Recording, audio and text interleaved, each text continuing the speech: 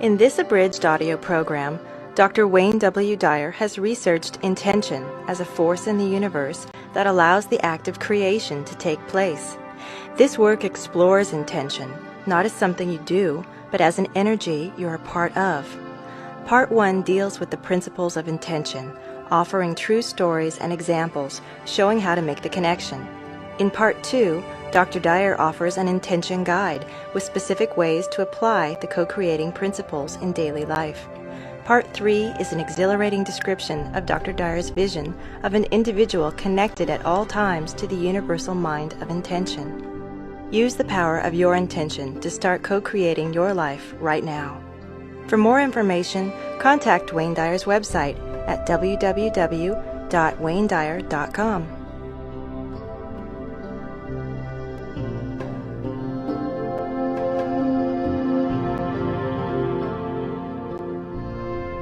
The Power of Intention, Learning to Co-Create Your World Your Way.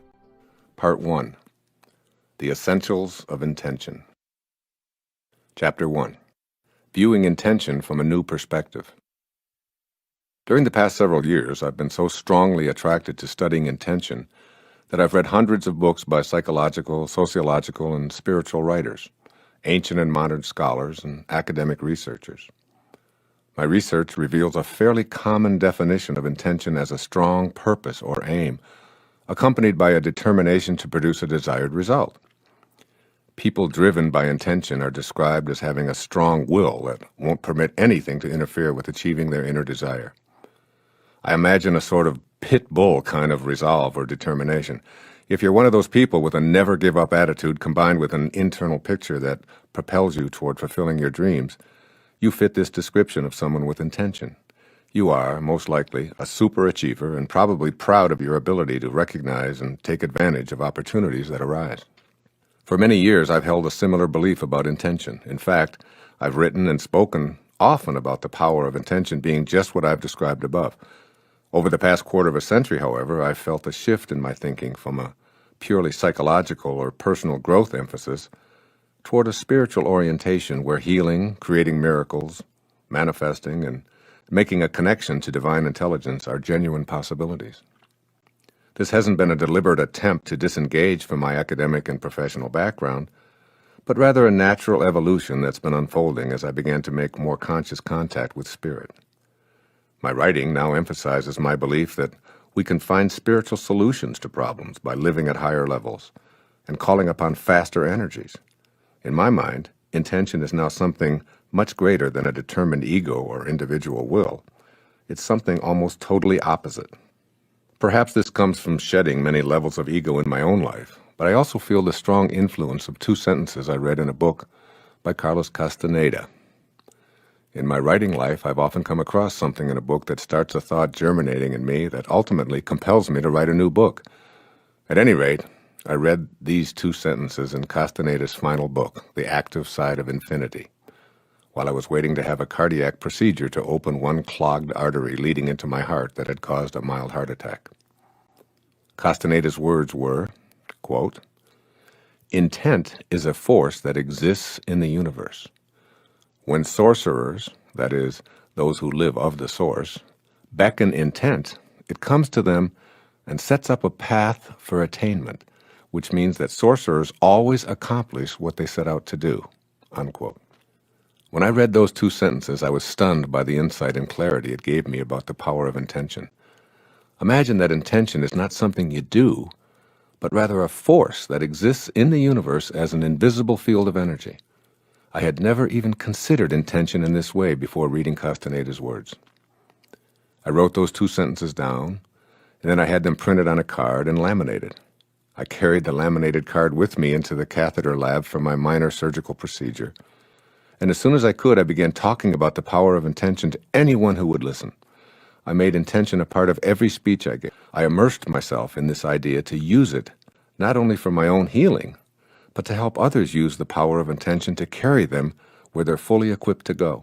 I had experienced what is called satori, or instant awakening, and was intent on offering this insight to others. It had become clear to me that accessing the power of intention relieved so much of the seemingly impossible work of striving to fulfill desires by sheer force of will. Since that defining moment, I've thought of the power of intention in virtually all of my waking hours, and books, articles, conversations, telephone calls, items arriving in my mailbox, and arbitrary works I might be looking at in a bookstore all seem to conspire to keep me on this path. So here it is, the power of intention. I hope this book will help you view intention in a new way, and also to make use of it in a manner that leads you to define yourself, as Patanjali suggested more than 20 centuries ago. Dormant forces, faculties, and talents come alive, and you discover yourself to be a greater person by far than you ever dreamed yourself to be.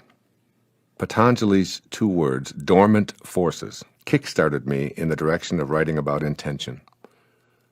Patanjali was referring to forces that appear to be either non-existent or dead, and he was referring to the powerful energy a person feels when inspired. If you've ever felt inspired by a purpose or calling, you know the feeling of spirit working through you. Inspired is our word for inspirited. I've thought long and hard about the idea of being able to access seemingly dormant forces to assist me at key times in my life to achieve an inner burning desire. What are these forces? Where are they located? Who gets to use them? Who's denied access? And why? Questions like these have propelled me to research and write this book, and subsequently arrive at a totally new perspective on intention. At this point, as I'm writing about my excitement of realizing a long obscured truth, I know that intention is a force that we all have within us. Intention is a field of energy that flows invisibly beyond the reach of our normal, everyday, habitual patterns. It's there even before our actual conception. We have the means to attract this energy to us and experience life in an exciting new way. The meaning of omnipresent intention. Try imagining a force that's everywhere. There's no place that you can go where it isn't. It can't be divided and is present in everything you see or touch. Now extend your awareness of this infinite field of energy beyond the world of form and boundaries. This infinite, invisible force is everywhere, so it's in both the physical and the non-physical. Your physical body is one part of your totality emanating from this energy. At the instant of conception, intention sets in motion how your physical form will appear and how your growing and aging process will unfold. It also sets in motion your non-physical aspects, including your emotions, thoughts, and disposition. In this instance, intention is infinite potential, activating your physical and non-physical appearance on Earth. You formed out of this omnipresent to become present in time and space. Because it's omnipresent, this energy field of intent is accessible to you after your physical arrival here on Earth. The only way you deactivate this dormant force is by believing that you're separate from it. Activating intention means rejoining your source and becoming a modern-day sorcerer. Being a sorcerer means attaining the level of awareness where previously inconceivable things are available. As Carlos Castaneda explained, the task of sorcerers was to face infinity, or intention, and they plunged into it daily as a fisherman plunges into the sea. Intention is a power that's present everywhere as a field of energy. It isn't limited to physical development. It's the source of non-physical development as well. This field of intention is here, now, and available to you. When you activate it, you begin to feel purpose in your life, and you'll be guided by your infinite self. As you make your metaphorical bow to this power, recognize that you're bowing to yourself. The all-pervading energy of intention pulses through you toward your potential for a purposeful life. How you came to experience yourself as disconnected from intention. If there's an omnipresent power of intention that's not only within me, but in everything and everyone, then we're connected by this all-pervading source to everything and everyone, and to what we'd like to be and what we'd like to have and what we want to achieve, and to everything in the universe that will assist us. All that's required is realigning ourselves and activating intention. But how did we get disconnected in the first place? How did we lose our natural ability to connect? Lions, fish, and birds, they don't get disconnected. The animal, vegetable, and mineral worlds are always connected to their source. They don't question their intention. We humans, however, with our capability for presumably higher brain functions, have something we refer to as ego, which is an idea that we construct about who and what we are. Ego is made of 6 primary ingredients that account for how we experience ourselves as disconnected. By allowing ego to determine your life path, you deactivate the power of intention. Briefly, here are the 6 ego beliefs. I've written more extensively about them in several of my previous books, most notably Your Sacred Self. 1. I am what I have. That is, my possessions define me. 2. I am what I do.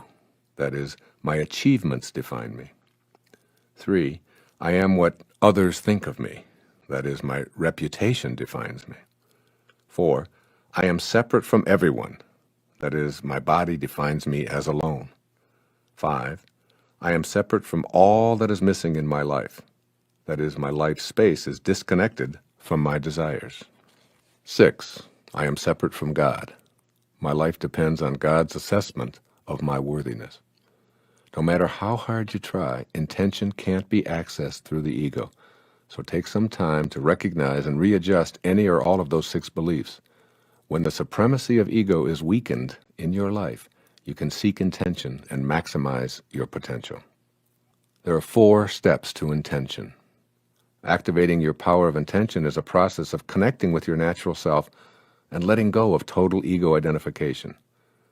The process takes place in the following 4 stages. 1. Discipline. This is the first stage. Learning a new task requires training your body to perform as your thoughts desire. So, eliminating ego identification doesn't mean disconnecting from your relationship with your body, but rather training your body to activate those desires. You do that with practice, exercise, non-toxic habits, healthy foods, and so on. 2. Wisdom is the second stage. Wisdom, combined with discipline, fosters your ability to focus and be patient as you harmonize your thoughts, your intellect, and your feelings with the work of your body. We send our children off to school telling them, be disciplined and use your head. And then we call this an education, but it falls far short of mastery. 3. The third stage is love. After disciplining the body with wisdom and intellectually studying a task, this process of mastery involves loving what you do and doing what you love. In the world of sales, I call it falling in love with what you're offering and then selling your love or enthusiasm to potential customers. When learning to play tennis, it involves practicing all of the strokes while studying strategies for playing the game. It also involves enjoying the feeling of hitting the ball and being on the tennis court and everything else about the game. And the final stage, 4, surrender. This is the place of intention. This is where your body and your mind aren't running the show, and you move into intent. You relax. You allow yourself to be carried by the same power that turns acorns into trees, blossoms into apples, and microscopic dots into human beings. When you surrender, you lighten up and can consult with your infinite soul. Then the power of intention becomes available to take you wherever you feel destined to go. All of this talk of intention and surrender may cause you to question where your free will fits in. You might be inclined to conclude that free will is non-existent or that you become whatever your program dictates. So let's just take a look at your will and how it fits into this new view of intention. As you listen to the next 2 sections, please keep an open mind, even if what you hear conflicts with what you've believed all of your life. Intention and your free will are paradoxical. A paradox is seemingly absurd or a contradictory statement, even if well-founded. Intention and free will certainly qualify as being paradoxical. They conflict with many a preconceived notion of what's reasonable or possible. How can you possess free will and also have intention shaping your body and your potential? You confuse this dichotomy by choosing to believe in the infinity of intention and in your capacity to exercise free will. You know how to think rationally about the rules of cause and effect, so try your intellect out on this. Obviously, it's impossible to have 2 infinites, for then neither would be infinite. Each would be limited by the other. You can't divide infinite into parts. Essentially, infinite is unity, continuity, or oneness, like the air in your home. Where does the air in your kitchen stop and the air in your living room begin? Where does the air inside your home stop and the air outside start? How about the air you breathe in and out? Air may be the closest we can come to understanding the infinite, universal, omnipresent spirit. Somehow you must travel in thought beyond the idea of your individual existence to the idea of a unity of universal being And then beyond this to the idea of a universal energy. When you think of part of a whole being in one place and part in another, you've lost the idea of unity. And, keeping an open mind, as I beseeched you to do earlier, get this. At any moment in time, all spirit is concentrated at the point where you focus your own attention. Therefore, you can consolidate all creative energy at a given moment in time. This is called your free will at work. Your mind and your thoughts are also thoughts of the divine mind. Universal spirit is in your thoughts and in your free will. When you shift your thoughts from spirit to ego, you seem to lose contact with the power of intention. Your free will can either move with universal spirit and its unfolding, or away from it toward ego dominance. As it moves away from spirit, life appears to be a struggle. Slower energies flow through you, and you may feel hopeless and helpless and lost. You can use your free will to rejoin higher, faster energies. The truth is that we do not create anything alone. We are all creatures with God. Our free will combines and redistributes what's already created. You choose. Free will means that you have the choice to connect to spirit or not. So the answer to the question, do I have a free will, and is intention working with me as an all-pervasive universal force, is yes. Can you live with this paradox? If you think about it, you live with a paradox in every moment of your existence. At the same exact instant that you're a body with beginnings and ends, with boundaries and a definition in time and space, you're also simultaneously an invisible, formless, unlimited thinking and feeling being, a ghost in the machine, if you will. Which are you? Matter or essence? Physical or metaphysical? Form or spirit? The answer is both, even though they appear to be opposites. Do you have a free will? And are you a part of the destiny of intention? The answer is yes. Fuse this dichotomy, blend the opposites, and live with both of these beliefs. Begin the process of allowing spirit to work with you and link up to the field of intention. Combining free will with intention. In mathematics, two angles that are said to coincide fit together perfectly. The word coincidence does not describe luck or mistakes. It describes that which fits together perfectly. By combining free will with intention, you harmonize with universal mind. Rather than operating in your own mind outside of this force called intention, your goal may very well be, as you listen to this program, to work at being in harmony at all times with intention.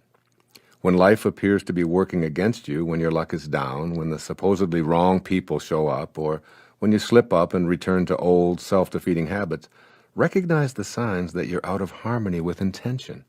You can and will reconnect in a way that will bring you into alignment with your own purpose.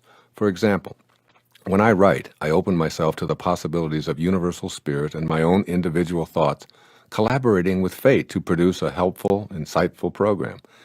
Here's an example of how intention collaborates with life circumstances to produce what we need. Recently, my 19-year-old daughter, Summer, told me that she'd quit her temporary job as a restaurant hostess and wasn't sure what she wanted to do before resuming her college studies. I asked her what made her feel most purposeful and happy, and she said it was teaching horseback riding to young children, but she refused to return to the old barn where she'd worked a year before because she really felt unappreciated, overworked, and underpaid. I was over on Maui writing the very first chapter on a whole new perspective on intention when we had this telephone conversation. I launched into my intention as a force in the universe spiel and told my daughter that she needed to realign her thoughts and so on. Open up to receiving the assistance you desire, I told her. Trust in intention. It exists for you. Stay alert and be willing to accept any guidance that comes your way. Stay in vibrational harmony with the all-providing source. The next day, at the very moment I was searching for an example of intention to put into this chapter, the telephone rang. And here it was, Summer, bubbling with enthusiasm. "You're not going to believe this, Dad," she says. "On second thought, I'm sure you will believe it. Remember yesterday how you told me to be open to intention? Well, I was skeptical, even thinking, that's just my weird dad, but I decided to try it. Then I saw a sign on a telephone pole that said horseback riding lessons, and there was a telephone number. I wrote the number down, and I just called it. And the woman who answered told me that she needed to hire someone she could trust to do trail rides with young kids. She pays exactly double what I was making at the restaurant. I'm going out to see her tomorrow. Isn't that cool?" Cool? Hell yes, it's cool. Here I am writing a book, looking for a good example, and it arrives in the form of help I was attempting to offer the day before to my daughter. 2 for the price of 1, if you will. I'll close this section with words from Aldous Huxley, one of my favorite authors. The spiritual journey does not consist in arriving at a new destination where a person gains what he did not have or becomes what he is not. It consists in the dissipation of one's own ignorance concerning one's self and life, and the gradual growth of that understanding which begins the spiritual awakening. The finding of God is a coming to oneself. In this first chapter, I've asked you to stop doubting the existence of a universal omnipresent force I've called intention, and told you that you can link to and be carried to your destination on the energy of intention alone. In the next part, I describe how this field of intention might look were you able to see it, and what the faces of intention might look like.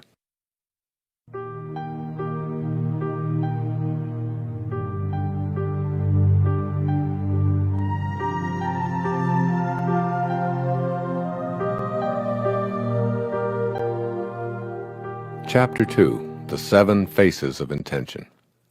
Moving from thinking about intention to knowing intention. Not too long ago, while writing this book here on Maui, I experienced a knowing that I'll attempt to explain to you. A woman from Japan was pulled from the surf, her body bloated from an excessive intake of seawater. I knelt over her with others, attempting to get her heartbeat going with CPR, while many of her friends from Japan cried out in anguish as the futile attempts at resuscitation proceeded. Suddenly I felt a quiet awareness of this woman's spirit hovering above our life-saving attempts. As I watched the rescue scene on the beach, I felt the presence of blissfully peaceful energy, and in some unfathomable way I knew that she wasn't going to be revived and that she was no longer connected to the body that so many well-meaning people, including myself, were trying to bring back to life. This quiet knowing led me to stand up, put my hands together, and say a silent prayer for her. We were from different parts of this world and didn't even share a common language, yet I felt connected to her. I felt peaceful with a knowing that her spirit and mine were somehow connected in the mystery of the transient, ephemeral nature of our physical lives. As I walked away, the pain of death wasn't dominating my thought. Instead, I knew and felt that the departure of this woman's spirit from what was now a lifeless, bloated body was inexplicably all a part of the perfect divine order. I couldn't prove it. I had no scientific evidence. I didn't think it. I knew it. This is an example of what I mean by silent knowledge. I still feel her presence as I record this 24 hours later. In The Power of Silence, Carlos Castaneda describes silent knowledge as something that all of us have, something that has complete mastery, complete knowledge of everything. But it cannot think, therefore it cannot speak of what it knows. Man has given up silent knowledge for the world of reason. The more he clings to the world of reason, the more ephemeral intent becomes." Unquote. Silent knowledge starts when you invite the power of intention to play an active part in your life. This is a private and very personal choice that needn't be explained or defended. When you make this inner choice, silent knowledge will gradually become a part of your normal everyday awareness. Opening to the power of intention, you begin knowing that conception, birth, and death are all natural aspects of the energy field of creation. Clinging to attempts to think or reason your way to intention is futile. By banishing doubt and trusting your intuitive feelings, you clear a space for the power of intention to flow through. This may sound like hocus pocus, but I prefer to think of it as emptying my mind and entering the heart of mystery. Here, I set aside rational thoughts and open to the magic and excitement of an illuminating new awareness. A great teacher in my life named J. Krishnamurti once observed, quote, "To be empty, completely empty, is not a fearsome thing. It is absolutely essential for the mind to be unoccupied, to be empty, unenforced, for then only can it move into unknown depths." Unquote. Now I'll describe what I think our view might be if we could be outside of ourselves, floating above our body, like the spirit of the Japanese lady on the beach the other day. From this perspective, I imagine myself looking at the faces of intention through eyes that are capable of seeing higher vibrations. And here are the 7 faces of intention. The first face, the face of creativity. The first of the 7 faces of intention is the creative expression of the power of intention that designed us, got us here, and created an environment that's compatible with our needs. The power of intention has to be creative or nothing would come into existence. It seems to me that this is an irrefutable truth about intention and spirit, because its purpose is to bring life into existence in a suitable environment. Why do I conclude that the life-giving power of intention intends us here to have life and have it in increasing abundance? Because if the opposite were true, life as we know it couldn't come into form. The very fact that we can breathe and experience life is proof to me that the nature of the life-giving spirit is creative at its very core. This may seem obvious to you, or in fact it may appear confusing or even irrelevant, but what is clear is this: you are here in your physical body. There was a time when you were an embryo, before that a seed, and before that, formless energy. That formless energy contained intention, which brought you from nowhere to now here. At the very highest levels of awareness, intention started you on a path toward your destiny. The face of creativity intends you toward continued creativity to create and co-create anything that you direct your power of intention toward. Creative energy is a part of you. It originates in the life-giving spirit that intended you here in the first place. 2. The face of kindness. Any power that has as its inherent nature the need to create and convert energy into physical form must also be a kindly power. Again, I'm deducing this from the opposite. If the all-giving power of intention had at its core the desire to be unkind, malevolent, or hurtful, then creation itself would be impossible. The moment unkind energy became form, the life-giving spirit would be destroyed. But instead, the power of intention has a face of kindness. It is kind energy, intending what it's creating to flourish and to grow, and to be happy and to be fulfilled. Our existence is proof to me of the kindness of intention. Choosing to be kind is a choice to have the power of intention active in your life. The positive effect of kindness on the immune system and on the increased production of serotonin in the brain has been proved in research studies. Serotonin is a naturally occurring substance in the body that makes us feel more comfortable, more peaceful, and even blissful. In fact, the role of most antidepressants is to stimulate the production of serotonin chemically, helping to ease depression. Research has shown that a simple act of kindness directed toward another human being improves the functioning of the immune system and stimulates the production of serotonin in both the recipient of the kindness and the person extending the kindness. Even more amazing is that persons observing the act of kindness have similar beneficial results. Imagine this: kindness extended, received, or observed beneficially impacts the physical health and feelings of everyone involved.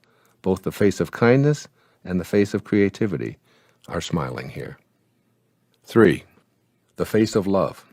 The third of the 7 faces of intention is the face of love. That there's a life-giving nature inherent in the power of intention is an irrefutable conclusion. What would we name this quality that encourages, enhances, and supports all of life, if not love? It's the prime moving power of the universal spirit of intent. As Ralph Waldo Emerson put it, love is our highest word and the synonym for God. The energy field of intention is pure love, resulting in a nurturing and totally cooperative environment. Judgment, anger, hate, fear, or prejudice won't thrive here. So were we able to actually see this field, we'd see creativity and kindness in an endless field of love. We entered the physical world of boundaries and beginnings through the universal force field of pure love.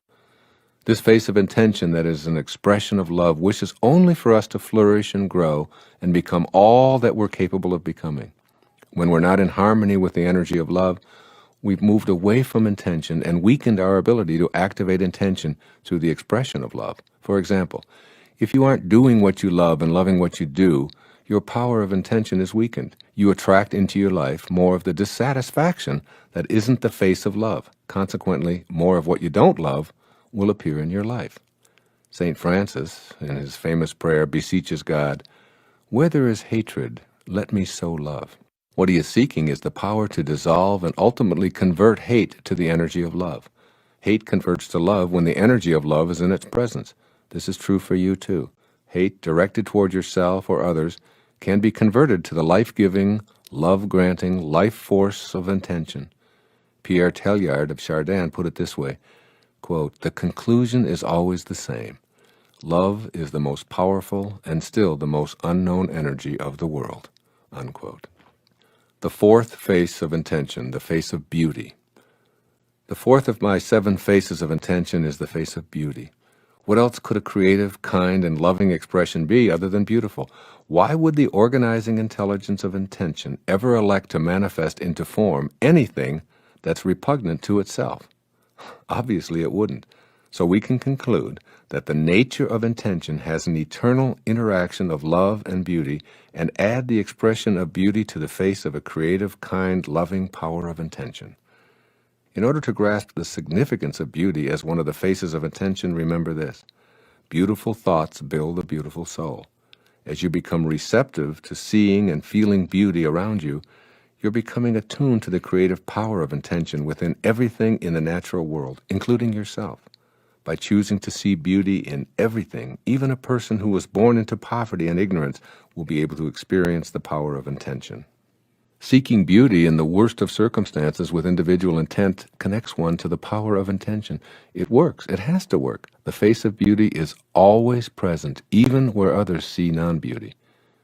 I always loved the way Mother Teresa described this quality when she was asked, "What do you do every day in the streets of Calcutta at your mission?" She responded, "Every day I see Jesus Christ in all of his distressing disguises." 5. The fifth face of intention is called expansion. The elemental nature of life is to increase and seek more and more expression. If we could sharply focus on the faces of intention, we'd be startled. I imagine that one of the faces we'd see is a continuously expanding expression of the power of intention. The nature of this creative spirit is always operating so as to expand. Spirit is a forming power. It has the principle of increase, meaning that life continues to expand toward more life. Life as we know it originates from formless intention. Therefore, one of the faces of intention looks like something that's eternally evolving. It might look like a tiny speck in a continuous state of duplicating itself, and then enlarging itself, and then moving forward, all the while continuing its expansion and its expression. This is precisely what's happening in our physical world. This fifth face of intention takes the form of what is expressing it. It can be no other way, for if this ever-expanding force disliked itself or felt unconnected, it could only destroy itself. But it doesn't work that way. The power of intention manifests as an expression of expanding creativity, kindness, love, and beauty. By establishing your personal relationship to this face of intention, you expand your life through the power of intention, which was, is, and always will be a component of this originating intention. The power of intention is the power to expand and increase all aspects of your life, no exceptions. It's the nature of intention to be in a state of increased expression, so it's true for you as well. 6. The sixth face of intention is called unlimited abundance. This sixth face of intention is an expression of something that has no boundaries, is everywhere at once, and is endlessly abundant. It's not just huge, it never stops. This marvelous gift of abundance is what you were created from. Thus, you too share this in the expression of your life. You're actually fulfilling the law of abundance. These gifts are given freely and fully to you, just as the air, the sun, the water, and the atmosphere are provided in unlimited abundance for you. From the time of your earliest memories, you probably were taught to think in terms of limitations. My property starts here, yours over there. So we built fences to mark our boundaries. But ancient explorers gave us an awareness of the world as potentially endless. Even more ancient astronomers pushed back our beliefs about an immense dome-shaped ceiling covering the Earth. We've learned about galaxies that are measured in the distance light travels in a year. Science books that are only 2 years old are outdated. Athletic records that supposedly demonstrated the limits of our physical prowess are shattered with amazing regularity. What all this means is that there are no limits to our potential as people, as collective entities, and as individuals. The face of abundance has absolutely no limits. Imagine the vastness of the resources from which all objects are created. Then consider the one resource that stands above all others. This would be your mind, and the collective mind of humankind. Where does your mind begin and end? What are its boundaries? Where is it located? More important, where is it not located? Is it born with you, Or is it present before your conception? Does it die with you? What color is it? What shape? The answers are in the phrase unlimited abundance. You were created from this very same unlimited abundance. The power of intention is everywhere. It is what allows everything to manifest, to increase, and to supply infinitely. Know that you're connected to this life force and that you share it with everyone and all that you perceive to be missing. Open to the expression of the face of unlimited abundance, and you'll be co-creating your life as you'd like it to be. The seventh and final face of intention is called receptivity. This is how I imagine the seventh face, the receptive face of intention. It's simply receptive to all. No one and no thing is rejected by the receptive face of intention. It welcomes everyone and every living thing without judgment, never granting the power of intention to some and then withholding it from others. The receptive face of intention means to me that all of nature is waiting to be called into action. We only need to be willing to recognize and receive. Intention can't respond to you if you fail to recognize it. If you see chance and coincidence governing your life and the world, then the universal mind of intention will appear to you as nothing but an amalgamation of forces devoid of any order or power. Simply put, to be receptive is to deny yourself access to the power of intention. In order to utilize the all-inclusive receptivity of intention, you must produce within yourself an intelligence equal in affinity to the universal mind itself. You must not only become receptive to having guidance available to you to manifest your human intentions, but you must be receptive to giving this energy back to the world. As I've said many times in speeches and earlier writings, your job is not to say how, it is to say yes. Yes, I'm willing. Yes, I know that the power of intention is universal. It is denied to no one. The face of receptivity smiles on me as what I need flows to me from the source, and the source is receptive to my tapping into it to co-create books and speeches and videos and audios and anything else that I've been fortunate enough to have on my resume. By being receptive, I'm in harmony with the power of intention of the universal creative force. This works in so many different ways. You'll see the right people magically appearing in your life, your body healing, and if it's something that you want, even becoming a better dancer or a card player or an athlete. The field of intention allows everything to emanate into form, and its unlimited potential is built into all that has manifested even before its initial birth pangs were being expressed. In this chapter, you've become familiar with my concept of the 7 faces of intention. They're creative, kind, loving, beautiful, ever-expanding, endlessly abundant, and receptive to all. And you can connect to this alluring field of intention. In the following chapter, I offer what may seem to you to be unusual methods for polishing the connecting link between you and this enthralling energy field we're calling intention.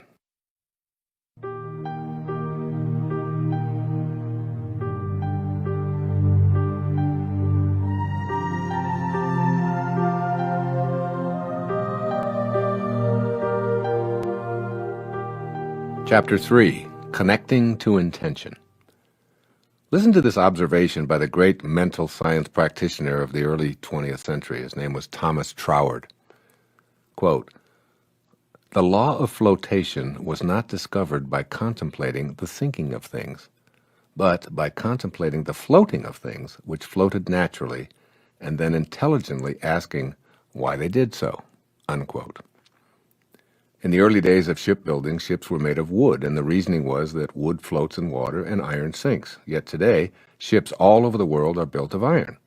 As people began studying the law of flotation, it was discovered that anything could float if it's lighter than the mass of liquid it displaces. So today, we're able to make iron float by the very same law that made it sink.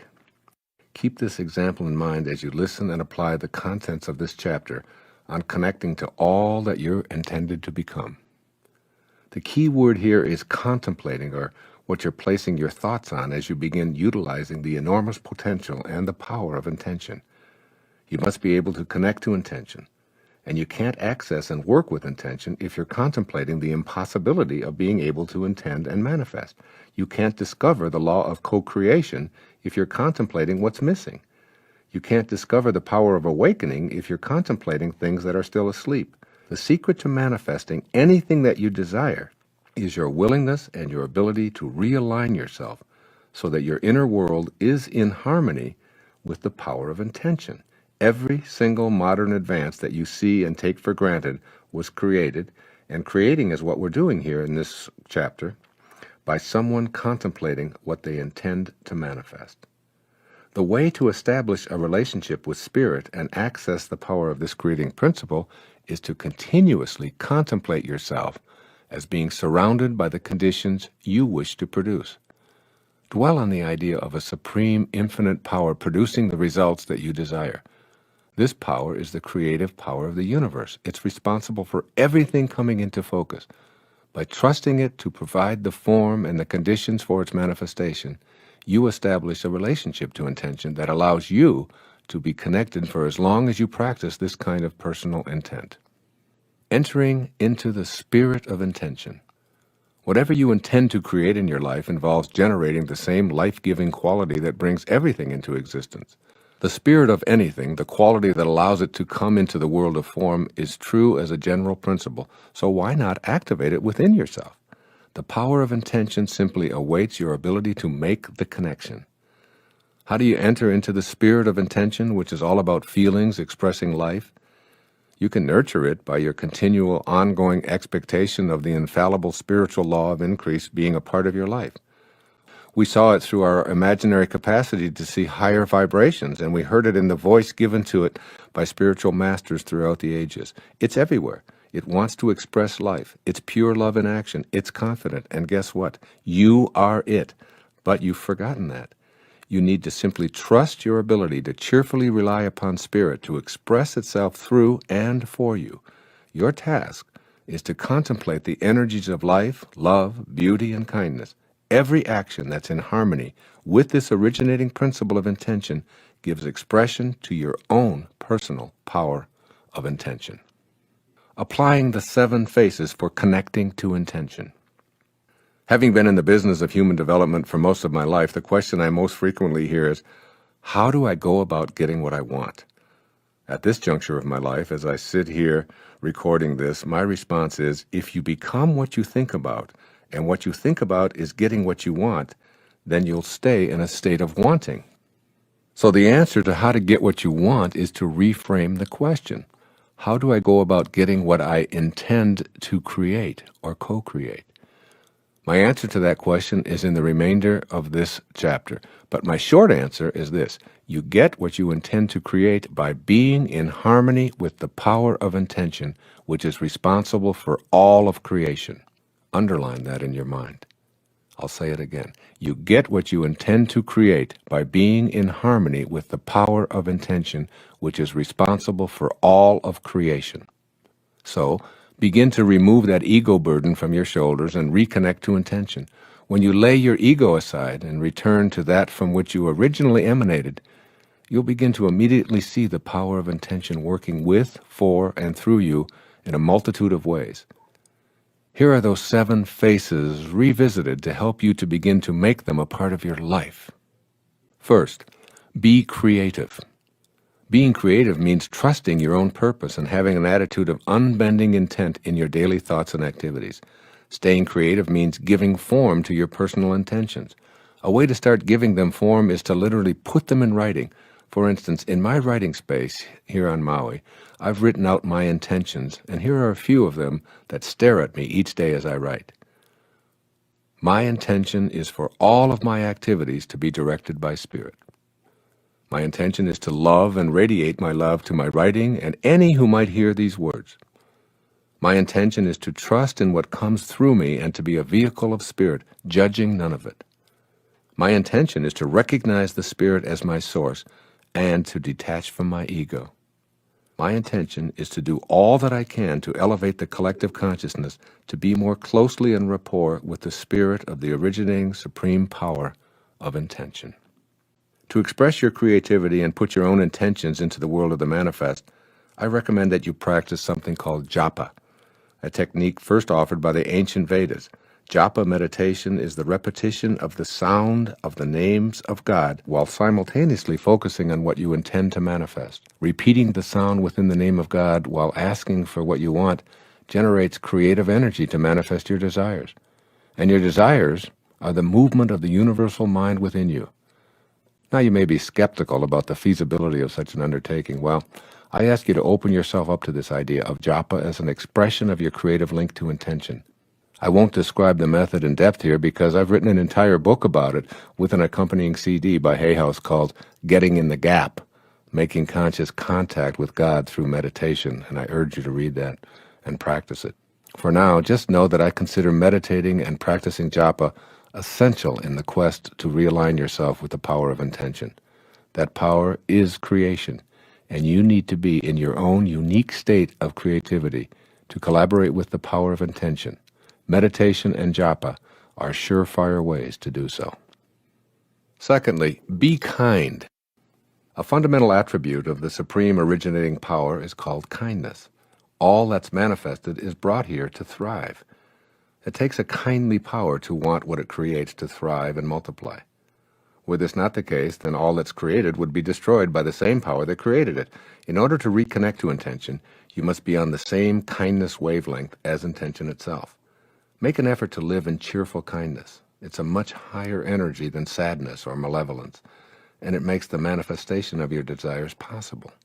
It's through giving that we receive. It's through acts of kindness directed toward others that our immune systems are strengthened and even our serotonin levels increased. This idea of extending kindness is particularly relevant in how you deal with people who are helpless, elderly, mentally challenged, poor, disabled, and so on. These people are all part of God's perfection. They too have a divine purpose, and since all of us are connected to each other through spirit, their purpose and intent is also connected to you. Extend thoughts of kindness everywhere. Practice kindness towards earth by picking up a piece of litter that's on your path, or saying a silent prayer of gratitude for the existence of rain, the color of flowers, or even the paper that you hold in your hand that was donated by a tree. The universe responds in kind to what you elect to radiate outward.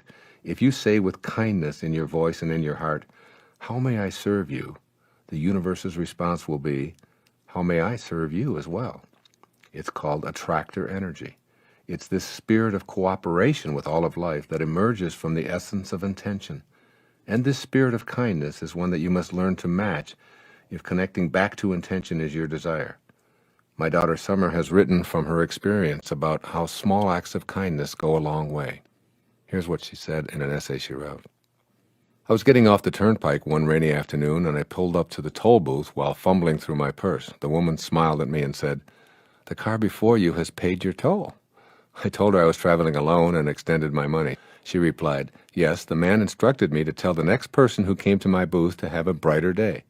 That small act of kindness did give me a brighter day. I felt so moved by someone I would never know, I began to wonder how I could brighten someone else's day. I called my best friend and told her about my paid toll.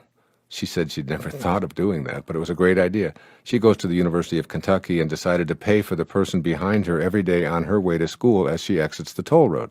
I laughed at her sincerity. "You think I'm kidding," she said, "but like you said, it's only 50 cents.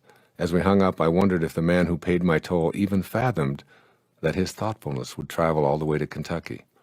I had an opportunity to extend kindness at the supermarket one day when I had my cart filled to the top with food that my roommate and I would share over the next 2 weeks. The woman behind me had an antsy toddler and not nearly as much in her cart as I had. I said to her, "Why don't you go first? You don't have nearly as much as I do." The woman looked at me as if I just sprouted extra limbs or something. She replied, "Thank you so much. I haven't seen many people around here be thoughtful of another person.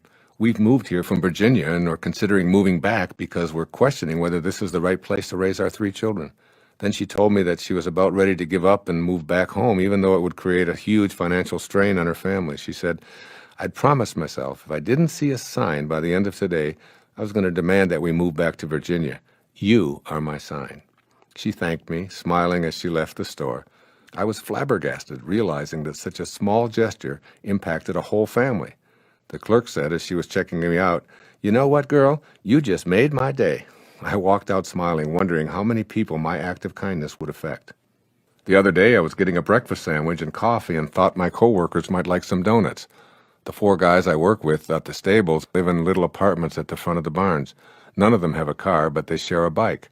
I explained to them that the donuts were for them. The look of gratitude on each of their faces was rewarding in an immeasurable way. I haven't really worked here all that long, and I think that those 12 small donuts helped to break the ice a little bit. My small act of kindness turned into something huge as the week went on. We started looking out for one another more carefully and working like a team. The third way to connect to intention is to be love. Ponder these words thoughtfully. God is love, and he that dwelleth in love dwelleth in me, and I in him. That is God talking, so to speak, keeping in mind the central theme of this chapter, and in fact, this entire program, that you must learn to be like the energy that allowed you to be here in the first place. Then being in a state of love is absolutely necessary for you to reconnect to intention. For the purposes of this chapter, I'd like you to think about love in the following two ways. First, love is cooperation rather than competition.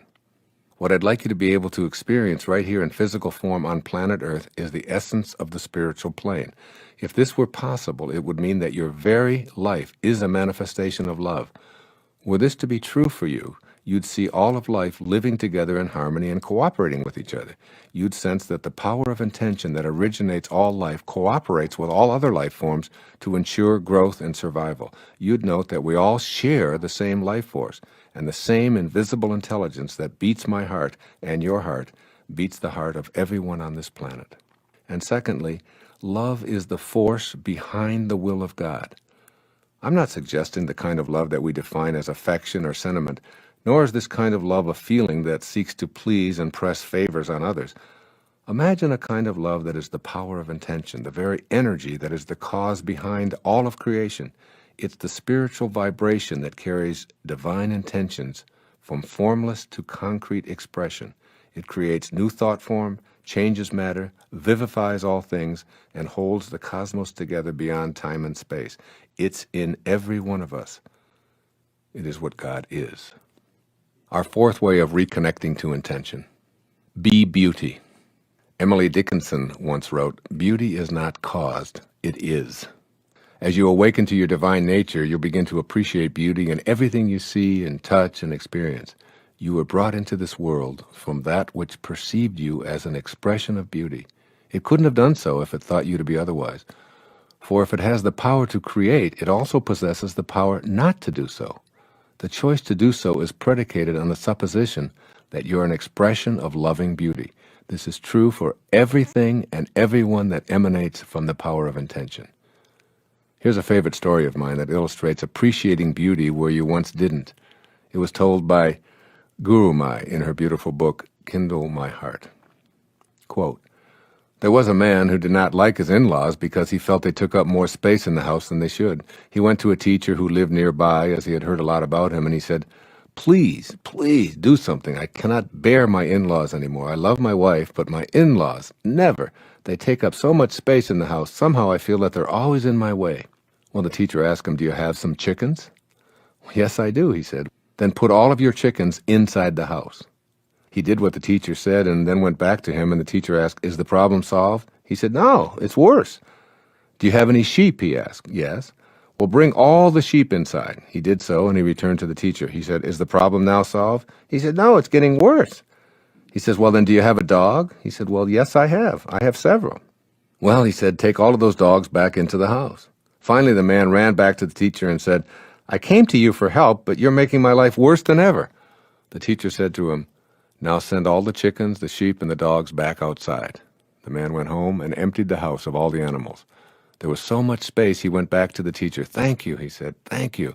You've solved all my problems.'" Number 5, as a way to connect to intention. Be ever expansive. The next time you see a garden full of flowers, observe the flowers that are alive and compare them to the flowers that you believe are dead. What's the difference? The dried up, dead flowers are no longer growing, while the alive flowers are indeed still growing. The all-emerging universal force that intended you into beingness and commences all of life is always growing and perpetually expanding. As with all 7 of these faces of intention, by reason of its universality, it must have a common nature with yours. By being in a state of ever-expanding and growing intellectually, emotionally, and spiritually, you're identifying with the universal mind. 6th, be abundant. Intention is endlessly abundant. There's no scarcity in the universal invisible world of spirit. As you contemplate connecting to intention, know in your heart that any attitude that you have that reflects a scarcity consciousness will hold you back. A reminder here is in order. You must match intention's attributes with your own in order to capitalize on those powers in your own life. When you shift to an abundance mindset, you repeat to yourself over and over and over again that you're unlimited because you emanated from the inexhaustible supply of intention. As this picture solidifies, you begin to act on this attitude of unbending intent.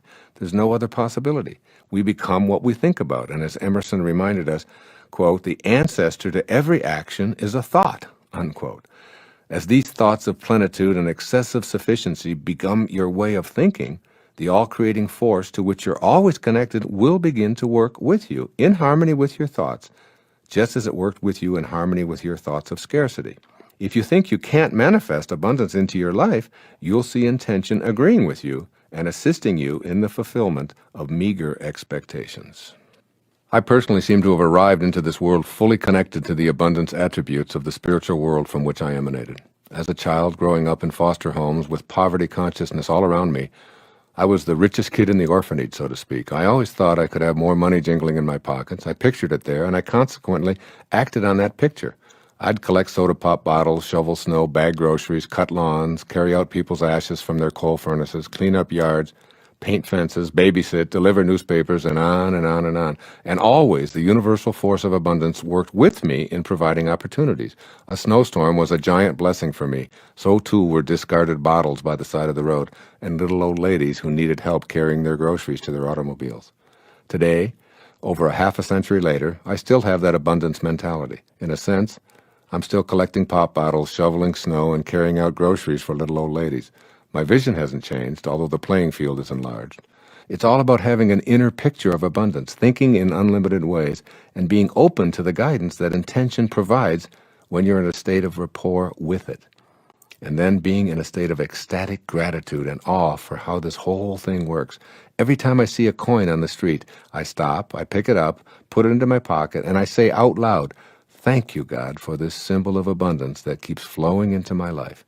Never once have I ever said, "Why only a penny, God? You know I need a lot more than that."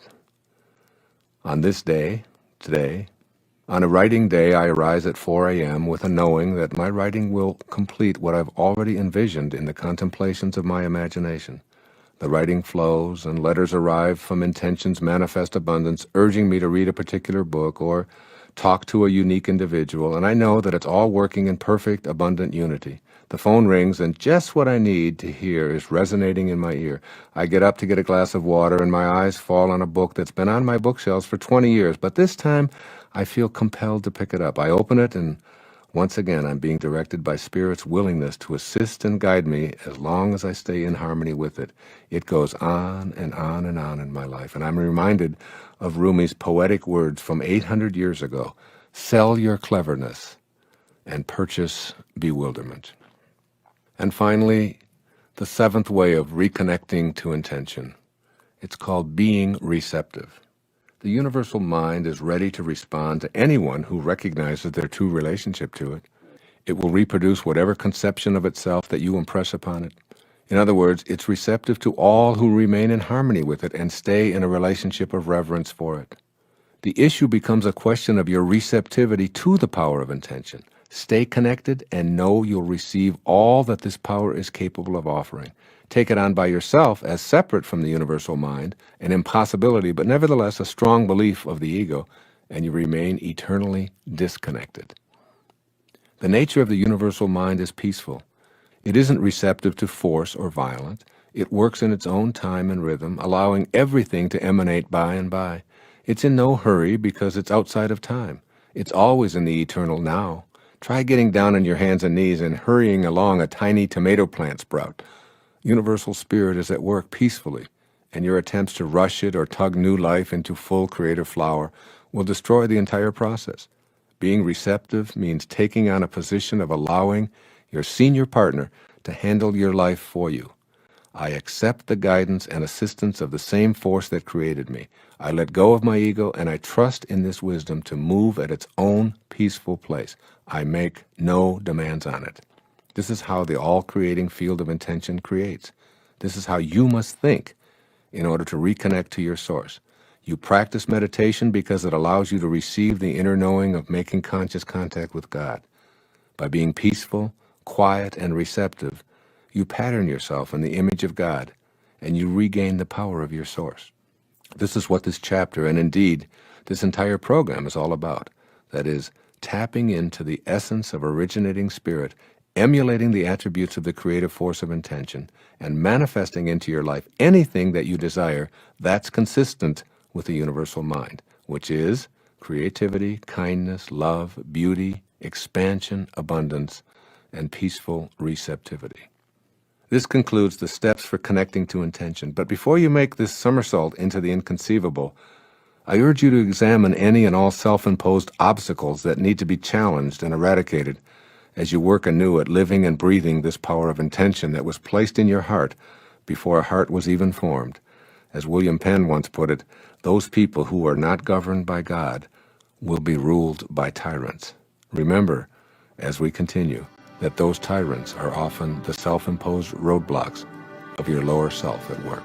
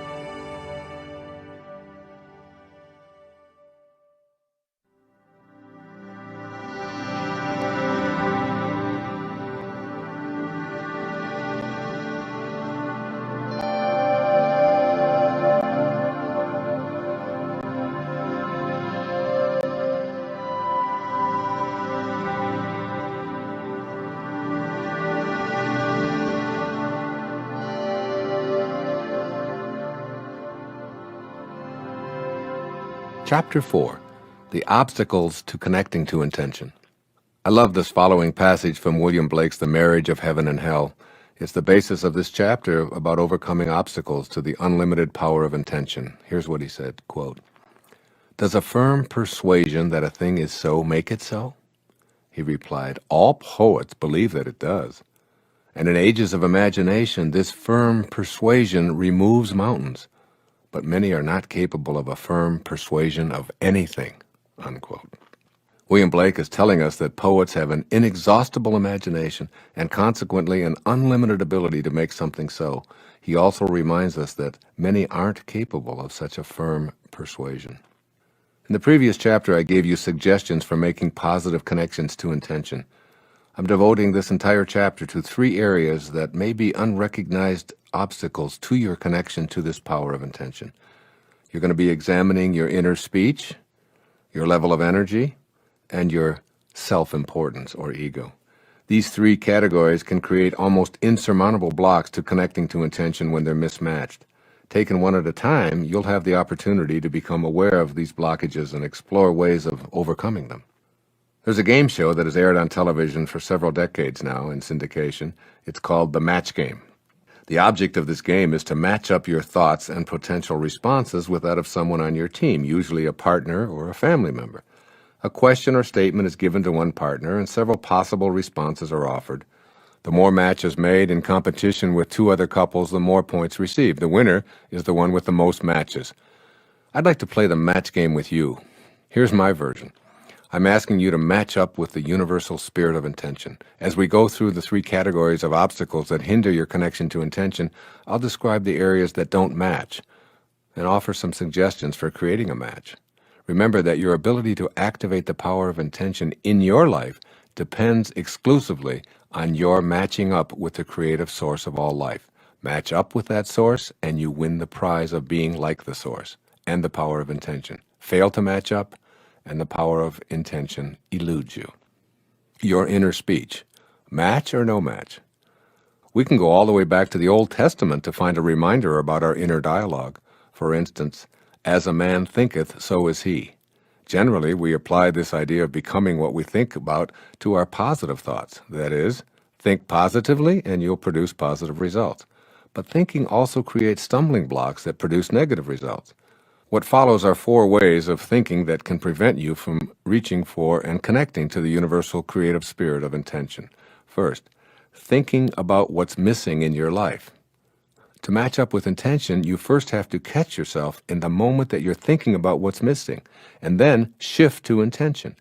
Not what I find missing in my life, but to what I absolutely intend to manifest and attract into my life, with no doubts, no waffling, and no explaining. Here are some suggestions I'm going to offer you to help you to break the habit of focusing your thoughts on what's missing.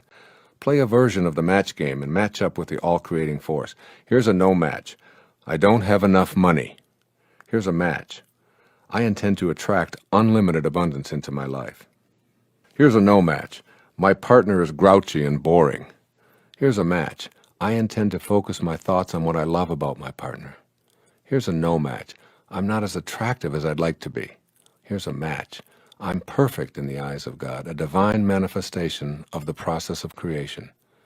This isn't a game of empty affirmations. It's a way of matching yourself to the power of intention and recognizing that what you think about is what expands. If you spend your time thinking about what's missing, then that's what expands in your life. Monitor your inner dialogue and match your thoughts to what you want and intend to create. Here's a second way of thinking. Thinking about the circumstances of your life. If you don't like some of the circumstances of your life, by all means, don't think about them. This may sound like a paradox to you. In this match game, you want to match up with the spirit of creation. You must train your imagination, which is the universal mind running through you, to shift from what you don't want to what you do want. All of that mental energy you spend complaining about what is, to anyone who will listen, is a magnet for attracting more of it into your life. You, and only you, can overcome this impediment because you've put it on your path to intention. Simply change your inner speech to what you intend the new circumstances of your life to become. Practice thinking from the end by playing the match game and by realigning yourself with the field of intention. Here's a few examples of a no match versus a match for what is inner dialogue about the circumstances of your life. No match. I hate this place we're living in. It gives me the creeps. Match. I can see our new home in my mind and I intend to be living in it within 6 months. No match. I dislike the work I'm doing and the fact that I'm not appreciated. Match. I'll act upon my inner intuitive impulses to create the work or job of my dreams. No match. I hate the fact that I'm sick so often and always seem to be getting colds. Match. I am divine health. I intend to act in healthy ways and attract the power to strengthen my immune system in every way I can. See, you must learn to assume responsibility for the circumstances of your life without any accompanying guilt. The circumstances of your life aren't the way they are because of karmic debt or because you're being punished. The circumstances of your life, including your health, are yours. Somehow they showed up in your life, so just assume that you participated in all of it. Your inner speech is uniquely your own creation, and it's responsible for attracting more of the circumstances that you don't want. Link up with intention. Use your inner speech to stay focused on what you intend to create, and you'll find yourself regaining the power of your source. 3, another way of thinking is thinking about what always has been, which is an obstacle. When your inner speech focuses on the way things have always been, you act upon your thoughts of what's always been, and the universal all-creating force continues to deliver what always has been. Why? Because your imagination is a part of that which imagined you into existence. It's the force of creation, and you're using it to work against you with your inner speech. Imagine the absolute spirit thinking like this: I can't create life anymore because things haven't worked for me in the past. There have been so many mistakes in the past, and I can't stop thinking about them. How much creating do you think would occur if spirit imagined in this way? How can you possibly connect to the power of intention if your thoughts, which are responsible for your intending, focus on all that's gone before you, which you abhor? The answer is obvious, and so is the solution. Make a shift and catch yourself when you're focusing on what always has been, and move your inner speech to what you intend to manifest. You'll get points in this match game by being on the same team as the absolute spirit. Here's a no match. I've always been poor. I was raised on shortages and scarcity. Here's a match. I intend to attract wealth and prosperity in unlimited abundance. Here's a no match. We've always fought in this relationship. Here's a match. I'll work at being peaceful and not allowing anyone to bring me down. Here's a no match. My children have never shown me any respect. Here's a match. I intend to teach my children to respect all of life, and I'll treat them in the same way. The match items reflect a rapport with the originating spirit. The no match statements represent interference that you've constructed to keep you from matching up with intention. Any thought that takes you backward is an impediment to manifesting desires. The highest functioning people understand that if you don't have a story, you don't have to live up to it. So get rid of any parts of your story that keep you focused on what always has been. And finally, a fourth way of thinking that's an obstacle to connecting to intention is this: thinking about what they want for you. There's probably a long list of people, most of them relatives, who have strong ideas about what you should be doing, how you should be thinking and worshiping, where you should be living, how you should be scheduling your life, and how much of your time you should be spending with them, especially on special occasions and holidays. Our definition of friendship, thankfully, excludes the manipulation and guilt that we so often put up with in our families. Practice catching yourself when you have a thought of what others want for you, and ask yourself, does this expectation match up with my own? If not, simply laugh at the absurdity of being upset or frustrated over the expectations of others about how you should be running your life. This is a way to match up and become impervious to the criticisms of others and simultaneously put a stop to the insidious practice of continuing to attract into your life something you don't want. Here's a few match, no match opportunities to observe here. A no match. I'm so annoyed with my family, they just don't understand me and they never have. Match. I love my family. They don't see things my way, but I don't expect them to. I'm totally focused on my own intentions and I send them. Here's a no match. I make myself sick trying to please everyone. Here's a match. I'm on purpose and doing what I signed up to do in this lifetime. Here's a no match. I feel so unappreciated by those I serve that it sometimes makes me cry. Here's a match. I do what I do because it's my purpose and my destiny is to do so. A second obstacle is called your level of energy. Match or no match. Everything in this universe is a movement of energy. Higher, faster energy dissolves and converts lower and slower energy. With this in mind, I'd like you to consider yourself and all of your thoughts in the context of being an energy system. That's right. You are an energy system, not just a system of bones and fluids and cells, but actually a multitude of energy systems encapsulating an inner energy system of thoughts, feelings, and emotions. This energy system that you are can be measured and calibrated. Every thought you have can be energetically calibrated along with its impact on your body and your environment. The higher your energy, the more capable you are of nullifying and converting lower energies, which weaken you, and impacting in a positive way everyone in your immediate and even distant surroundings. The objective in this section is to become aware of your own energy level and the actual frequencies of thought that you regularly employ in daily life. You can become proficient at raising your energy level and permanently obliterate energetic expressions that weaken or inhibit your connection to intention. Ultimately, your goal is to have a perfect match with the highest frequency of all. Here's a simple explanation of the 5 levels of energy that you work with, moving from the lowest and slowest frequencies to the highest and the fastest. The slowest energy, number 1, the material world.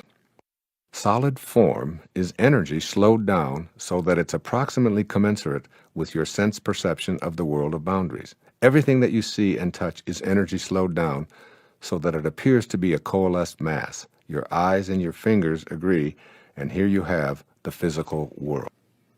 The second level of energy is called the sound world, a little faster energy. You seldom perceive sound waves with your eyes, but they can actually be felt. These invisible waves are also high, low, and fast and slow. This sound level of energy is where you connect to the highest frequencies of spirit through the practice of japa meditation, as I've written about extensively in Getting in the Gap, which includes a CD to teach you this meditation. The third level of energy is called the light world. Light moves faster than the material world and faster than sound, yet there are no actual particles to form a substance called light. What you see as red is what your eye perceives a certain pulsating frequency to be, and what you perceive as violet is an even faster and higher frequency. When light is brought to darkness, darkness becomes light.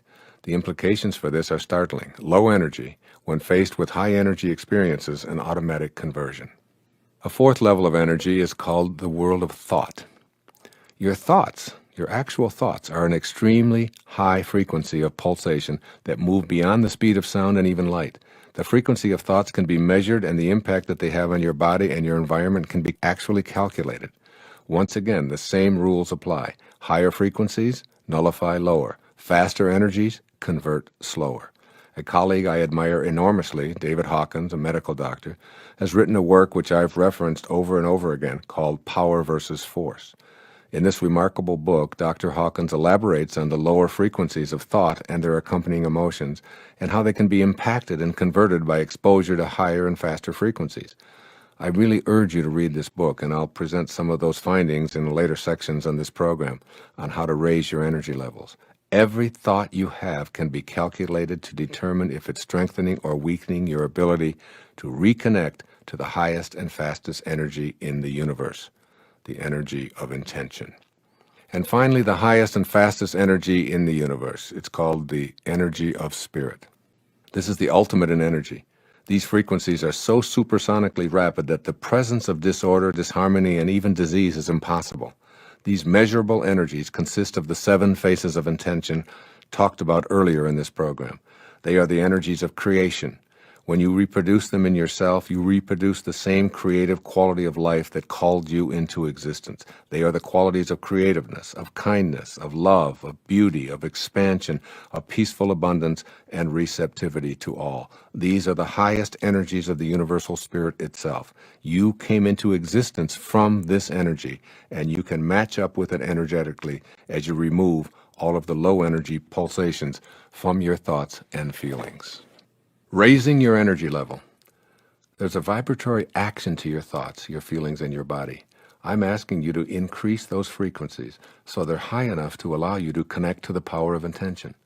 This may sound like an oversimplification, but I hope you'll try raising your energy level as a way to remove the obstacles that prevent you from experiencing the perfection that you're a part of. You cannot remedy anything by condemning it. Again, you cannot remedy anything by condemning it. Underline that in your consciousness. You only add to the destructive energy that's already permeating the atmosphere of your life. When you react to the lower energies you encounter with your own low energies, you're actually setting up a situation that attracts more of the lower energy. For example, if someone behaves in a hateful manner toward you and you respond by hating them for hating you, you've participated in a lower energy field and impacting all who enter that field. If you're angry at those around you for being angry people, you're attempting to remedy the situation through condemnation. If you're experiencing scarcity or anguish or depression or an absence of love or any inability to attract what you desire, seriously look at how you've been attracting those circumstances into your life. Low energy is an attractor pattern. It shows up because you've sent for it, even if on a subconscious level. It's still yours and you own it. However, if you practice deliberately raising your energy level by being cognizant of your immediate environment, you'll move more rapidly toward intention and remove all of those self-imposed roadblocks. The obstacles are in the low energy spectrum. What follows is a mini program for raising your energy vibrations. Here's a short list of suggestions for moving your energy field to a higher and a faster vibration. This will help you to accomplish the twofold objective of removing the barriers and simultaneously allowing the power of intention to work with and through you. Become conscious of your thoughts. Every thought you have impacts you. By shifting in the middle of a weakening thought to one that strengthens, you raise your energy vibration and strengthen yourself and the immediate energy field.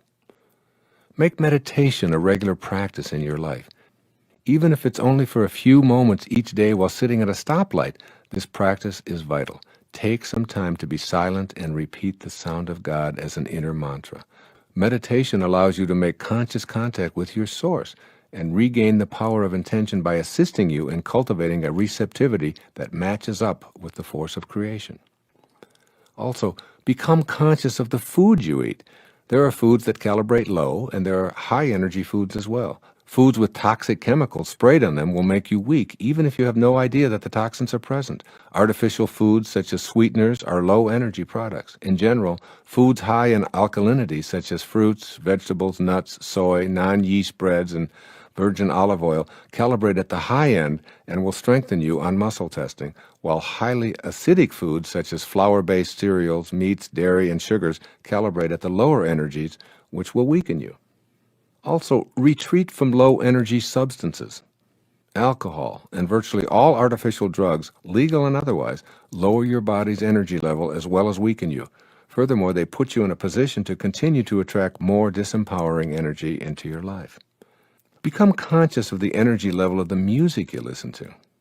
Harsh, pounding musical vibrations with repetitive, loud sounds lower your energy level and weaken you and your ability to make conscious contact with intention. Similarly, the lyrics of hate, pain, anguish, fear, and violence are low energy, sending weakening messages to your subconscious and infiltrating your life with similar attractor energies.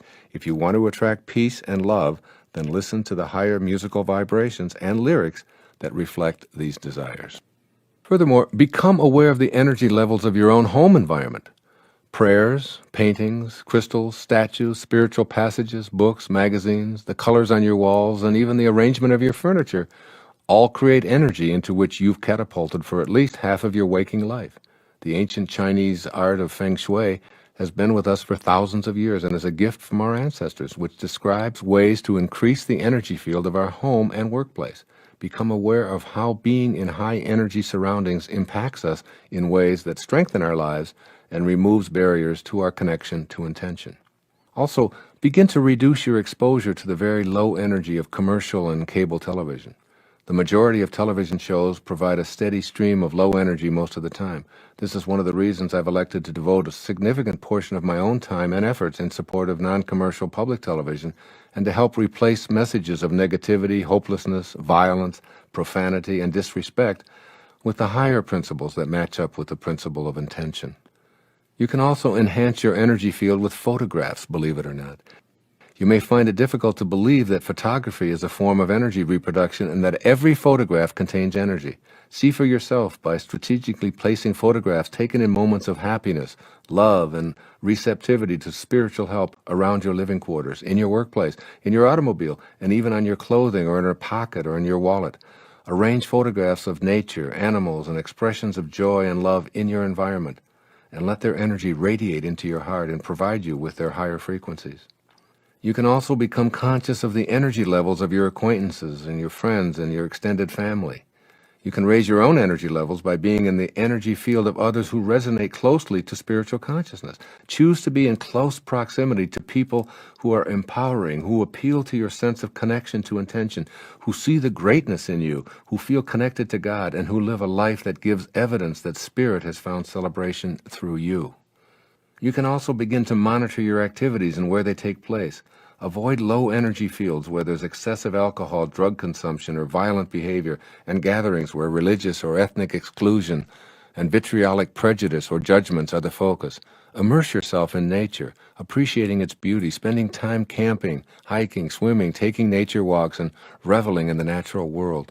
Attend lectures on spirituality, take a yoga class, give or receive a massage, visit monasteries or meditation centers, and commit to helping others in need with visits to the elderly in geriatric centers or sick children in hospitals. Choose to be in places where the energy fields reflect the 7 faces of intention.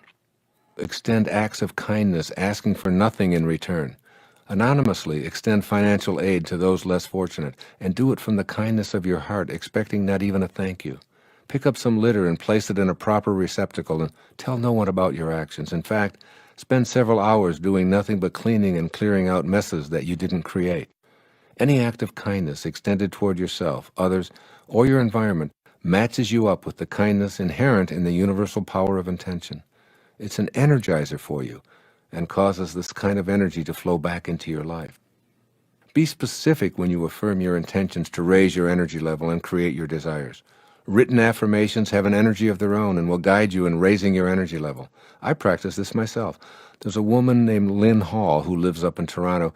She sent me a beautiful plaque that I look at every day. In her letter, she says, Here's a gift for you, written solely for you in an effort to convey heartfelt gratitude for the blessings of your presence in my life. That said, I'm sure that the sentiment is a universal one, speaking for every other soul on the planet who has experienced the same good fortune. May the light and love that you emit forever reflect back to you in joyful abundance, Dr. Dyer. And the beautiful etched-in soul plaque reads like this: Spirit has found great voice in you in vibrant truths and joyful splendor. Spirit has found revelation through you in resonant and reflective ways. Spirit has found celebration through you in infinite expanses and endless reach. To all those awakened to the grace of your gifts, Spirit has found both wings and light. I read these words daily to remind me of my connection to Spirit and to allow the words to flow from my heart to yours, fulfilling my intentions and hopefully helping you to do the same. As frequently as possible, hold thoughts of forgiveness in your mind.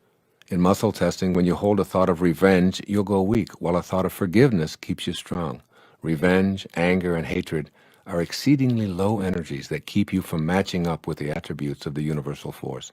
A simple thought of forgiveness toward anyone who may have angered you in the past, without any action taken on your part, will raise you to the level of Spirit and aid you in your individual intentions. What follows is the final obstacle to making your connections to intention: your self-importance, or your ego.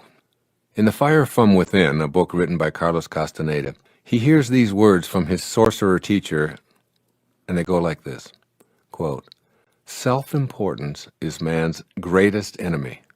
What weakens him is feeling offended by the deeds and misdeeds of his fellow man. Self-importance requires that one spend most of one's life offended by something or someone," unquote. This is a major impediment to connecting to intention. You can all too easily create a no match here. Basically, your feelings of self-importance are what make you feel special. So let's deal with this concept of being special. It's essential that you have a strong self-concept and that you feel unique. The problem is when you misidentify who you truly are by identifying yourself as your body or your achievements or your possessions. Then you identify people who have accomplished less as inferior, and your self-important superiority causes you to be constantly offended in one way or another. This misidentification is the source of most of your problems, as well as most of the problems of humankind. Feeling special leads us to our self-importance. With the self as a focal point, you sustain the illusion that you are your body, which is a completely separate entity from all others. This sense of separateness leads you to compete rather than cooperate with everyone else. Ultimately, it's a no match with Spirit and becomes a huge obstacle to your connection to the power of intention. In order to relinquish your self-importance, you'll have to become aware of how entrenched it is in your own life. Ego is simply an idea of who you are that you carry around with you. As such, it can't be surgically removed by having an egoectomy. This idea of who you think you are will persistently erode any possibility you have of connecting to intention. What follows are 7 steps for overcoming the hold that ego has on you. Here are 7 suggestions to help you transcend ingrained ideas of self-importance. All of these are designed to help prevent you from falsely identifying yourself with this self-important ego of yours. 1. Stop being offended. The behavior of others isn't a reason to become immobilized. That which offends you only weakens you. If you're looking for occasions to be offended, you'll find them at every turn. This is your ego at work convincing you that the world shouldn't be the way that it is.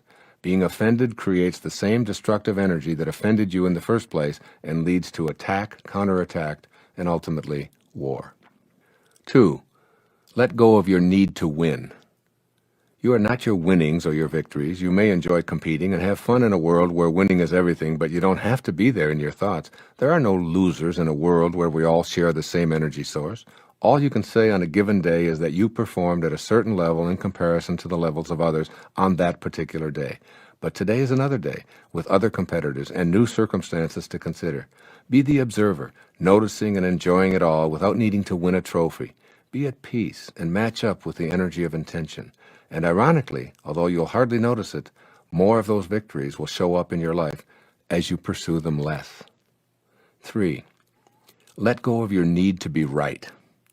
When you let go of the need to be right, you're able to strengthen your connection to the power of intention. But keep in mind that ego is a determined combatant.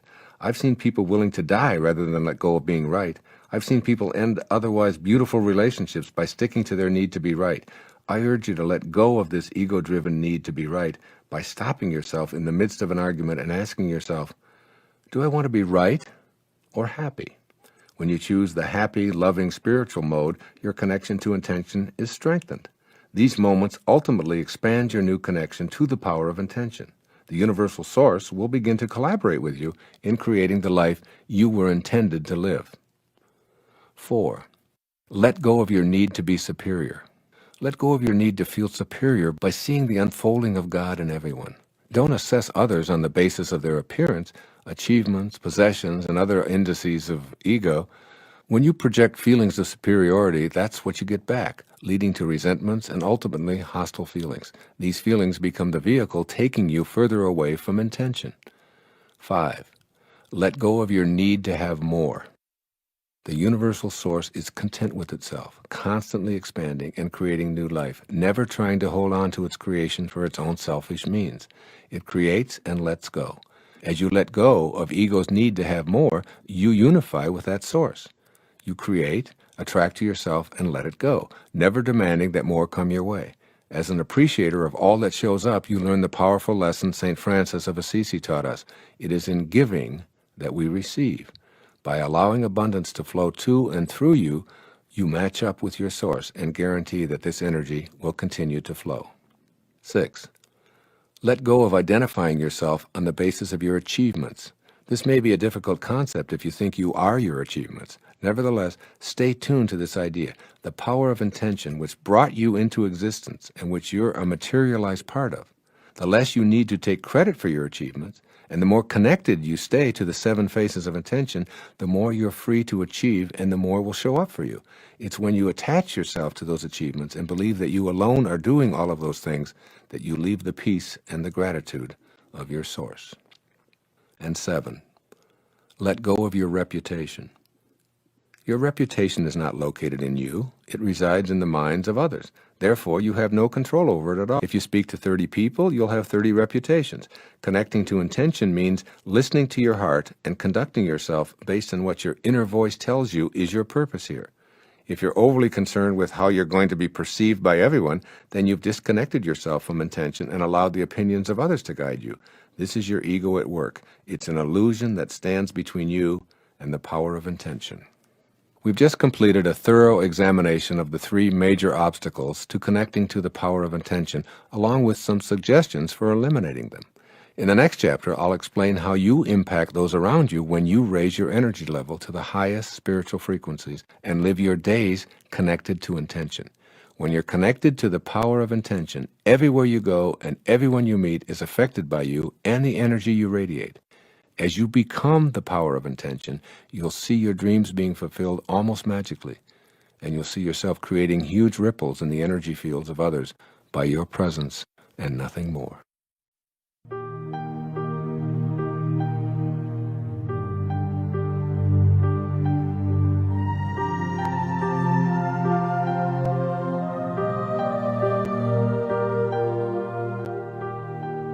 Chapter 5. Your impact on others when you're connected to intention. As you find yourself more in harmony with the phases of intention, you're going to discover that you're impacting others in new ways. The nature of this impact is profoundly important in your quest to utilize this power of intention. You'll begin seeing in others what you're feeling within yourself. This new way of seeing will enable people in your presence to feel comforted and peaceful, and to indirectly be loving accomplices to your connection to intention. Let's look at holy relationships. As you review the attributes of universal intention and simultaneously vow to be those attributes, you begin to see the significance of what you desire for all others. Think of your relationships in terms of holy or unholy. Holy relationships facilitate the power of intention at a high energy level for everyone involved. Unholy relationships keep the energy at the lower, slower levels for all concerned. You'll know your own potential for greatness when you start seeing the perfection in all relationships. When you recognize others' holiness, you'll treat them as divine expressions of the power of intention, wanting nothing from them. The irony is that they become co-creators manifesting all your desires. want nothing from them, demand nothing from them, have no expectations for them, and they'll return the kindness. Demand from them, insist that they please you, judge them as inferior, or see them as servants, and you'll receive the same. It behooves you to be acutely aware of what you truly want for others, and to know whether you're in a holy or an unholy relationship with every person you're involved with. One truth that I've recognized during the years of my own growth is that it's impossible to know my perfection if I'm unable to see and honor that same perfection in others. The ability to see yourself as a temporary expression of intention and to see yourself in all of humanity is a characteristic of the holy relationship. It's the ability to celebrate and honor in all others the place where we're all one. As you change your thought patterns to raise your energy vibrations and reduce the demands of your ego, you'll begin developing a reverent or holy relationship with others. Then everyone is perceived as complete. When you can celebrate differences in others as interesting or enjoyable, you're loosening your identity with ego. The holy relationship is a way of matching up with the universal source of creation and being peacefully joyful. Any relationship or even an encounter from the holy perspective is a coming together with the beloved self aspect and discovering a stimulating connection with the power of intention.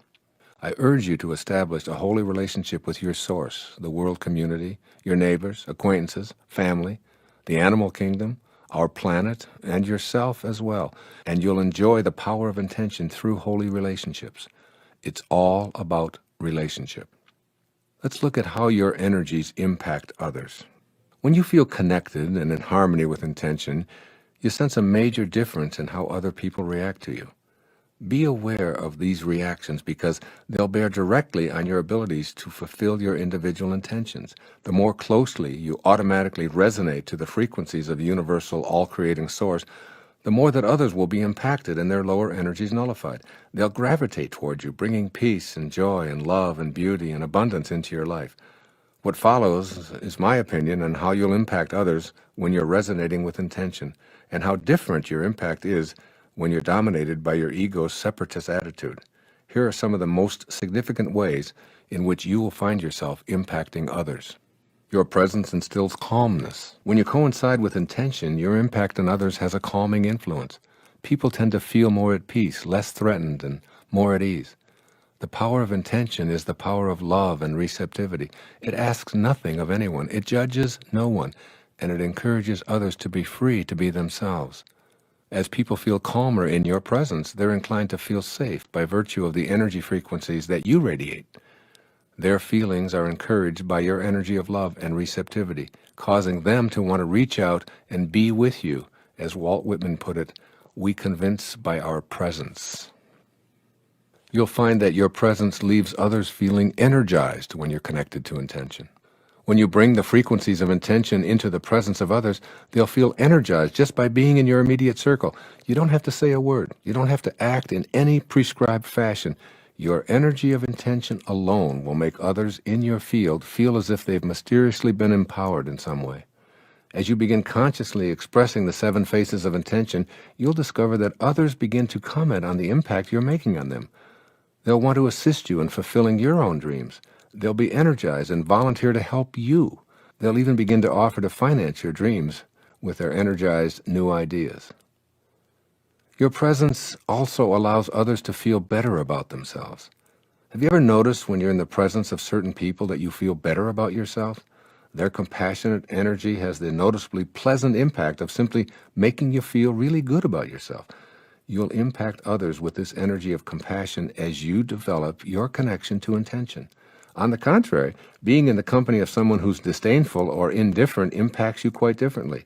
If this is the low energy you transmit to others, they're quite likely to depart the encounter feeling less than wonderful about themselves. Moreover, it leaves others feeling as if they're insignificant or unimportant, and obviously feeling worse about themselves when it's a repeated pattern in a significant relationship. Your presence allows others to feel unified. The effect of being in the presence of people expressing high frequencies is to feel unified and connected to all of nature, all of humankind, and to intention. As you raise your frequencies, your impact on others invites them to be on the same team. You are unified and want to assist each other in the fulfillment of a common objective. Your presence also instills a sense of purpose in others.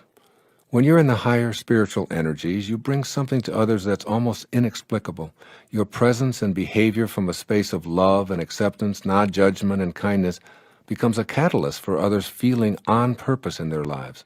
By staying at the higher energies of optimism, forgiveness, understanding, reverence for spirit, creativity, serenity, and bliss, you radiate this kind of energy and convert lower energies to your higher vibrations. These people whom you so non-deliberately impact begin to feel your quiet reverence and serenity.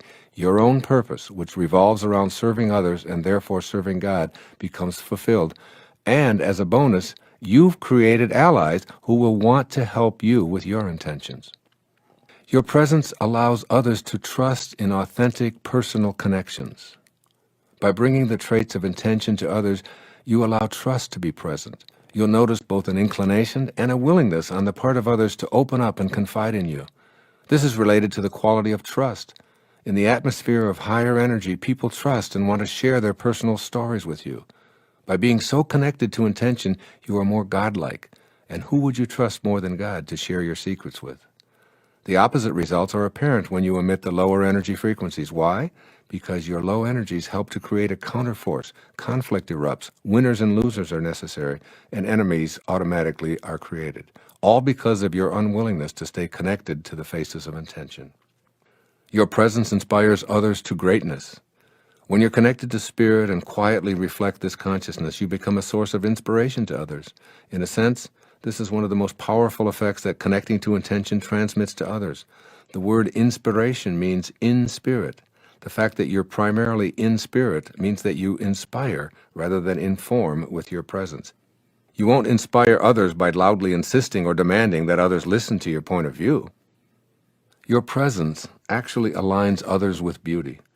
When you're connected to intention, you see beauty everywhere and in everything because you're radiating the quality of beauty. Your perceptual world changes dramatically. At the higher energy of intent, you see beauty in everyone, young or old, rich or poor, dark or light, with no distinctions. Everything is perceived from a perspective of appreciation rather than judgment. As you bring this feeling of beauty, appreciation to the presence of others, people are inclined to see themselves as you see them. They feel attractive and better about themselves as they circulate that higher energy of beauty. When people feel beautiful, they act in beautiful ways. And finally, your presence instills health rather than sickness.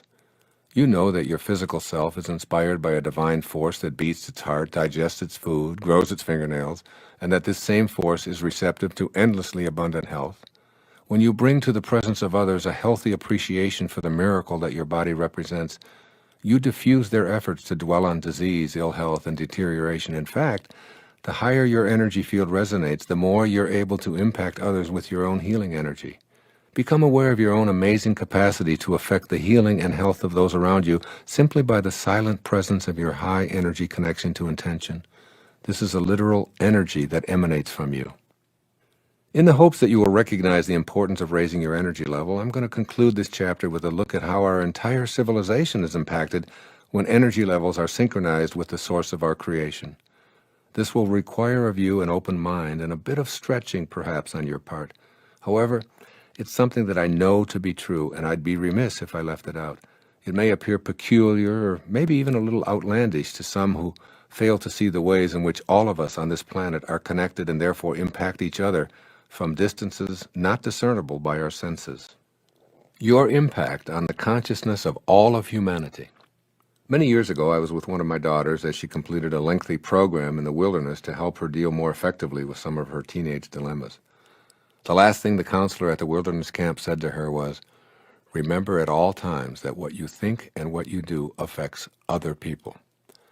This is true even beyond the impact we have on our friends, family, neighbors, and coworkers. I believe that we impact all of humanity.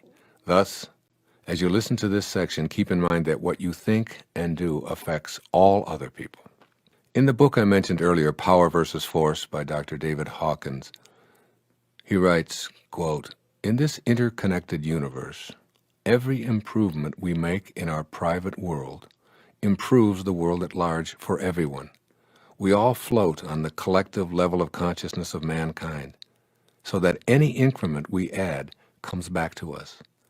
We all add to our common buoyancy by our efforts to benefit life. It is a scientific fact that what is good for you is good for me, unquote. Dr. Hawkins has backed up his remarks and conclusions with 29 years of hard research, which I invite you to examine if you're so inclined.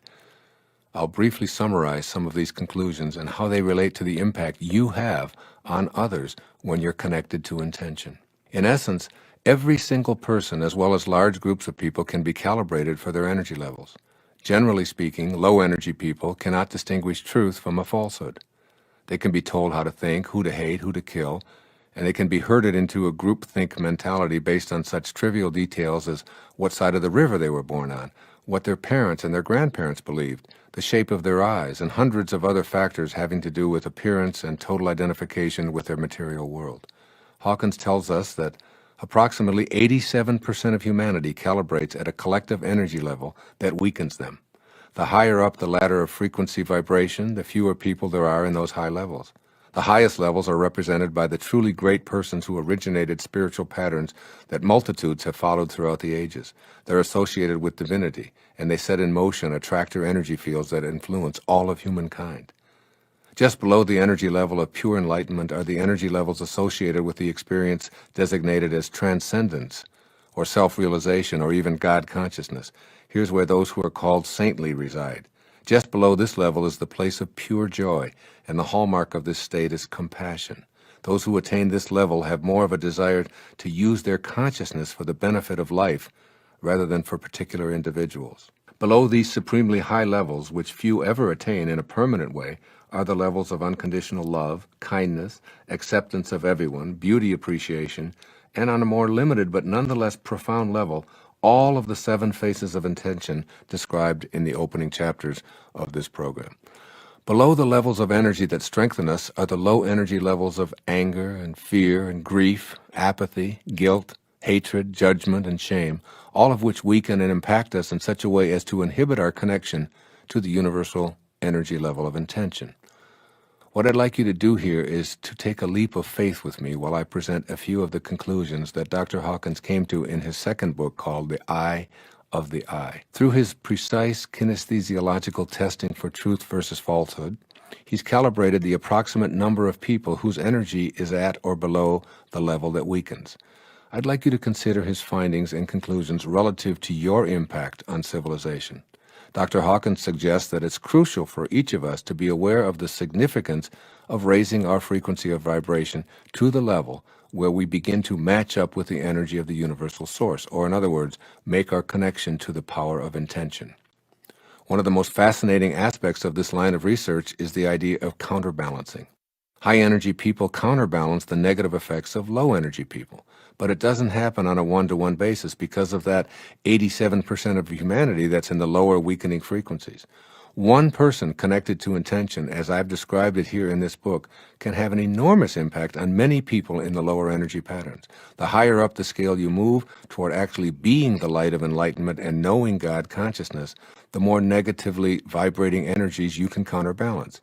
Here are some fascinating figures from Dr. Hawkins' research for you to contemplate as you review the impact you can have personally on humanity simply by being on the higher rungs of the ladder to intention. One individual, he says, who lives and vibrates to the energy of optimism and a willingness to be non-judgmental of others will counterbalance the negativity of 90,000 individuals who calibrate at the lower weakening levels. Also, one individual who lives and vibrates to the energy of pure love and reverence for all of life will counterbalance the negativity of 750,000 individuals who calibrate at the lower weakening levels. One individual who lives and vibrates to the energy of illumination, bliss, and infinite peace will counterbalance the negativity of 10 million people who calibrate at the lower weakening levels, and he suggests that there are approximately 22 such sages alive today. And finally, one individual who lives and vibrates to the energy of grace, pure spirit beyond the body in a world of non-duality or complete oneness will counterbalance the negativity of 70 million people who calibrate at the lower weakening levels. There are approximately 10 such sages alive today. And finally, here are two compelling statistics offered by Dr. Hawkins in his 29-year study on the hidden determinants of human behavior. One, and listen to this carefully, one single avatar living at the highest level of consciousness in this period of history to whom the title Lord is appropriate, such as Lord Krishna, Lord Buddha, and Lord Jesus Christ, would counterbalance the collective negativity of all of mankind in today's world.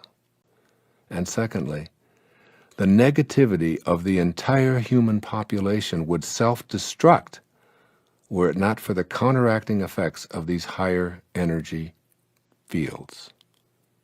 This is very important information for you to be aware of, that just raising your energy level can impact those around you in a profound way in this world, and we need more and more people to connect to intention. The implications of these figures are immense for discovering ways of improving human consciousness and raising ourselves to the place where we match up with the same energy of intention from which we were all intended. By raising your own frequency of vibration just slightly to a place where you regularly practice kindness, love, and receptivity, and where you see beauty and the endless potential of good in others as well as yourself, you counterbalance 90,000 people somewhere on this planet who are living in the low energy fields of shame, anger, hatred, guilt, despair, depression, and so on. With these words, Mahatma Gandhi sums up this chapter on how we can impact the world by staying connected to that which intended us here in the first place. Quote, "We must be the change we wish to see in the world. By being it, we connect to the eternal part of us that originates in infinity." This whole idea of infinity and coming to grips with how it affects our ability to know and employ the power of intention is vastly mysterious. It's the subject for the final chapter in part 1 of this program. We'll explore infinity from a body and a mind that begins and ends in time, yet somehow knows that the I that is in here has always been and always will be.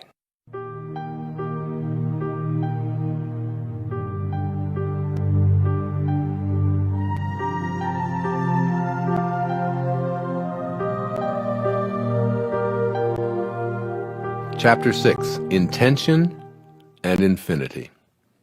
Life is eternal. We all live on a stage where many infinities gather. Just take a look outside tonight and contemplate the infinity of space. There are stars so distant from you that they're measured in the distance that light travels in an earthly year. Beyond those stars that you can see are endless galaxies that stretch out into something we call eternity. Indeed, the space that you occupy is infinite. Its vastness is too huge for us to see. We are in an infinite, never-ending, never-beginning universe. Now pay close attention to this next sentence. If life is infinite, then this is not life. Really let these words sink in. If life is infinite, then this is not life. We can see this in everything that we scrupulously observe. Therefore, we must conclude that life, in terms of our body and all of its achievements and possessions, which without exception begin and end in dust, isn't life itself. Grasping life's true essence could radically change your life for the better. This is an enormous inner shift that eliminates fear of death. How can you fear something that doesn't exist?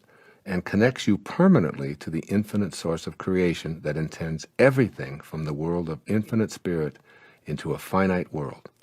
Learn to be comfortable with the concept of infinity and see yourself as an infinite being.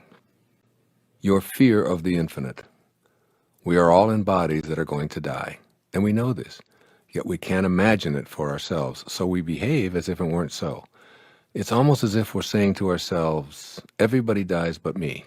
This is attributable to what Freud observed. Our death is unimaginable, so we simply deny it and live our lives as if it weren't going to die, because of the terror that our own death instills. As I sat down to write the chapter on infinity, I said to a friend that my goal was to leave the reader, and you, the listener, with a complete absence of the fear of death. Let me know if it touches you in that way, even on a minor scale. Your own death. Essentially, there are 2 points of view regarding this dilemma of your own death. The first says that we're physical bodies that are born, and we go on to live for a while, and then ultimately we deteriorate. Our flesh wears out, and then we die and are dead forever. This first perspective, if you embrace it either consciously or otherwise, is terrifying from our alive point of view. Unless you embrace the second point of view, it's completely understandable that you would fear death. Or you may welcome it if you hate or fear life. The second point of view says very simply that you're eternal, an infinite soul in a temporary expression of flesh. The second point of view says that only your physical body dies, and that you were whole and perfect as you were created, and that your physicalness emanated from the universal mind of intention. That universal mind was and is formless. It's the pure energy of love, beauty, kindness, and creativity, and it can't die since there are no forms involved. No form, no death, no boundaries, no deterioration, no flesh, no possibility of it wasting away. Thus, spirit is present in its entirety everywhere, which includes you. You can never be separate from it. You'll learn to laugh at the absurd idea that you could ever be separate from the universal mind. It's your source. You are it. God is the mind through which you think and exist. It's always connected to you, even if you don't believe in it. Even an atheist doesn't have to believe in God to experience God. The question then becomes not whether your body is going to die, but rather on what side of infinity do you wish to live? You have two choices. Either you live on the inactive or the active side of infinity. In either case, you have an appointment with infinity, and there's no way to avoid it. Your appointment with infinity. Eternity is now, right here. You're an infinite being. Once you get past the fear of death as an end, you merge with the infinite and feel the comfort and relief that this realization brings. We identify everything in this material world through a space-time continuum. Yet infinity has no preference for time and space. You aren't the elements that make up your body. You merely make use of the elements. You go beyond space and time and are merged with the infinite universal mind. If you haven't recognized it, it's because of your fear. You can keep your appointment with infinity while you're in your temporary body with its slavish adherence to time and space. My objective in this chapter is to help you to realize and do this. If you make this merger, I assure you of a life without fear of death. When your infinite soul leaves the body, it's no longer subject to the constraints of time and space. Separation can no longer interfere with you. So my question to you isn't about whether you believe you have an appointment with infinity. It's about when you're going to keep that inevitable appointment. You can either do it now while you're still alive in your body in the illusion of time and space, or you can do it at death. If you decide to make your appointment with infinity while you still live and breathe, it's like learning to die while you're alive. Once you make this transition to the active side of infinity, your fear of death dissolves and you laugh at the folly of death. Understand your true essence. Look death squarely in the face and break the shackles of slavery to that fear. You do not die. Announce it. Meditate on it. Look at it from this angle. If you're not an infinite being, what would be the purpose of your life? Surely not going through the motions of being born, working, accumulating, losing it all, getting sick, and dying. By waking up to your infinite essence and staying connected to the seven faces of intention, you begin to free yourself of the limitations your ego has placed on you. You set in motion the guidance and assistance of the infinite universal mind to work with you. And most of all, you feel the peace that overtakes you when you expel your fear of death and mortality. I'm touched by the stories of great spiritual teachers leaving this earthly plane feeling blissful and fearless. They banished all doubt, extricated all fear, and met infinity head-on with grace. Here are the final words of a few of the people I've long admired. The hour I have long wished for is now come. Teresa of Avila. Let us be kinder to one another. The last words of Aldous Huxley. If this is death, it's easier than life. The last words of Robert Louis Stevenson. This is the last of earth. I am content. John Quincy Adams. I shall hear in heaven. Ludwig van Beethoven. Light, light, the world needs more light. Johann von Goethe. I am going to that country which I have all my life wished to see. William Blake. It's very beautiful over there. Thomas Edison. Ram, Ram, Ram. God, God, God. Mahatma Gandhi. Why not write your own final words now and make your transition to being an infinite being while you still occupy your body? As you consider your appointment with infinity, look at how most of us live our lives. We know we're in a body that's going to die, but we behave as if it's not going to happen to us. This viewpoint is from the inactive side of infinity, where we don't see our connection to intention and our ability to stay in harmony with our creative spirit. Let's examine the essential difference between keeping your appointment with infinity now or at your own death. In one case, you'll be on the active side of infinity, and in the other, you'll avoid it by being on the inactive side. The active versus the inactive sides of infinity. On the active side of infinity, you're fully cognizant that you're in a body that's going to die. Furthermore, your inner knowing is that you aren't that body, its mind, or any of its achievements and possessions. On this active side of infinity, you are first and foremost an infinite spiritual being having a temporary human experience, and you do all of your living in all of your relationships from this very perspective. On the inactive side of infinity, your experience of life is quite the opposite. Here, you're first and foremost a human being having an occasional spiritual experience. Your life is guided by a fear of death, a separation from others, a competitive style, and a need to dominate and be a winner. The inactive side of infinity separates you from the power of intention. Here are some of the distinctions that I see between those who live in the active side of infinity and those who deny their eternal nature and opt for the inactive side of infinity. A sense of destiny. In the active side of infinity, your connection to intention will no longer be thought of as an option, but as a calling that you must heed. The inactive side of infinity leads you to see life as chaotic, purposeless, and meaningless, while your position on the active side of infinity leads you to fulfill a destiny that you feel deep within you. Your sense of destiny lets you know that you're playing this game of life on the active side of infinity. Prior to accessing your sense of destiny, your motivation was what you wanted out of life and what you'd like to do. On the active side of infinity, you realize that it's time to do what your destiny intended you to do. Wallowing around hoping things will work out, waiting for your luck to change, and hoping others will come through for you no longer feels right. Your sense of destiny allows you to realize, I am eternal, and that means that I showed up here from the infinitude of spiritual intention to fulfill a destiny that I must act upon. You begin stating your objectives in the language of intention, knowing they'll materialize. You enlist the power of intention to keep you on track. It can't fail because there's no failure in the infinite. This 13th century poem may inspire you to know you have a destiny. You were born with potential. You were born with goodness and trust. You were born with ideals and dreams. You were born with greatness. You were born with wings. You are not meant for crawling, so don't. You have wings. Learn to use them and fly. That's Rumi, one of my very favorite poets. If Rumi had composed his poem from the inactive side of infinity, his words might be more like the following, quote, You are an accident of nature. You are subject to the laws of luck and chance. You can be pushed around easily. Your dreams are meaningless. You are meant to live an ordinary life. You have no wings, so forget about flying and stay grounded. A sense of the possible. Creation acts upon the everlasting possibility that anything that is thought of can be. Consider some of the numerous great inventions which we take for granted today. Airplanes, electric lights, telephones, television, fax machines, computers.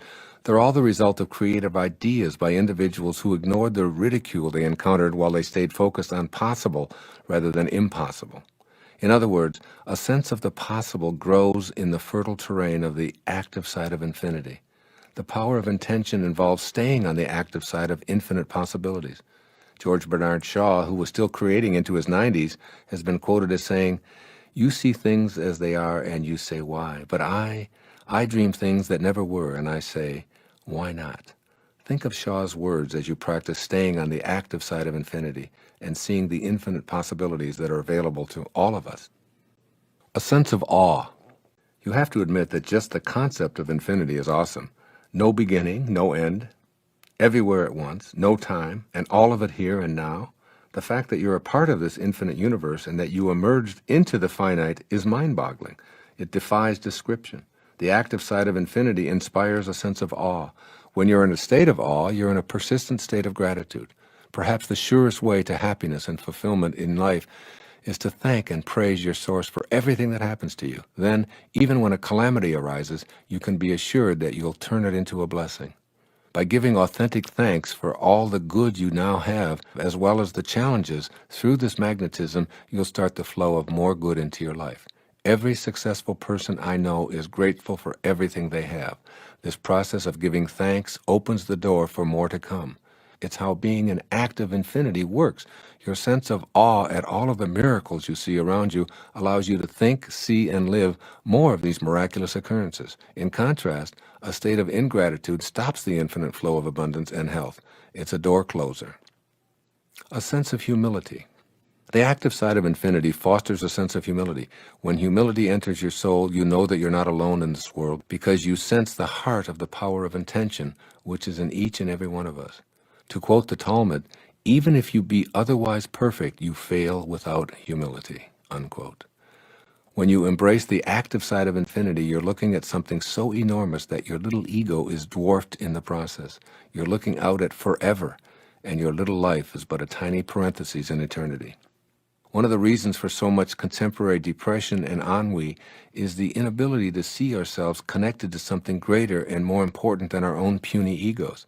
Young people whose primary focus is on their possessions, their appearances, their reputations with their peers, in short, their own egos, have very little sense of humility. When the only thing you have to think about is yourself and how you appear to others, you've distanced yourself from the power of intention. If you want to feel connected to your own purpose, know this for certain. Your purpose will only be found in service to others and in being connected to something far greater than your body, mind, ego. A sense of generosity. If asked, why do you give us light and warmth? I believe that the sun would answer, it's my nature to do so. We must be like the sun and locate and dispense our giving nature. When you're on the active side of infinity, giving is your nature. When you're on the inactive side of infinity, you view life in terms of shortages, and hoarding becomes a way of living. Generosity, as well as the inclination to reach your intentions, is lost when you think in these terms.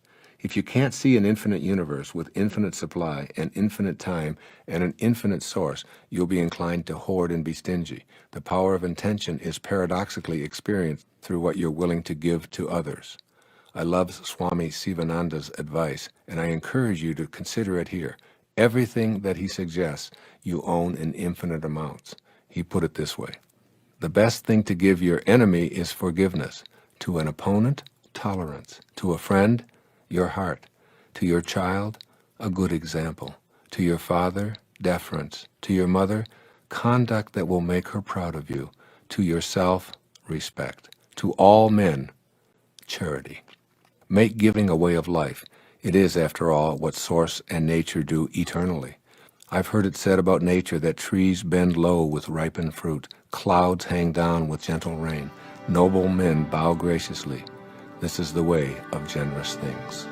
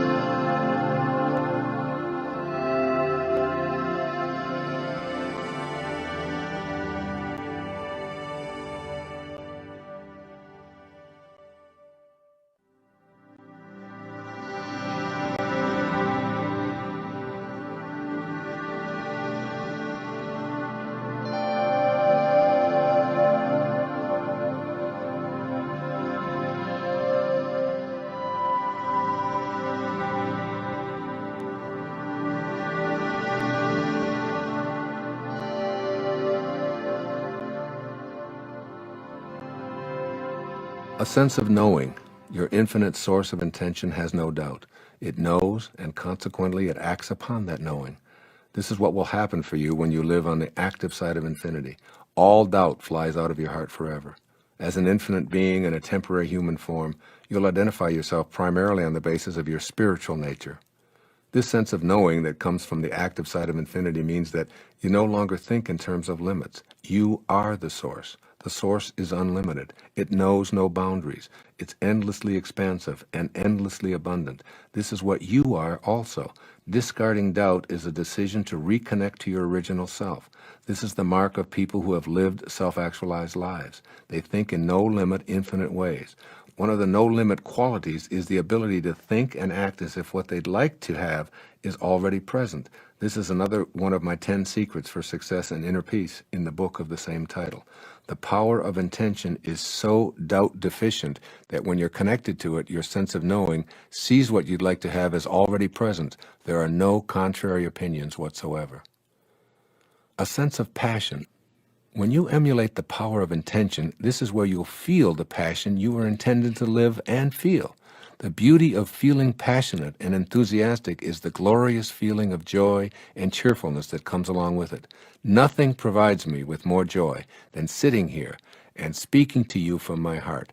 I enthusiastically allow these teachings to come through me from the source of all intentions, the universal mind of all creativity.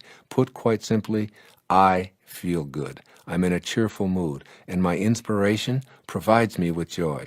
If you want to feel great, look into the mirror, say to your image, I am eternal. This image will fade, but I am infinite. I am here temporarily for a reason. I will be passionate about all that I do. Then just notice how you feel as you stare at your reflection. Being cheerful is a wondrous side benefit of enthusiasm. It comes from being in the active side of infinity, where there's absolutely nothing to feel bad about. A sense of belonging. In a world that lasts forever, you certainly must belong. The active side of infinity inspires not only a strong sense of belonging, but a strong feeling of connectedness to everyone and everything in the cosmos. It's impossible for you not to belong because your presence here is evidence that a divine universal source intended you here. Yet when you live on the inactive side of infinity, you feel a sense of alienation from others. Your idea that this is all temporary and that you aren't a piece of God's infinite perfection leads you to self-doubt, anxiety, self-rejection, depression, and so many more of the low energies I've spoken about throughout this program. All it takes is a shift to infinite awareness to leave that feeling of misery. As Swami Sivananda taught his devotees, all life is one. The world is one home. All are members of one human family. All creation is an organic whole. No man is independent of this whole. Man makes himself miserable by separating himself from others. Separation is death. Unity is eternal life.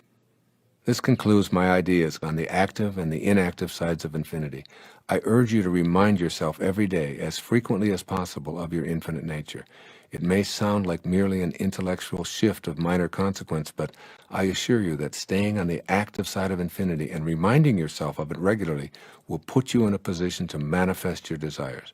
Of all the quotes on this subject I've read, this observation made by William Blake stands out. Quote, if the doors of perception were cleansed, everything would appear to man as it is, infinite. Remember, we're attempting to clean up the connecting link between ourselves and this field of intention. This concludes part 1 of The Power of Intention. Part 2 will be a series of short chapters describing how to put this new connection to intention to work in a variety of ways in your own life. As with the first part, listen with a mind that is not only open to the possibility of your achieving all that you can imagine, but to knowing that on the active side of infinity, all things are possible. Now you tell me what that leaves out.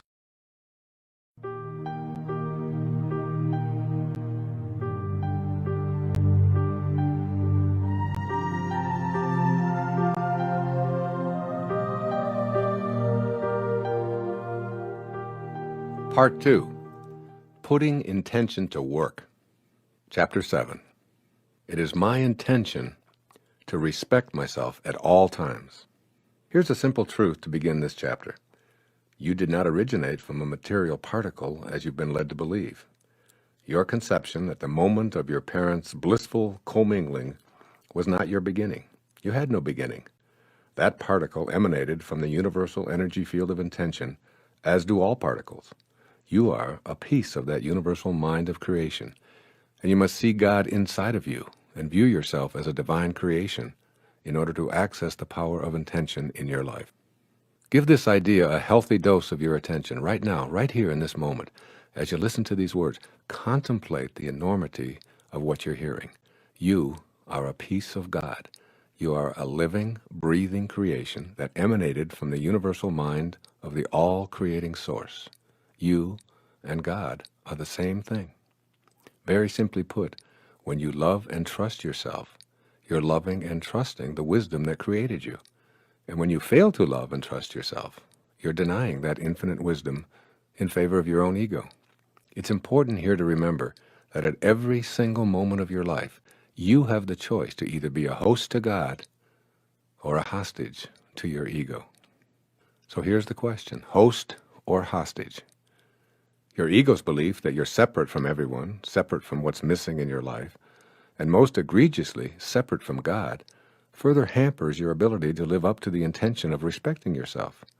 Ego's idea of separation fosters your feelings of being in competition with everyone and evaluating your worth based on how frequently you emerge as a winner. As a hostage to your ego, self-respect is unavailable because you feel judged for your failures. It's out of this bleak picture produced by the negative ego that self-rejection emerges. It captures you and makes a hostage of you, never allowing you to play host to that from which you originated. Being a host to God means always seeing your authentic connection to your source. It's knowing that it's impossible for you to ever be disconnected from the source from which you came. Personally, I thoroughly enjoy being a host to God. As I write here every single morning, as I sit here in the studio reading these words, I feel that I'm receiving words and ideas from the power of intention, which allows me to bring these words to this page and to this recording. I trust in this source to provide me with the words.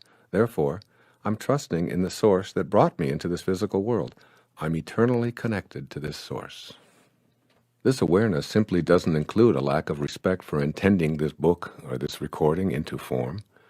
The conclusion I've come to is that I'm worthy of my intention to write a book and to create this recording and have it published and in your hands today.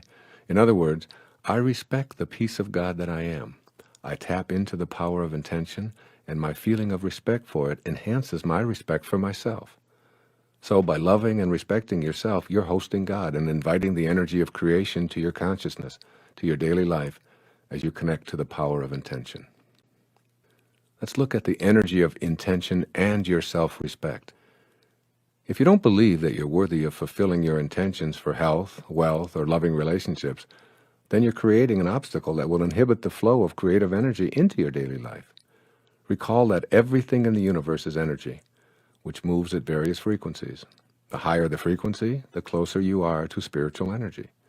In the lower frequencies, you find shortages and problems. Intention itself is a unified energy field which intends everything into existence.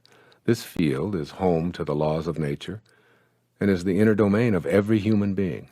This is the field of all possibilities, and it's yours just by virtue of your existence. Having a belief system that denies your connection to intention is the only way you're unable to access the power of intention from the infinite field. If you're convinced that you're unworthy of enjoying the field of all possibilities, then you'll radiate this very kind of low energy. This will, in fact, become your attracted energy pattern, and you'll send messages to the universe that you're unworthy of receiving the unlimited abundance of the originating spirit. Soon you'll act on this inner conviction of self-disrespect. The antidote to this dreary picture is to make an internal commitment to respect yourself and to feel worthy of all that the universe has to offer.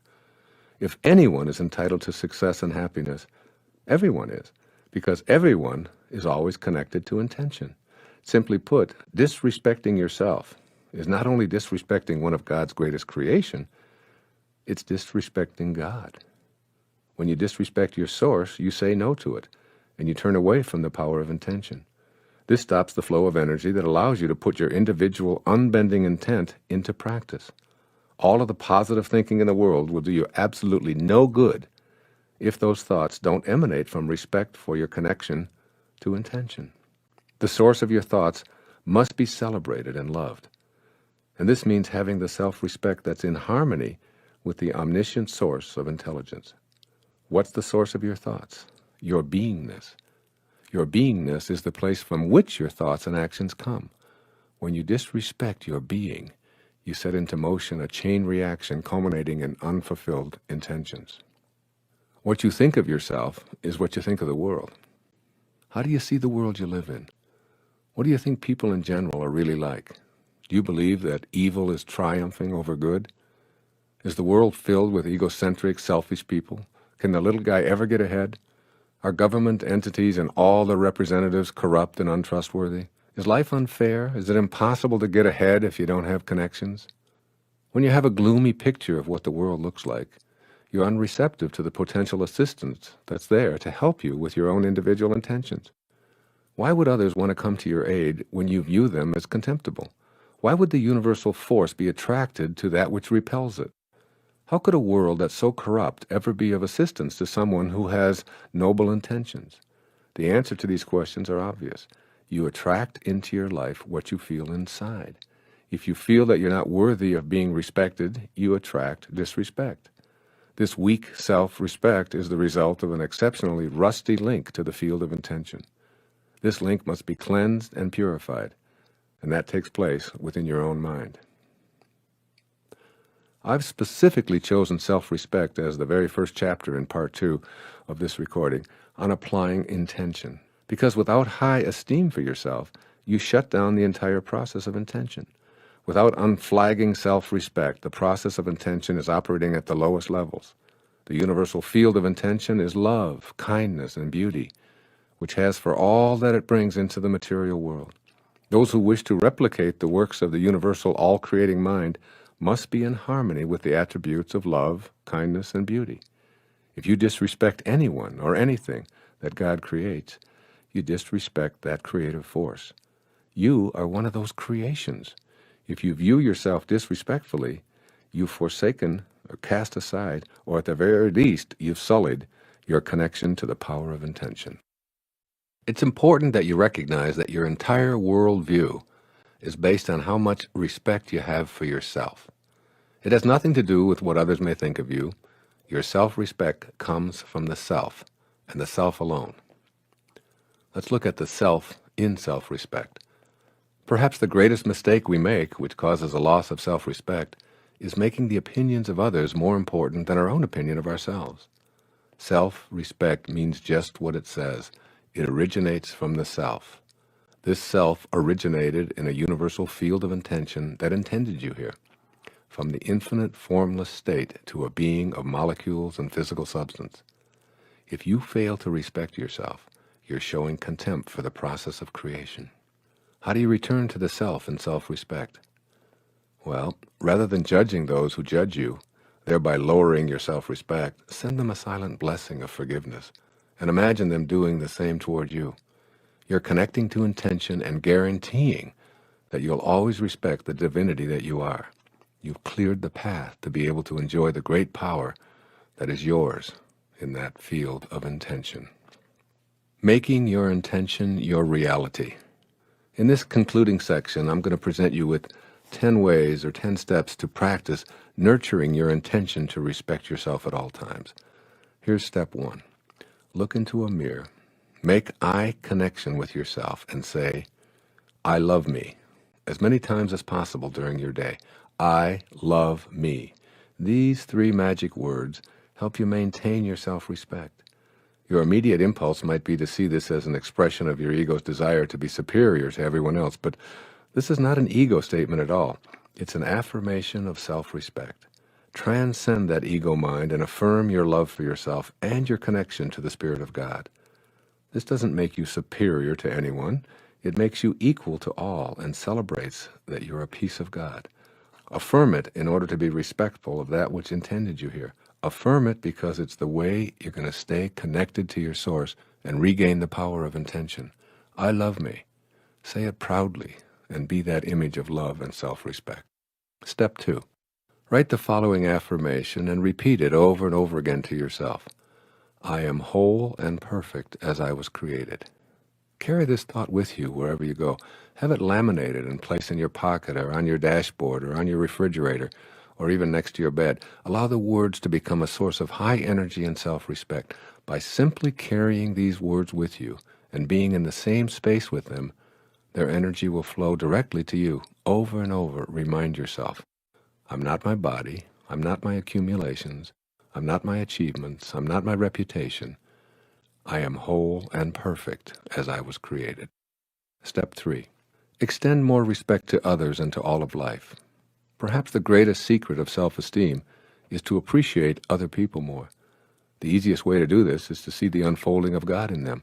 Look past the judgments of others' appearances, failures and successes, their status in society, their wealth or their lack of it, and extend appreciation and love to the source from which they came. Everyone is a child of God. Everyone. Remember, when you judge another, you do not define them. You define yourself as someone who needs to judge. The same applies to judgments directed at you. Step 4. Affirm to yourself and all others that you meet, I belong. A sense of belonging is one of the highest attributes on Abraham Maslow's pyramid of self-actualization, which I discussed at the beginning of the next chapter. Feeling that you don't belong or you're in the wrong place can be due to a lack of self-respect. Respect yourself and your divinity by knowing that everyone belongs. This should never come into question. Your presence here in this universe is proof alone that you belong here. The wisdom of creation intended you to be here, in this place, in this family, with these siblings and parents, occupying this precious space in this time. Say it to yourself and say it over and over again. I belong, and so does everyone else. No one is here by accidents. There are no accidents in this universe. Step 5. Remind yourself that you're never alone. My self-respect stays intact as long as I know that it's impossible for me to be alone. I have what I call a senior partner who's never abandoned me and who stuck with me even in moments when I had seemingly deserted my source.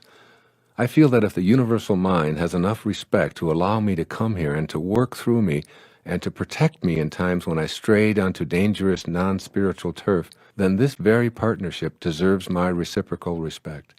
I recall my friend Pat McMahon, a talk show host on KTAR radio in Phoenix, Arizona, telling me about his encounter with Mother Teresa in his studio before interviewing her for his program. He pleaded with her to allow him to do something for her. Anything at all, he begged. I'd just like to help you in some way. She looked at him and said, tomorrow morning, get up at 4 a.m.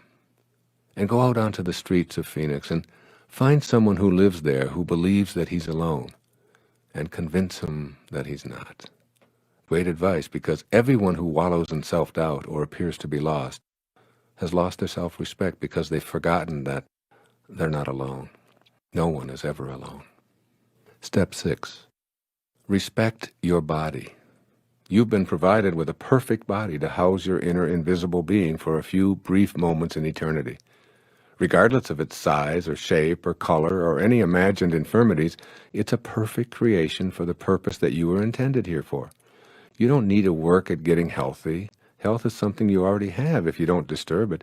You can begin the fulfillment of this intention to live a life of self-respect by honoring the temple that houses you. You know what to do. You don't need another diet or workout manual or personal trainer. Go within, listen to your body, and treat it with all of the dignity and love that your self-respect demands. Step 7. Meditate. Always meditate to stay in conscious contact with your source, which always respects you. I can't say this enough. Meditation is a way to experience what the 5 senses can't detect. When you're connected to the field of intention, you're connected to the wisdom that's within you. The divine wisdom has great respect for you, and it cherishes you while you're here. Meditation is a way to ensure that you stay in a state of self-respect. Regardless of all that goes on around you, when you enter into that sacred space of meditation, all doubts about your value as an esteemed creation dissolve. You'll emerge from the solemnity of meditation feeling connected to your source and enjoying respect for all beings, particularly yourself. Step 8. Make amends with adversaries. The act of making amends sends out a signal of respect for your adversaries. By radiating this forgiveness energy outward, you'll find this same kind of respectful, positive energy flowing back toward you. If you're filled with rage toward anyone, there's a huge part of you that resents the presence of this debilitating energy. Take a moment right here and now to simply face that person who stands out in your mind as someone you hurt or directed hurt towards you, and tell him or her that you'd like to make amends. You'll notice how much better you feel. The good feeling of having cleared the air is self-respect. It takes much more courage and strength of character and inner conviction to make amends than it does to hang on to the low-energy feelings. Step 9. Always remember the self in self-respect. In order to do this, you must recognize that the opinions of others towards you aren't facts, they're opinions. When I speak to an audience of 500 people, there are 500 opinions of me in the room at the end of the evening. I'm none of those opinions. I can't be responsible for how they view me. The only thing I can be responsible for is my own character, and this is true for every single one of us. If I respect myself, then I'm relying on the self in self-respect. If I doubt myself or punish myself, I've not only lost my self-respect, I'll continue to attract more and more doubt and lower energy opinions with which to further punish myself. You can't stay linked to the universal mind which intends all of us here if you fail to rely on yourself for your self-respect. And finally, step 10, always be in a state of gratitude. You'll discover that gratitude is the final step in each succeeding chapter. Be an appreciator rather than a depreciator of everything that shows up in your life. When you're saying thank you, God, for everything, and when you're expressing gratitude for your life and all that you see and experience, you're respecting creation itself. This respect is within you, and you can only give away what you have inside. Being in a state of gratitude is the exact same thing as being in a state of respect. Respect for yourself, which you give away freely, and which will return to you tenfold. I close out this chapter with the words of Jesus of Nazareth, speaking through his apostle, St. Matthew. Be perfect, therefore, as your heavenly Father is perfect. Reconnect to the perfection from which you originated. You can't have any more self-respect than that.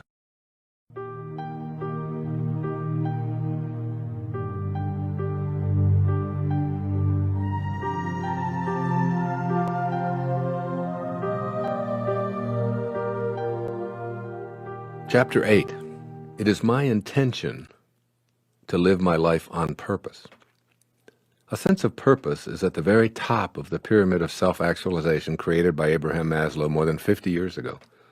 Through his research, Dr. Maslow discovered that those who feel purposeful are living the highest qualities that humanity has to offer.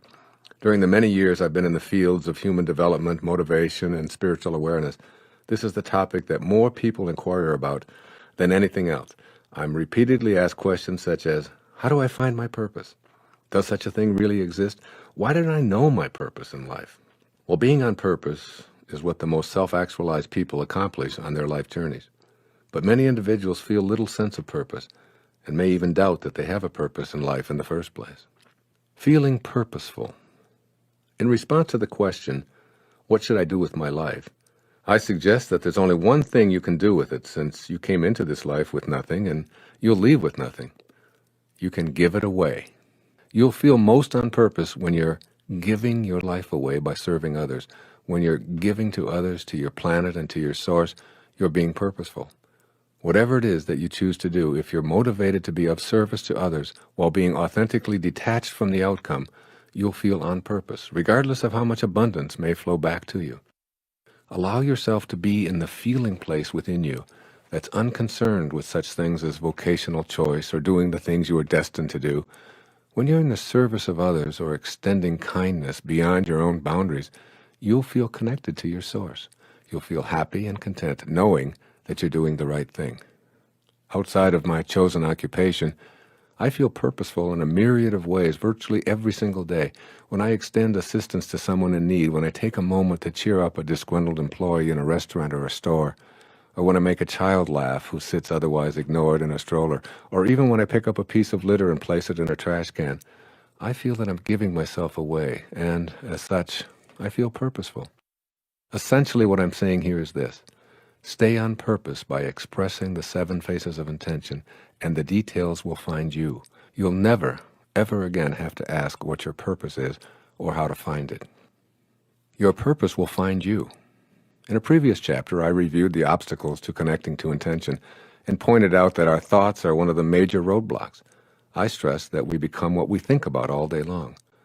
What thoughts do you have that inhibit you from feeling as if you're on purpose in your life? For instance, if you think that you're separate from your purpose and that you're drifting without direction throughout your life, then that's precisely what you'll attract.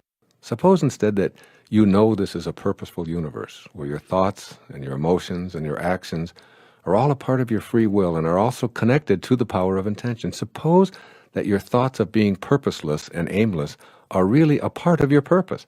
Just as the thought of losing someone you love makes you love them even more, or an illness makes you treasure your health, supposing that it takes the thought of your unimportance to make you realize your value.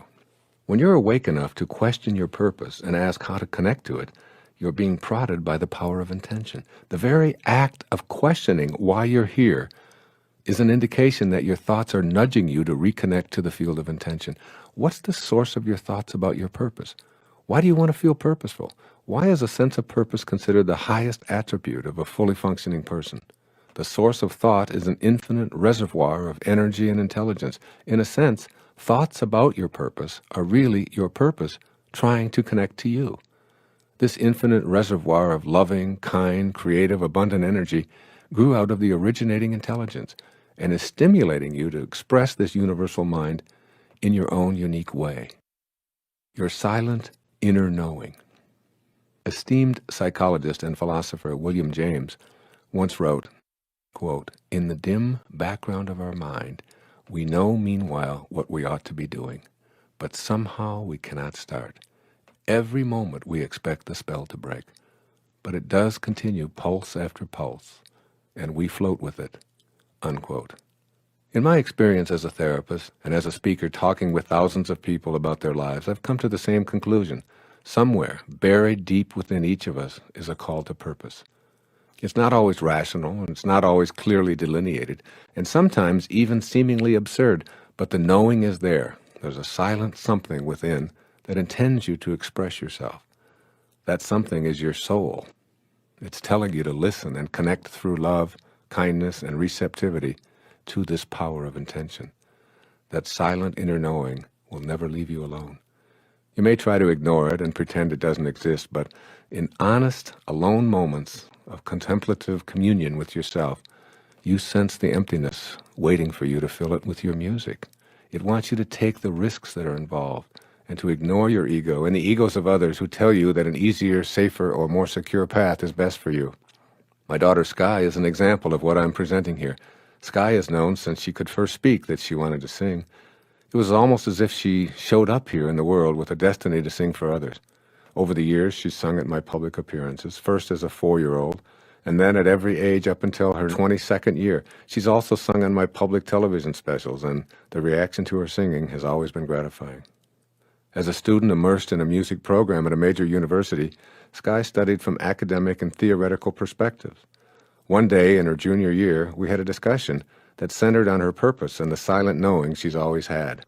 "Would you be upset," she asked of me, "if I left college? I just don't feel like I can do what I know I have to do by sitting in a classroom and studying music theory any longer. I just want to write my own music and I want to sing. It's the only thing I think about. It's what my whole life is, but I don't want to disappoint you and Mom." How could I, who tells his readers not to die with their music still in them, tell my 22-year-old daughter to stay in college because that's the right way and it's what I did?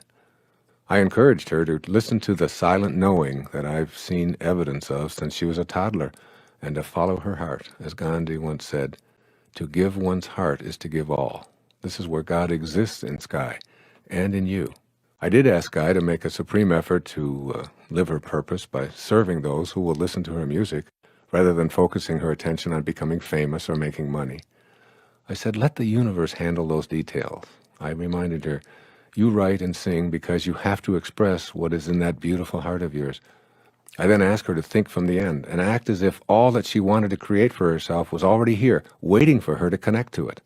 Recently, she voiced dismay at not having her own CD out in the world, and she was acting with thoughts of not having a CD out in the world. Consequently, no CD and lots of frustration. I strongly urged her to start thinking from the end by seeing the studio being available, the musicians ready to collaborate with her, the CD as a finished product, and her intention as a reality. I gave her a deadline to have a CD completed that I could make available at my lectures. I told her that she could sing to these audiences as she has done sporadically in her life as well as on my public television pledge shows. Her thinking from the end materialized everything she needed, and the universal spirit began to work with her unbending intent. She found the studio, the musicians she needed magically appeared, and a publisher agreed to produce the CD. Sky worked tirelessly day after day, singing her own favorites as well as several that I had wanted her to sing at my appearances, including Amazing Grace, The Prayer of St. Francis, It's in Every One of Us, and her own composition, Lavender Fields, which she sings from deep pride and passion.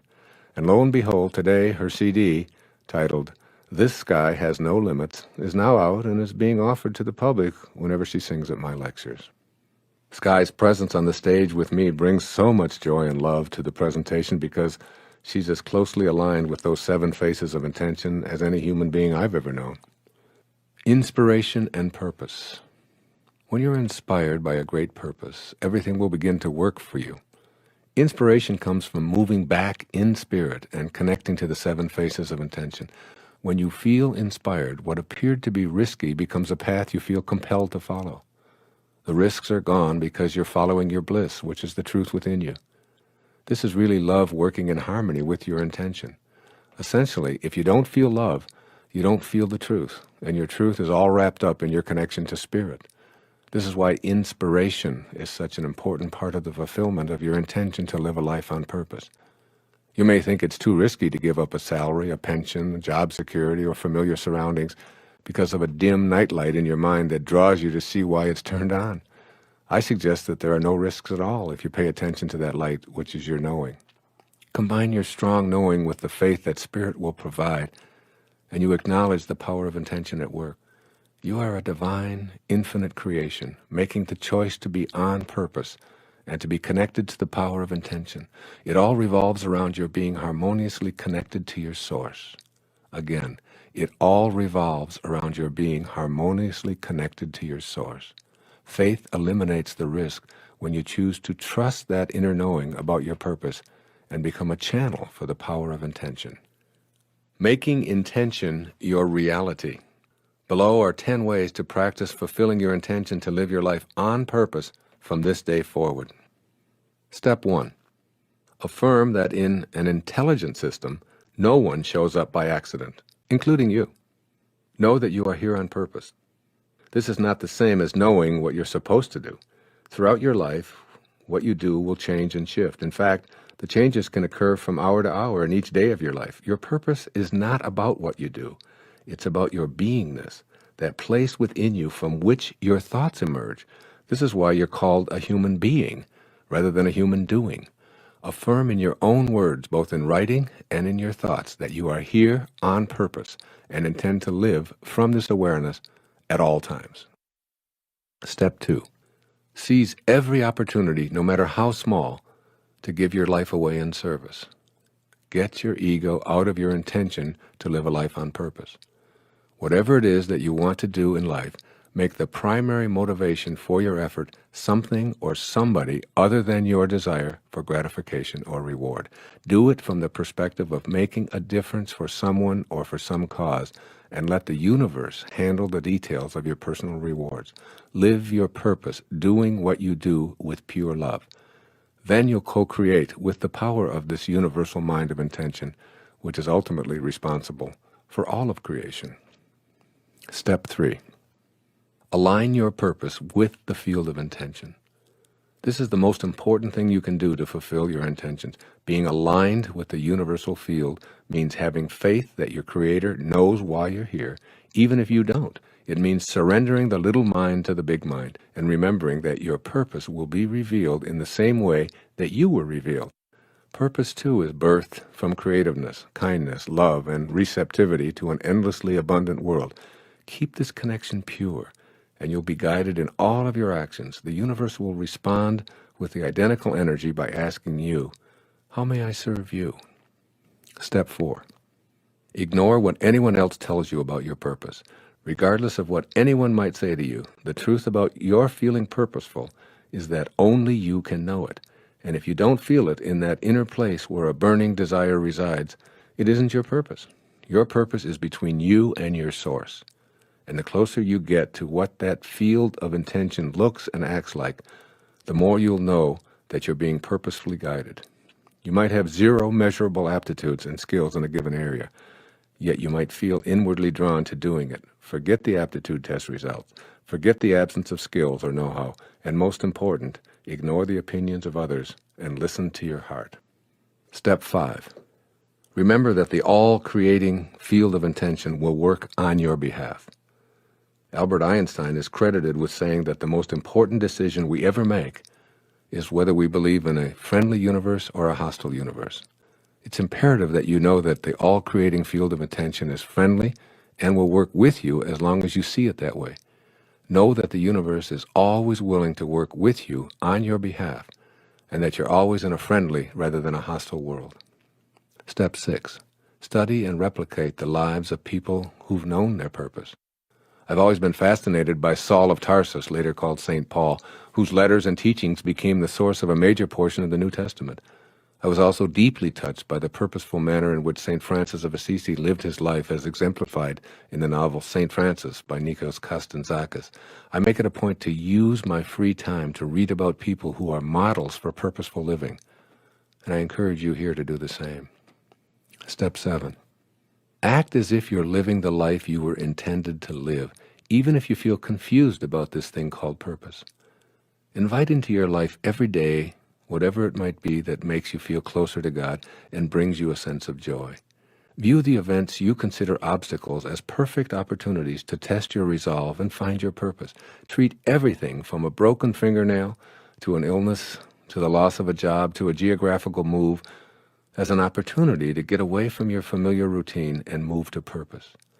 By acting as if you're on purpose and treating the hurdles as friendly reminders to trust in what you feel deeply within you, you'll be fulfilling your own intention to be purposeful yourself. Step 8. Meditate to stay on purpose. Use the technique of japa, which I mentioned earlier, and focus your inner attention on asking your source to guide you in fulfilling your destiny. Many people have written to me about their success with staying on purpose through the practice of japa meditation. I'm deeply touched when I read about those who use japa, or the repetition of the sound of the name of God, to help them achieve their divine mission. Step 9. Keep your thoughts and feelings in harmony with your actions.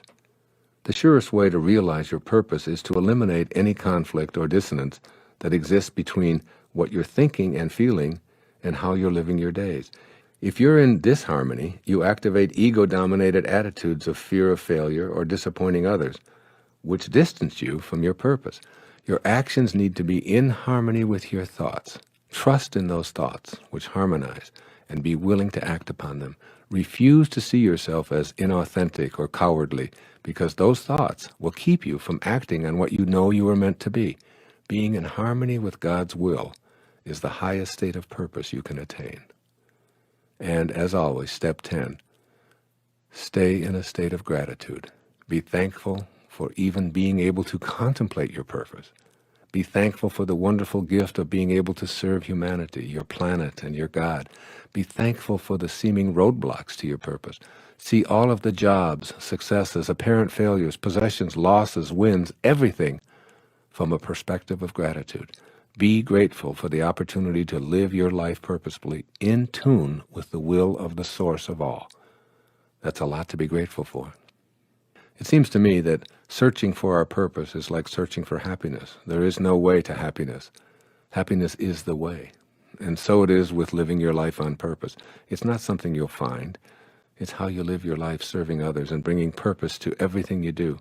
That's precisely how you fulfill the intention that is the title of this chapter. When you're living your life from purpose, you're dwelling in love.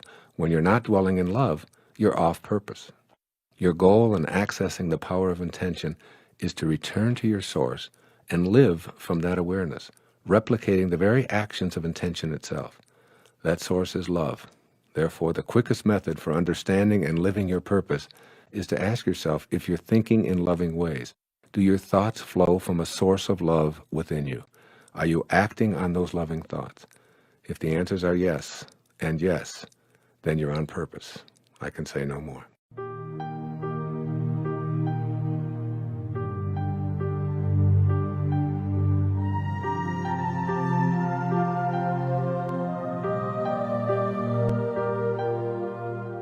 Chapter 9. It is my intention to be authentic and peaceful with all of my relatives. Somehow we allow the expectations and demands of our family members to be the source of so much unhappiness and stress, when what we want is to be authentically ourselves and at peace with our relatives. The conflict seems too often to be a choice between being authentic, which means no peace with certain relatives, or having peace at the price of being inauthentic. Making the connection to the power of intention in regard to being around your relatives may sound like an oxymoron to you, but it isn't. Being peaceful and authentic can define your relationship with your relatives. First, though, you may have to assess your relationship with the closest relative of all, that is yourself. How others treat you, you'll discover, has a lot to do with how you treat yourself and thereby teach others to treat you. You get treated the way you teach others to treat you. You may be asking yourself how you can possibly be responsible for teaching people how to treat you. The answer is, in large part, your willingness to not only put up with listening to those familial pressures, some of which are long-term traditions running back countless generations, but also with allowing yourself to disconnect from your divine source and indulge in low-energy emotions such as humiliation and blame and despair, regret, anxiety, and even hatred. You, and only you, taught your kin to treat you through your willingness to accept critical comments from that well-meaning but often interfering and bothersome tribe. Your family relationships are in your mind. When you close your eyes, your family disappears. Where do they go? Nowhere, but doing this exercise helps you to recognize that your relatives exist as thoughts in your mind. If the focus of your inner dialogue about your family members is on what they're doing that's wrong, then that's precisely how your relationship with them will be experienced. If your inner speech centers on what's annoying about them, then that's what you'll notice. As much as you're inclined to blame them for your annoyance, it's yours, and it's coming from your thoughts. If you make a decision to put your inner attention, your life energy, on something quite different, your relationship will change. In your thoughts, where your family relationships exist, you'll no longer be annoyed, angry, hurt, or depressed. If in your mind you're thinking, my intention is to be authentic and peaceful with this relative, then that's what you'll experience, even if that relative continues to be exactly the way he or she has always been. Changing your mind is really changing your relationships. Being authentic and peaceful with your relatives is only a thought away. You can learn to change your thoughts by intending to create authentic and peaceful feelings within yourself. No one is capable of making you upset without your consent, and you've given your consent too frequently in the past. When you begin practicing the intention to be authentic and peaceful, you withdraw your consent to be in the lower energy. You connect to peace itself and decide to bring peace to your relatives, thereby immediately gaining the power to change the energy of family gatherings. Prior to my waking up to the power of intention, family visits were events that caused me consternation because of the attitudes and behavior of some of my wife's relatives. I'd prepare for a Sunday afternoon family visit by getting anxious and upset over what I anticipated to be a fretful, lousy experience, and I seldom disappointed myself. I'd focus my thoughts on what I didn't like, and I defined my relationship with my in-laws in this manner. Gradually, as I began to understand the power of intention and left my ego behind, I substituted kindness, receptivity, love, and even beauty for my former annoyed and angry assessments. Before family get-togethers, I'd remind myself that I'm what I choose to be in any and all circumstances, and I chose to be authentically peaceful and have a good time. In response to something that used to annoy me, I'd now say to my mother-in-law in a loving way, "I never thought of it that way. Tell me more." In response to what I previously considered to be an ignorant comment, I'd respond, "That's an interesting point of view. When did you first learn about this?" In other words, I was bringing my own intention to be in a state of peace to this encounter and was refusing to judge them. The most amazing things began to happen. I started looking forward to having these family members at our home. I began to see them as much more enlightened than I'd previously thought. I actually enjoyed our times together, and every time something came up that I'd found annoying in the past, I'd overlook it and respond with love and kindness instead. At an earlier stage of my life, expressions of racial or religious prejudice were a stimulus for my anger and resentment. Now I'd quietly respond with a kind and gentle reminder of my own opinions and simply let the matter drop. Over the years, I found that not only did the racial and religious slurs diminish to zero, but I noticed that my in-laws were expressing tolerance and even love toward minorities, as well as those who practiced religions different from their own. Although my primary intention was to stay in a state of peace, I discovered that by not joining in the low energies of my in-laws, not only was the entire family more peaceful, but many enjoyable and even enlightening conversations developed. I had as much to learn from my in-laws as I had to teach. Even when I disagreed vehemently with a judgment directed at me, if I remembered my intention to have a peaceful relationship with them, I was able to do just that. No longer did I think about what I disliked, or what was missing, or what always had been. I stayed focused on making these gatherings fun, loving, and most important to me, peaceful.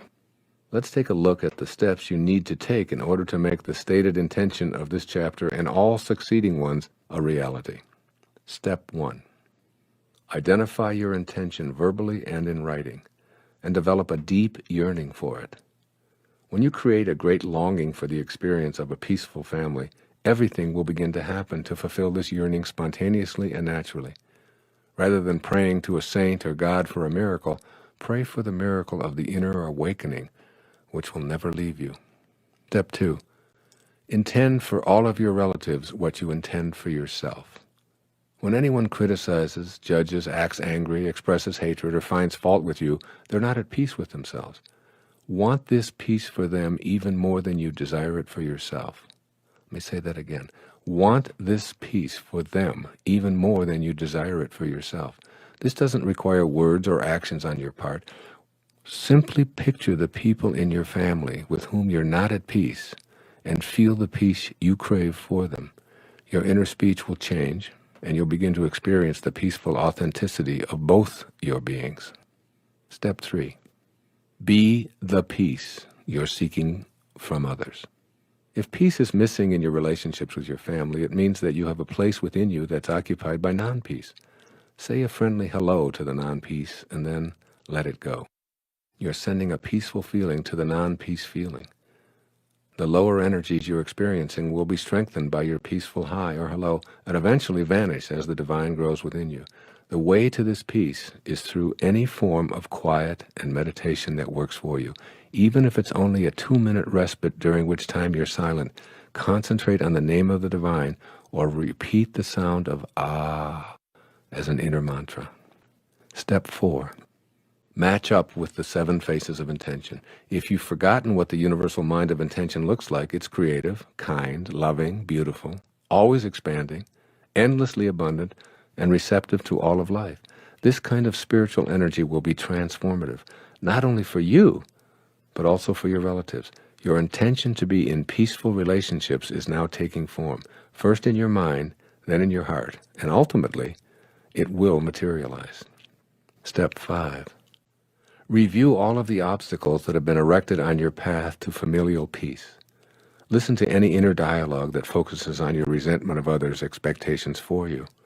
Remind yourself that when you think about what you resent, you act upon what you think about, while simultaneously attracting more of it to yourself. Examine your energy field for your tendency to react to lower energies with more of the same, and give your ego a reminder that you'll no longer opt to be offended or need to be right in these relationships. Step 6. Act as if. Begin the process of acting as if what you intend to manifest is already true. See everyone in your family in the love and light that is their true identity. When someone asked Baba Muktananda, a great saint in India, "Baba, what do you see when you look at me?" Baba said, "I see the light in you." And the person responded, "How can that be, Baba? I am an angry person. I am terrible. You must see all of that." Baba said, "No, I see the light." This story is told by Guru Mai in a wonderful book called Kindle My Heart. So see the light in those others and treat them as if that's all you see. Step 7. Detach from the outcome. As long as you remain connected to intention and radiate outward the high energy, you've achieved your peace. It's not your place or your purpose to make everyone else in your family think, feel, and believe as you do. The likelihood is great that you'll see dramatic changes in your relatives as you teach them with your own persona how you intend to be treated. But if they don't change, and if they continue their non-peaceful ways, let go of your need to see them transformed. By letting go, you guarantee your own peace, and you dramatically increase the odds of helping others to do the same. Step 8. Affirm, I attract only peace into my life. Say it over and over again. I attract only peace into my life. I say this silently to myself as an absolute truth with unbending intent on my part, and it works for me almost all the time. People respond to me with smiles, acknowledgments, friendly gestures, and kind greetings all day long. I also remind myself of the cogent observation from A Course in Miracles when I feel other than peaceful in any given moment with my family. They say in A Course in Miracles, I can choose peace rather than this. Step 9. Hold no grudges and practice forgiveness. The key to having peace in all of your family relationships is forgiveness. All of your relatives are simply doing what they've been taught to do over a lifetime, and the lifetimes of many of their ancestors. Shower them with understanding and forgiveness from your heart. And finally, step 10, as always, be in a state of gratitude. Rather than being in a state of non-peace concerning any family members, say a prayer of gratitude for their presence in your life and all that they have come to teach you. These are the 10 steps that you can practice each day as you work toward the absolute knowing that this intention will manifest for you. Remind yourself on a daily basis that you can never remedy a bad relationship by condemning it.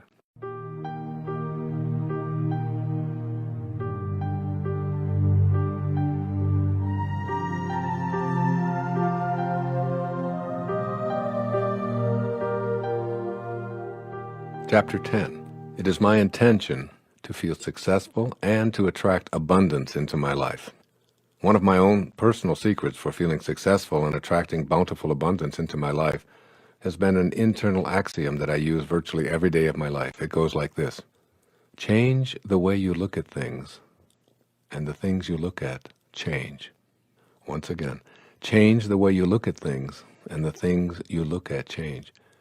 This has always worked for me, and it will work for you too, I can guarantee it. Your intention to feel successful and experience prosperity and abundance depends on what view you have of yourself, the universe, and most important, the field of intention from which success and abundance will come. My little maxim about changing the way you look at things is an extremely powerful tool that will allow you to bring the intention of this chapter into your life. First, examine how you look at things, and then how the spirit of intention does the same. How do you look at life? The way you look at life is essentially a barometer of your expectations based on what you've been taught you're worthy of and capable of achieving. These expectations are largely imposed by external influences such as family, community, and institutions. But they're also influenced by that ever-present inner companion, your ego. These sources of your expectations are largely based on the beliefs of limitation, scarcity, and pessimism about what's possible for you. If these beliefs are the basis for how you look at life, then this perception of the world is what you expect for yourself. Attracting abundance, prosperity, and success from these limiting viewpoints is an absolute impossibility. Take an inventory of how you look at the world, asking yourself how much of your life energy is focused on explaining away potentially optimistic viewpoints by preferring to see the inequities and the inconsistencies and the abundance for all philosophy. Can you change the way you look at things? Can you see potential for prosperity where you've always seen scarcity? Can you change what is simply by changing the way you see it? I say a resounding yes to these questions, and the way to work at changing the way you look at things is to take a hard look at something you may not have previously considered. How does the universal, all-creating field of intention look at life? The field of intention, which is responsible for all creation, is constantly giving. In fact, it knows no bounds to its giving. It just keeps on converting pure, formless spirit into a myriad of material forms. Furthermore, this field of intention gives in unlimited supplies. There's no such concept as shortage or scarcity when it comes to the originating source. So we're looking at two major conceptualizations when we think of the universal mind's natural abundance. The first is that it's perpetually giving, and the second, that it offers an infinite supply. A message to the field of intention that says, please send me more money, is interpreted as you're seeing yourself in a state of scarcity. But this source has no concept of scarcity. It doesn't even know what not having enough money means. Thus, its response back to you will be, here's a state of needing more money because that's how you think, and I'm the mind with which you think, so here's more of what you don't want and don't have. Your ego-dominated response will be, my desires are being denied. But the real truth is The universal source knows only abundance and giving and will respond with money flowing to you if your intention is, I have enough money and I allow what I already have enough of to continue to flow to me. If you tell the universal mind what you want, it will respond by leaving you in a state of wanting, never arriving and always needing more. If, however, you feel that what you intend to manifest has already manifested, you're unified with your intention. Never allowing a moment of doubt or listening to naysayers, you'll be in the presence of that all-creating field of intention. You can't come from shortage, you can't come from scarcity, and you can't come from wanting. You must come from the same attributes as that which allows everything. This is a key word, allowing. Let's take a look at how allowing is so often ignored in attempts to manifest feeling successful and particularly attracting abundance into our life. The art of allowing. The universal mind of creation is in a constant state of supplying. It never shuts down. It takes no vacations. There are no days off, and it's perpetually giving forth. Everything and everyone, without exception, emanates from this universal mind we're calling intention. So if everything comes from this infinite field of invisible energy, why is it that some are able to partake of it while others seem so separated from it? Allowing this all-giving source into your life means becoming aware of the resistance that you may be placing in the way of the abundance that's always being supplied. There's a long history of countless thoughts that have formed this field of resistance to abundance. This habit of disallowing grew from the belief system that you've cultivated over the years and that you rely on. Furthermore, you've allowed the resistance of others to enter this picture as well, and you surround yourself with the need for their approval in these matters. You solicit their resistant opinions, read newspaper accounts of all of those who failed to manifest the jobs of their choice, examine government reports about the poor job prospects and the declining economy, watch the television reports belaboring the sorry state of affairs in the world, and your resistance becomes even more convincingly entrenched. You've aligned yourself with the proponents of disallowing. What you need to do is to look at this belief system and all of the factors that continue to support it and say, it's too big of a job to change the entire thing. Instead, I'm going to start changing the thoughts that activate disallowing right here, right now. It doesn't matter what you thought before, or for how long, or how many pressures you're under to maintain your resistance. Instead, stop activating disallowing thoughts today, one thought at a time. You can do so by stating, I feel successful. I intend to feel the abundance that is here now. Repeat these words or create your arrangement of words which continually inundate your thoughts during your waking hours with a new belief of being successful and abundant. Those thoughts will then become what you say in silent prayer-like messages to yourself. I am success. I am abundance. When you're success itself, when you're abundance itself, you're in harmony with the all-creating source, and it will do the only thing it knows how to do. It will be endlessly giving and forthcoming with that which has no resistance to it, namely you and your thoughts.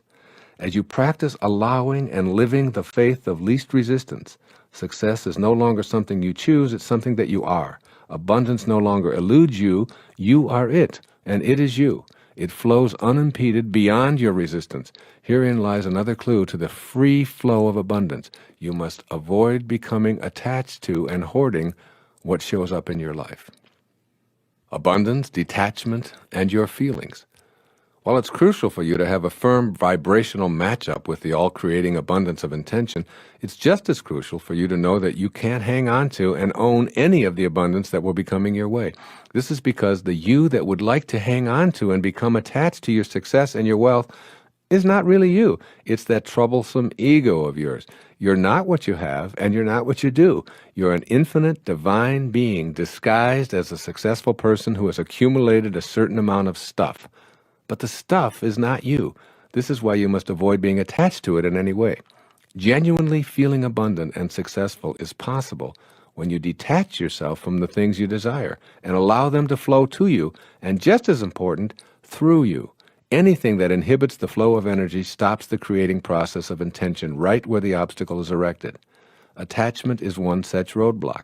When you hang on to that which arrives rather than allowing it to move through you, you stop the flow. You hoard it or decide to own it, and the flow becomes disrupted. You must keep it circulating, always knowing that nothing can stop it from coming into your life except any resistance you place in its way. Your feelings and your emotions are sensational barometers for detecting resistance and evaluating your ability to experience success and abundance. Paying attention to your feelings. Your emotions are the inner experience that tell you how much of the divine energy you're summoning for the manifestation of your desires. Feelings can be measuring tools that gauge how you're doing in the manifestation process.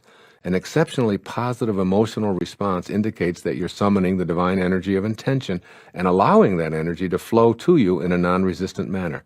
Feelings of passion, pure bliss, reverence, unmitigated optimism, unquestioned trust, and even illumination indicate that your desire to manifest success and abundance, for example, have an extremely strong pulling power from the universal source directly to you.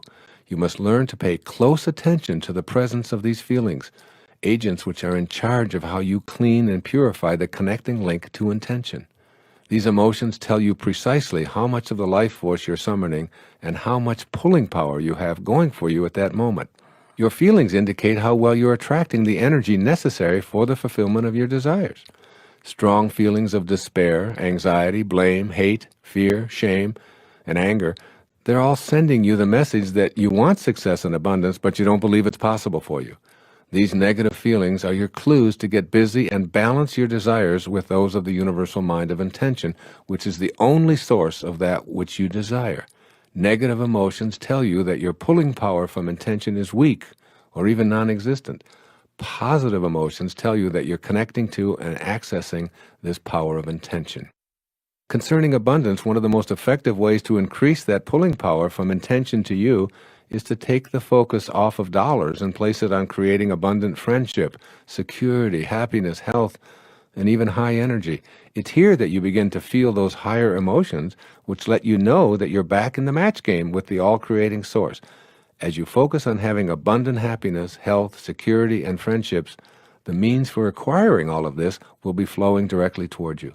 Money is only one of those means, and the faster your vibrational energy around abundance radiates, the more money will show up in significant amounts. These positive feelings as indicators of your pulling power for success and abundance will put you into an active mode for co-creating your intentions.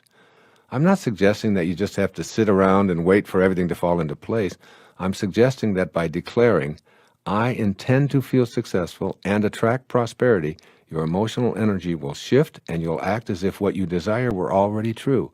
Your actions will be in harmony with the faces of intention, and you'll be provided with what you are rather than attempting to be provided with what's missing. Making your intention your reality. What follows is a 10-step program for implementing the intention of this chapter, that is, to feel successful and to attract abundance right into your life. Step 1. See the world as an abundant, providing, friendly place. In this first step, you're receptive to a world that provides rather than one that restricts. You'll see a world that wants you to be successful and abundant rather than one that conspires against you. Step 2. Affirm, I attract success and abundance into my life because that's who I am. This puts you into vibratory harmony with your source. Your goal is to eliminate any distance between what you desire and that from which you pull it into your life. Abundance and success aren't out there waiting to show up for you. You are already it, and the source can only provide you with what it is, and consequently, what you are already. Step 3. Stay in an attitude of allowing. In an attitude of allowing, all resistance in the form of thoughts of negativity or doubt are replaced with simply knowing that you and your source are one and the same. Picture the abundance you desire freely flowing directly to you. Refuse to do anything or have any thought that compromises your alignment with source energy. Step 4. Use your present moments to activate thoughts that are in harmony with the 7 faces of intention. The key phrase here is present moments. Notice right now, in this very moment, if you're thinking that it's hopeless at this stage of your life to change the thoughts that comprise your belief system. Do you defeat yourself with thoughts of having had such a long life practicing affirmations of scarcity and creating resistance to your success and abundance that you don't have enough time left to counterbalance the thoughts that comprise your past belief system? Make the choice to let go of that lifetime of beliefs and begin activating thoughts right now, right here, that allow you to feel good. Wanting to feel good is synonymous with wanting to feel God. Remember, God is good, and all that God created was good. Step 5. Initiate actions that support your feelings of abundance and success. Here the key word is actions. I've been calling this acting as if, or thinking from the end, and acting that way yourself.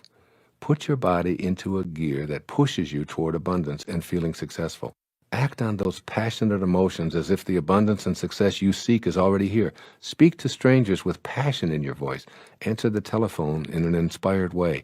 Do a job interview from the place of confidence and joy. Read the books that mysteriously show up, and pay close attention to conversations that seem to indicate you're being called to something new. Step 6. Remember that your prosperity and success will benefit others and that no one lacks abundance because you've opted for it. Once again, the supply is unlimited. The more you partake of the universal generosity, the more you'll have to share with others. Step 7. Monitor your emotions as a guidance system for your connection to the universal mind of intention. When you're experiencing low-energy emotions of rage, anger, hatred, anxiety, despair, and the like, that's a clue that while your desires may be strong, they're completely out of sync with the field of intention. Remind yourself in these moments that you want to feel good, and see if you can activate a thought that supports your feeling good. Step 8. Become as generous to the world with your abundance as the field of intention is to you. Don't stop the flow of abundant energy by hoarding or owning what you receive. Keep it moving. Use your prosperity in the service of others and for causes greater than your ego. The more you practice detachment, the more you'll stay in vibratory harmony with the all-giving source of everything. Step 9. Devote the necessary time to meditate on the spirit within as the source of your success and abundance. There's no substitute for the practice of meditation. This is particularly relevant with abundance. You must have an understanding that your consciousness of the presence is your supply. By repeating the sound that is the name of God as a mantra, you're using a technique for manifesting as ancient as recorded history. I am particularly drawn to this form of meditation I've mentioned previously called japa. I know it works. I've written an entire book about it called Getting in the Gap, and I've also provided a CD and mentioned it before because I know how powerful it can be in helping you to attract abundance or anything you like into your life. And finally, step 10. Develop an attitude of gratitude for all that manifests into your life. Be thankful and filled with awe and appreciation, even if what you desire hasn't arrived yet. Even the darkest days of your life are to be looked on with gratitude. Everything coming from Source is on purpose. Be thankful while empowering your reconnection to that from which you and everything else originated. The energy that creates worlds and universes is within you. It works through attraction and energy. Everything vibrates. Everything has a vibratory frequency. As St. Paul once said, God is able to provide you with every blessing in abundance. Tune to God's frequency, and you will soon know it beyond any and all doubt.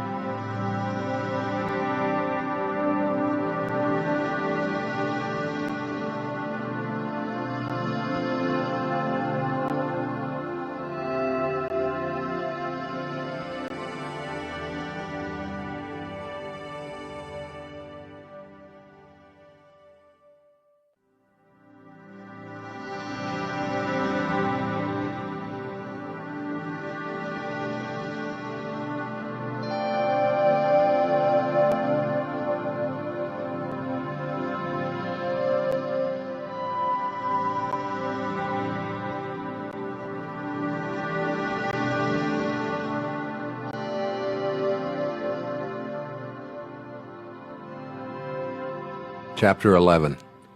It is my intention to live a stress-free, tranquil life. There's nothing natural about living a life filled with stress and anxiety, having feelings of despair and depression, and needing pills to tranquilize yourself. Agitated thoughts that produce high blood pressure, a nervous stomach, persistent feelings of discomfort, An inability to relax or sleep and frequent displays of displeasure and outrage are violating your natural state. Believe it or not, you have the power to create the naturally stress-free and tranquil life you desire. You can utilize this power to attract frustration or joy, anxiety or peace. When you're in harmony with the 7 phases of intention, you can access and pull from the source of all in order to fulfill your intention of being stress-free and tranquil. So if it's natural to have feelings of well-being, why is it that we seem to experience so much unwellness and tension? The answer to this question provides you with the key that leads to the peaceful life you desire. Stress is a desire of the ego. We speak of stress as if it were present in the world as something that attacks us. We say things like, I'm having an anxiety attack, as if anxiety is a combatant. But the stress in your body is rarely the result of external forces or entities attacking you. It's the result of the weakened connecting link to intention caused by your belief that ego is who you are. You are peace and joy, but you've allowed your ego to dominate your life. The following lighthearted way to stop taking yourself so seriously is from a book by Rosamund and Benjamin Zander.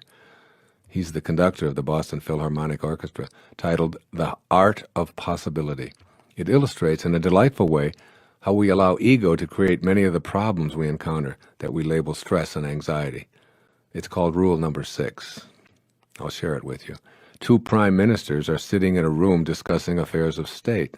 Suddenly a man bursts in, apoplectic with fury, shouting and stamping and banging his fist on the desk. The resident prime minister admonishes him. Peter, he says, kindly remember Rule Number 6. Whereupon Peter is instantly restored to complete calm, apologizes and withdraws. The politicians return to their conversation only to be interrupted yet again 20 minutes later by an hysterical woman gesticulating wildly, her hair flying. Again, the intruder is greeted with the words, Marie, please remember Rule Number 6. Complete calm descends once more, and she too withdraws with a bow and an apology. When the scene is repeated for a 3rd time, the visiting prime minister addresses his colleague. My dear friend, he says, I've seen many things in my life, but never anything as remarkable as this. Would you be willing to share with me the secret of Rule Number 6? Very simply, replies the resident prime minister. Rule Number 6 is, don't take yourself so damn seriously. Ah, says his visitor, that's a fine rule. After a moment of pondering, he inquires, and what, may I ask, are the other rules? Oh, there aren't any. As you encounter stress, pressure, or anxiety in your life, remember Rule Number 6. At the moment you realize you're thinking stressful thoughts. By noticing and discontinuing the inner dialogue that causes stress, you may be able to prevent its physical symptoms. What are the inner thoughts that produce stress? I'm more important than those around me. My expectations aren't being met. I shouldn't have to wait. I'm too important. I'm the customer here, and I demand attention. No one else has these pressures. All of these above, along with a potentially endless inventory of Rule Number 6 thoughts, are from the ego's bag of tricks. You aren't your work, your accomplishments, your possessions, your home, your family, your anything. You're an aspect of the power of intention, dressed in a physical human body, intended to experience and enjoy life on earth. This is the intention that you want to bring to the presence of stress. To fulfill the intention of this chapter to live a stress-free and tranquil life, you must become conscious of the need to activate thought responses that match your intention. These new responses will become habitual and replace your old habit of responding in stress-producing ways. When you examine segments of stress-producing incidents, you always have a choice. Do I stay with thoughts that produce stress within me, or do I work to activate thoughts that make stress impossible? Here's another easy tool that will help you to replace the habit of choosing anxiety and stress. I call them 5 magic words. Here they are. I want to feel good. I want to feel good. In an earlier chapter, I described how your emotions are a guidance system informing you of whether or not you're creating resistance to your intentions. Feeling bad lets you know that you're not connected to the power of intention. Your intention here is to be tranquil and stress-free. When you feel good, you're connected to your intentions, regardless of what goes on around you or what others expect you to feel. Many events will transpire in which your conditioned response is to feel bad. Be aware of these outer incidents and say the 5 magic words, I want to feel good. In that precise moment, ask yourself if feeling bad is going to make the situation any better. you'll discover that the only thing that feeling bad accomplishes in response to outer situations is to plummet you into anxiety, despair, depression, and of course, stress. Instead, ask yourself in that moment what thought you can have that will make you feel good. When you discover that it's responding with kindness and love to the bad feeling, which is quite different from wallowing around in it, you'll begin experiencing a shift in your emotional state. Now you're in vibrational harmony with your source, since the power of intention knows only peace, kindness, and love. I assure you that your decision to feel good is a way of connecting to spirit. It isn't an indifferent response to events. By feeling good, you become an instrument of peace, and it's through this channel that you eradicate problems. By feeling bad, you stay in the energy field that creates resistance to positive change and experience a stressful, anxious state as a byproduct. The things you call problems will perpetually present themselves to you. They'll never go away. Resolve one, and another one will surface. You'll never get it done. I urge you to simply accept the fact that you'll never get it all done and begin to live more fully in the only moment that you have, which is now. The secret to removing the harmful effects of feeling stressed and under pressure is to be in the now. Announce out loud to yourself and all who are willing to listen to you, I'm an incomplete being. I'll always be incomplete because I can never get it done. Therefore, I choose to feel good while I'm in the moment, attracting into my life the manifestations of my desires. I am complete in my incompleteness. I can assure you that a follow-up on this statement will eradicate all anxiety and stress, which is precisely the intention of this chapter. All resistance melts away when you can feel complete in your incompleteness. The path of least resistance. You live in a universe that has limitless potential for joy built into the creation process. Your source, which we call the universal mind of intention, adores you beyond anything you can ever possibly imagine. When you adore yourself, in the same proportion, you've matched up with the field of intention, and you've opted for the path of no resistance. As long as you have even a pinch of ego, you'll retain some resistance. So I urge you to take the path in which resistance is minimized. The shape and quantity of your thoughts determine the amount of resistance. Thoughts that generate bad feelings are resistant thoughts. Any thought that puts a barrier between what you would like to have and your ability to attract it into your life is called resistance. Let me say that again. Any thought that puts a barrier between what you would like to have and your ability to attract it into your life is called resistance. Your intention is to live a tranquil life, free of stress and anxiety. You know that stress doesn't exist in the world and that there are only people thinking stressful thoughts. Stressful thoughts all by themselves are a form of resistance. You don't want stressful, resistant thoughts to be your habitual way of reacting to your world. By practicing thoughts of minimal resistance, you'll train yourself to make this your natural way of reacting, and eventually you'll become the tranquil person you desire to be, a stress-free person, free of the dis-ease that stress brings to the body. Stressful thoughts all by themselves are the resistance that you construct that impedes your connection to the power of intention. Here are some examples of sentences on the path of resistance, which are then changed to sentences on the path of least resistance. Here's the path of resistance. I feel uneasy about the state of the economy. I've already lost so much money. And listen to the path of least resistance. I live in an abundant universe. I choose to think about what I have and I will be fine. The universe will provide. Here's resistance. I can never get ahead in this job. Here's a path of least resistance. I choose to appreciate what I'm doing right now and I'll attract an even greater opportunity. Resistance. My health is a huge concern. I worry about getting old and becoming dependent and sick. Least resistance. I'm healthy, and I think healthy. I live in a universe that attracts healing, and I refuse to anticipate sickness. Resistance. I don't deserve to feel good when so many people are suffering. Least resistance. I didn't come into a world where everyone is going to have the same identical experience. I'll feel good, and by being uplifted, I'll help eradicate some of the suffering. All stressful thoughts represent a form of resistance you wish to eradicate. Change those thoughts by monitoring your feelings and opting for joy rather than anxiety, and you'll access the power of intention. Making your intention your reality. Below is my 10-step program for making the intention of creating a stress-free, tranquil life your daily experience. Step 1. Remember that your natural state is joy. You are a product of joy and love. It's natural for you to experience these feelings. You've come to believe that feeling bad, anxious, or even depressed is natural, particularly when people and events around you are in low energy modes. Remind yourself as frequently as necessary, I come from peace and joy. Anytime I'm anxious, stressed out, depressed, or fearful, I've abandoned my natural state. Step 2. Your thoughts, not the world, cause your stress. Your thoughts activate stressful reactions in your body. Stressful thoughts create resistance to the joy, happiness, and abundance that you desire to create in your life. These thoughts include, I can't, I'm too overworked, I worry, I'm afraid, I'm unworthy, it will never happen, I'm not smart enough, I'm too old or too young, and so on. These thoughts are like a program to resist being tranquil and stress-free, and they keep you from manifesting your desires. Step 3. You can change your thoughts of stress in any given moment and eliminate the anxiety for the next few moments or even hours and days. By making a conscious decision to distract yourself from worry, you've inaugurated the process of stress reduction while simultaneously reconnecting to the field of all creating intention. It's from this place of peace and tranquility that you become a co-creator with God. You can't be connected to your source and be stressed at the same time. Hear that again. You can't be connected to your source and be stressed at the same time.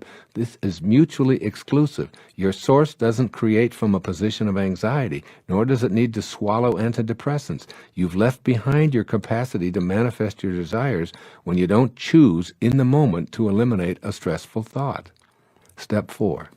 Monitor your stressful thoughts by checking on your emotional state right now, right in the moment. Ask yourself the key question, do I feel good right now? If the answer is no, then repeat those 5 magic words, I want to feel good. Then shift to, I intend to feel good. Monitor your emotions and detect how much stress and anxiety-producing thinking you're engaging in. This monitoring process keeps you apprised of whether you're on the path of least resistance or going in the other direction. Step 5. Make a conscious choice to select a thought that will activate good feelings. I urge you to choose your thought based exclusively on how it makes you feel rather than how popular it is or how well advertised. Ask yourself, does this new thought make me feel good? No? Well, how about this thought? Not really. Here's another. Ultimately, you'll come up with one that makes you feel good, if only temporarily. Your choice might be the thought of a beautiful sunset, the expression of the face of someone that you really love, or a thrilling experience. It's only important that it resonate within you emotionally and physically as a good feeling. Step 6. Spend some time observing babies and vow to emulate their joy. You didn't come forth into this world to suffer, to be anxious, fearful, stressful, or depressed. You came from the God consciousness of joy. Just watch little babies. They've done nothing to be so happy about. They don't work, they poop in their pants, and they have no goals other than to expand and grow and explore this amazing world. They love everyone. They're completely entertained by a plastic bottle or a goofy face, and they're in a constant state of love. Yet they have no teeth, no hair, and they're pudgy and flatulent. How could they possibly be so joyful and easily pleased? Because they're still in harmony with the source that intended them here. They have no resistance to being joyful. Be like that baby you once were in terms of being joyful. You don't need a reason to be happy. Your desire to be so is sufficient. Step 7. Keep rule number 6 in mind. This means to suspend the demands of your ego, which keeps you separated from intention. When you have a choice to be right or to be kind, pick kind and push the ego's demand out of the way. Kindness is what you emanated from, and by practicing it rather than being right, you eliminate the possibility of stress in your moment of kindness. When you find yourself being impatient with anyone, simply say to yourself, rule number 6, and you'll immediately laugh at the piddly little ego that wants you to be first, faster, number 1, or to be treated better than the other guy. Step 8. Accept the guidance of your source of intention. You will only come to know the Father by being as He is. You'll only be able to access the guidance of this field of intention by being as it is. Stress, anxiety, and depression will be lifted from you with the assistance of that same force that created you. If it can create worlds out of nothing, and you out of nothing, surely the removal of some stress isn't such a big deal. I believe that God's desire for you is that you not only know joy, but that you become it. Step 9. Practice being in silence and meditation. Nothing relieves stress, depression, anxiety, and all forms of low-energy emotions like silence and meditation. Here you make conscious contact with your source and cleanse your connecting link to intention. Take time every day for moments of quiet contemplation and make meditation a part of your stress-reducing ritual. Step 10. Stay in a state of gratitude and awe. Go on a rampage of appreciation for all that you have, all that you are, and all that you observe. Gratitude is the 10th step in every 10-step program for manifesting your intentions because it's the surest way to stop the incessant inner dialogue that leads you away from the joy and the perfection of the source. You can't feel stressed and appreciative at the same time. I'd like to conclude this chapter on your intention to lead a tranquil life with a poem by the famous Bengali poet of Calcutta, Rabindranath Tagore, one of my favorite spiritual teachers. I slept, he says, and dreamt that life was joy. I awoke and saw that life was service. I acted, and behold, service was joy. It can all be joy in your inner and outer worlds. Sleep and dream of joy, and remember above all else, you feel good, not because the world is right, but your world is right because you feel good.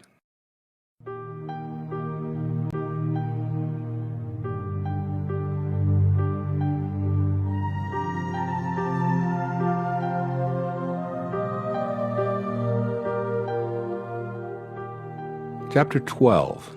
It is my intention to attract ideal people and divine relationships.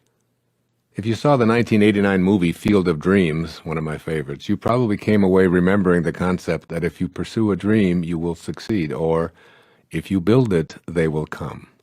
I thought of this as I began writing this chapter because I'm suggesting that if you commit yourself to matching up with the field of intention, everyone you desire or need to fulfill your personal intention will appear.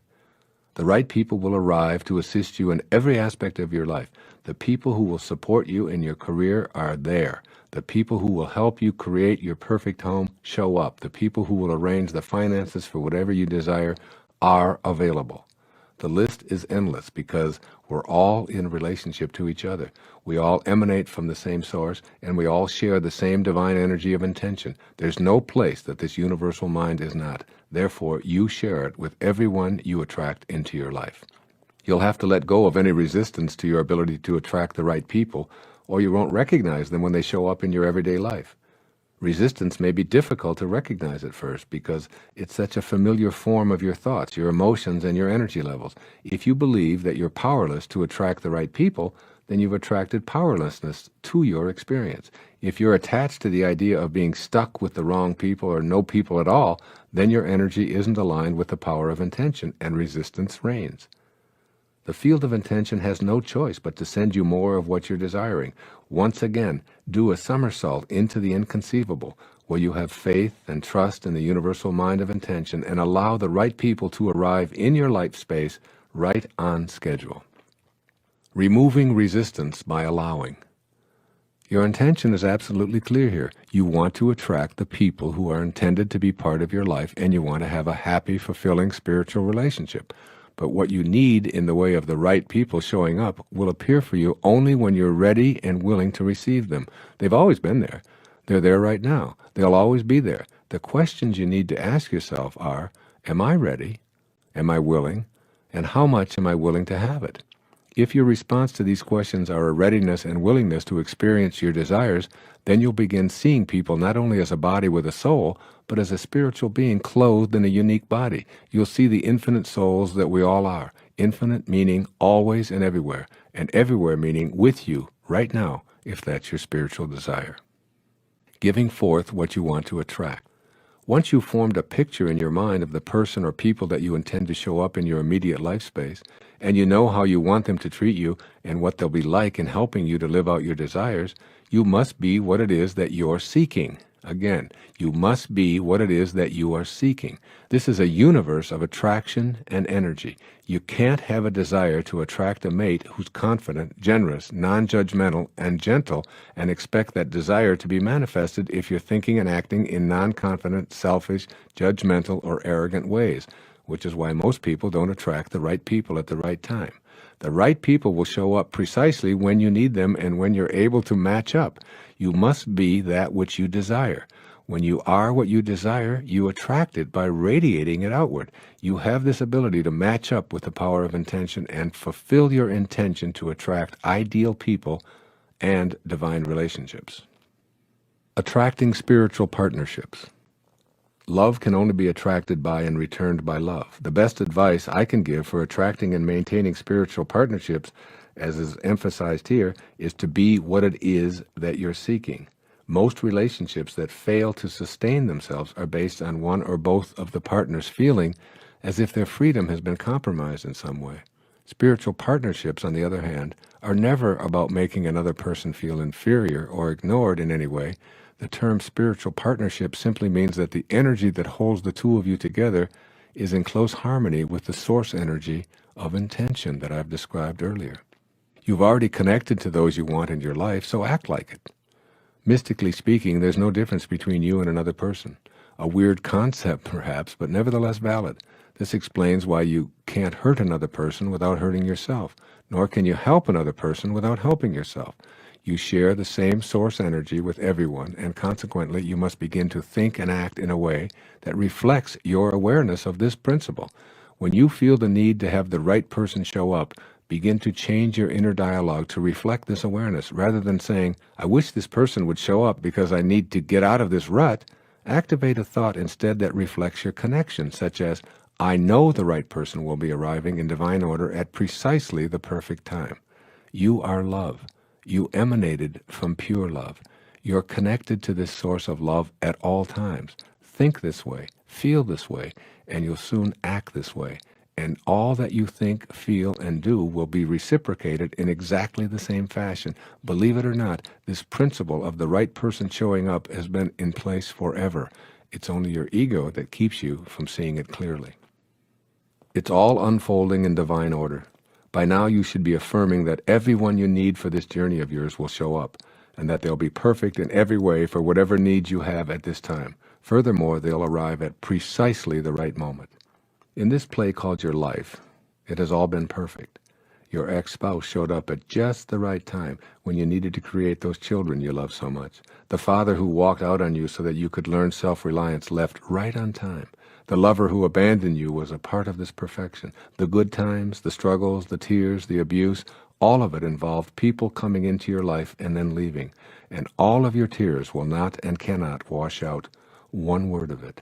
This is your past, and whatever your energy level at that time, whatever your needs, whatever your station in life, you attracted the right people and events to you. You may feel that they didn't show up when you needed them, that in fact you were alone and no one showed up at all, but I urge you to see it from the perspective of all of life being in divine order. If no one showed up, it was because you needed to handle something on your own and therefore attracted no one to fulfill your energy level at that time.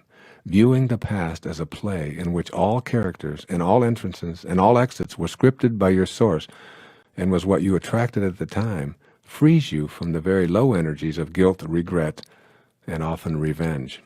As a result, you'll go from being an actor who's influenced by others playing the roles of producer and director to being the writer, producer, director, and star of your own glorious life. You'll also be the casting director who possesses the ability to audition anyone you choose. Base your choices on taking the path of no resistance and staying harmonized with the ultimate producer of this entire drama, the universal, all-creating mind of intention. A few words here about patience. There's a wonderfully paradoxical line in A Course in Miracles. It says, infinite patience produces immediate results.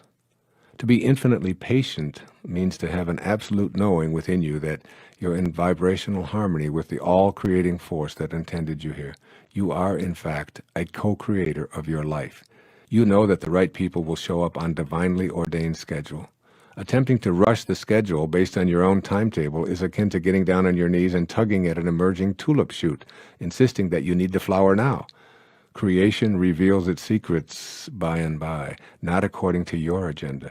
The immediate results that you'll receive from your infinite patience is a deep sense of peace. You'll feel the love of the creation process, you'll stop making incessant demands, and you'll start being on the lookout for exactly the right person. Making your intention your reality. What follows is my 10-step program for implementing the intentions of this chapter to attract the right people into your life. Step 1. Move away from hoping, wishing, praying, and begging for the right person or people to show up in your life. Know that this is a universe that works on energy and attraction.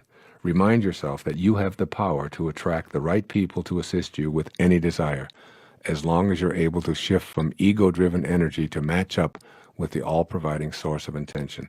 This very first step is crucial, because if you can't banish all doubt about your ability to attract helpful, creative, loving people, then the remaining 9 steps will be of little use to you. Intending ideal people and divine partners begins with the knowing in your heart that it's not only a possibility, but a certainty. Step 2.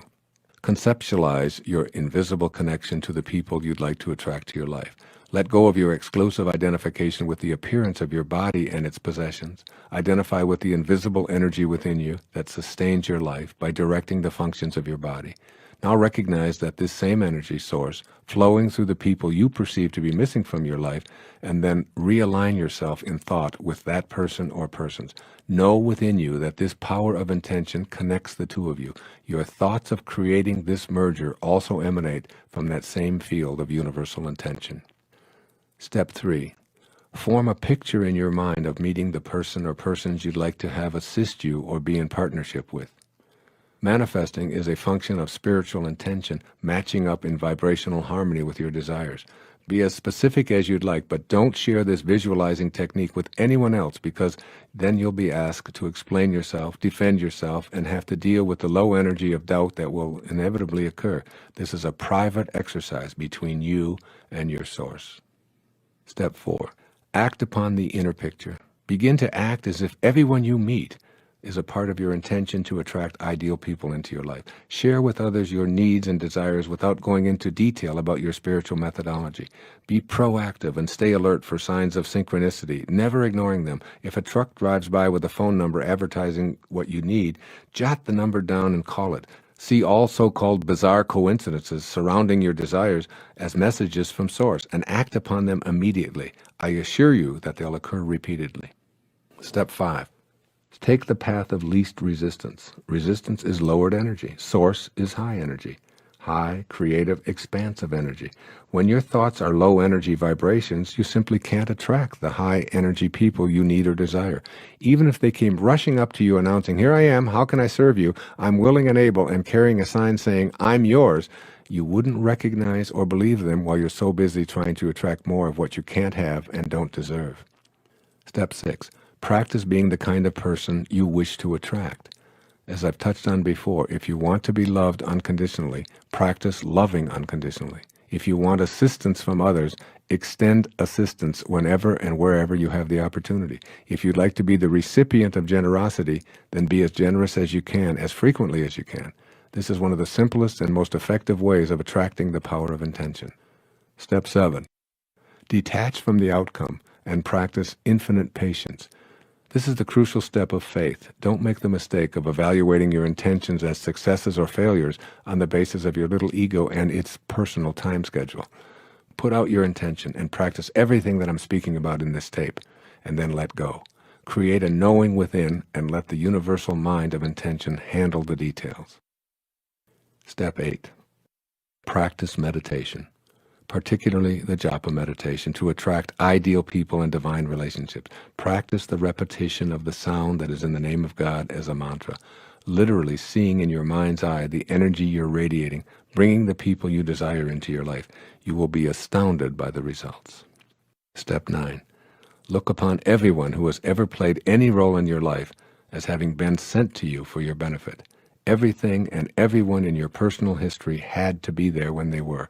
And what's the evidence for this? There they were. They were there. That's all you need to know. Don't use what transpired in the wake or the wrong people who showed up in your wake as a reason why you can't attract the right person today. It's your past, nothing more than a trail you've left behind. And finally, step 10, as always, remain in a state of eternal gratitude. Even be grateful for those whose presence may have caused you pain and suffering. Be thankful to your source for sending them and to yourself for attracting them to you. They all had something to teach you. Now be grateful for everyone God sends to your path, and know as a co-creator that it's up to you to either resonate with the high, loving energy of intention and keep those like-energized people in your life, or give them a silent blessing and a pleasant no thank you. And the emphasis is on the thank you, for that is true gratitude in action. Through relationships with others and by using the power of intention, we can radiate outward all of the energy necessary to attract what we desire. I urge you to move into this awareness now and know in your heart, just as the farmer in Field of Dreams knew, that if you build this inner dream, surely it will come.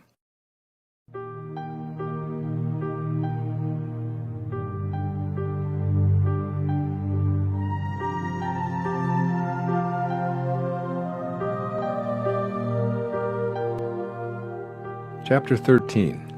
It is my intention to optimize my capacity to heal and to be healed. Every single person on the planet has within them the potential to be a healer. In order to make conscious contact with your inherent healing powers, you must first make the decision to be healed yourself. Reconnect to the disease-free, loving perfection from which you came is a succinct statement of what self-healing process requires. The universal mind of intention knows precisely what you need in order to optimize your health. What you must do is notice your thoughts and your behaviors, which are creating resistance and interfering with healing, which is the flow of intentional energy.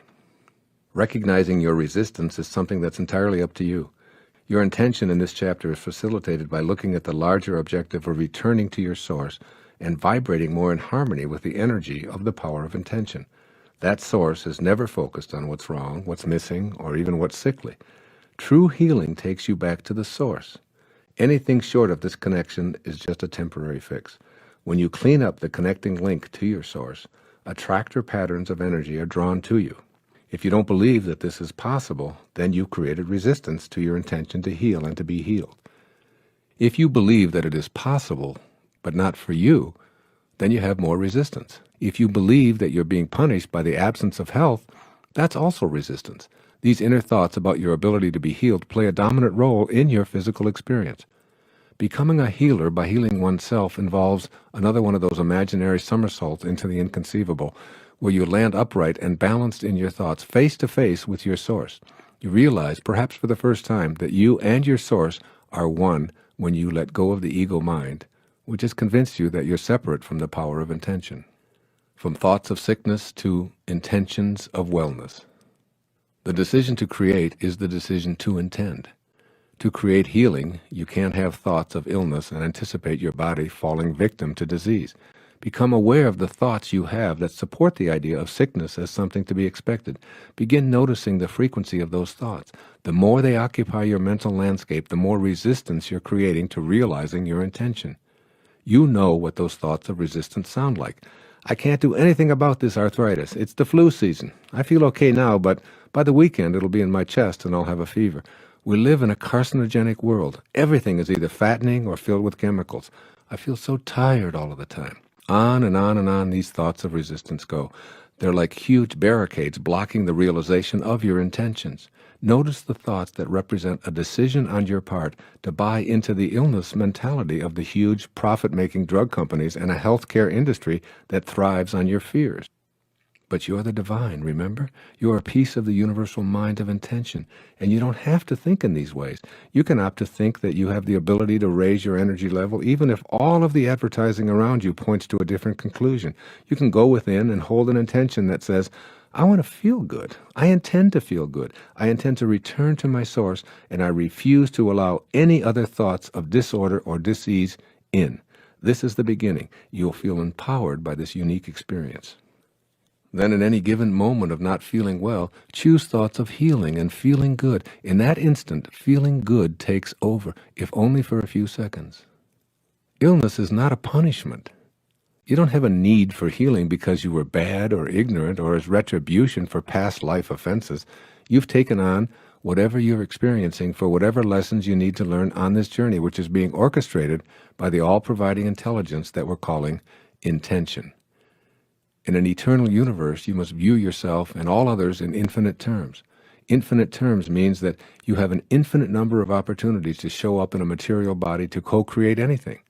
As you view the sickness of the mind and body that permeates your own life as well as the rest of humanity, try viewing it as part of the infinite nature of our world.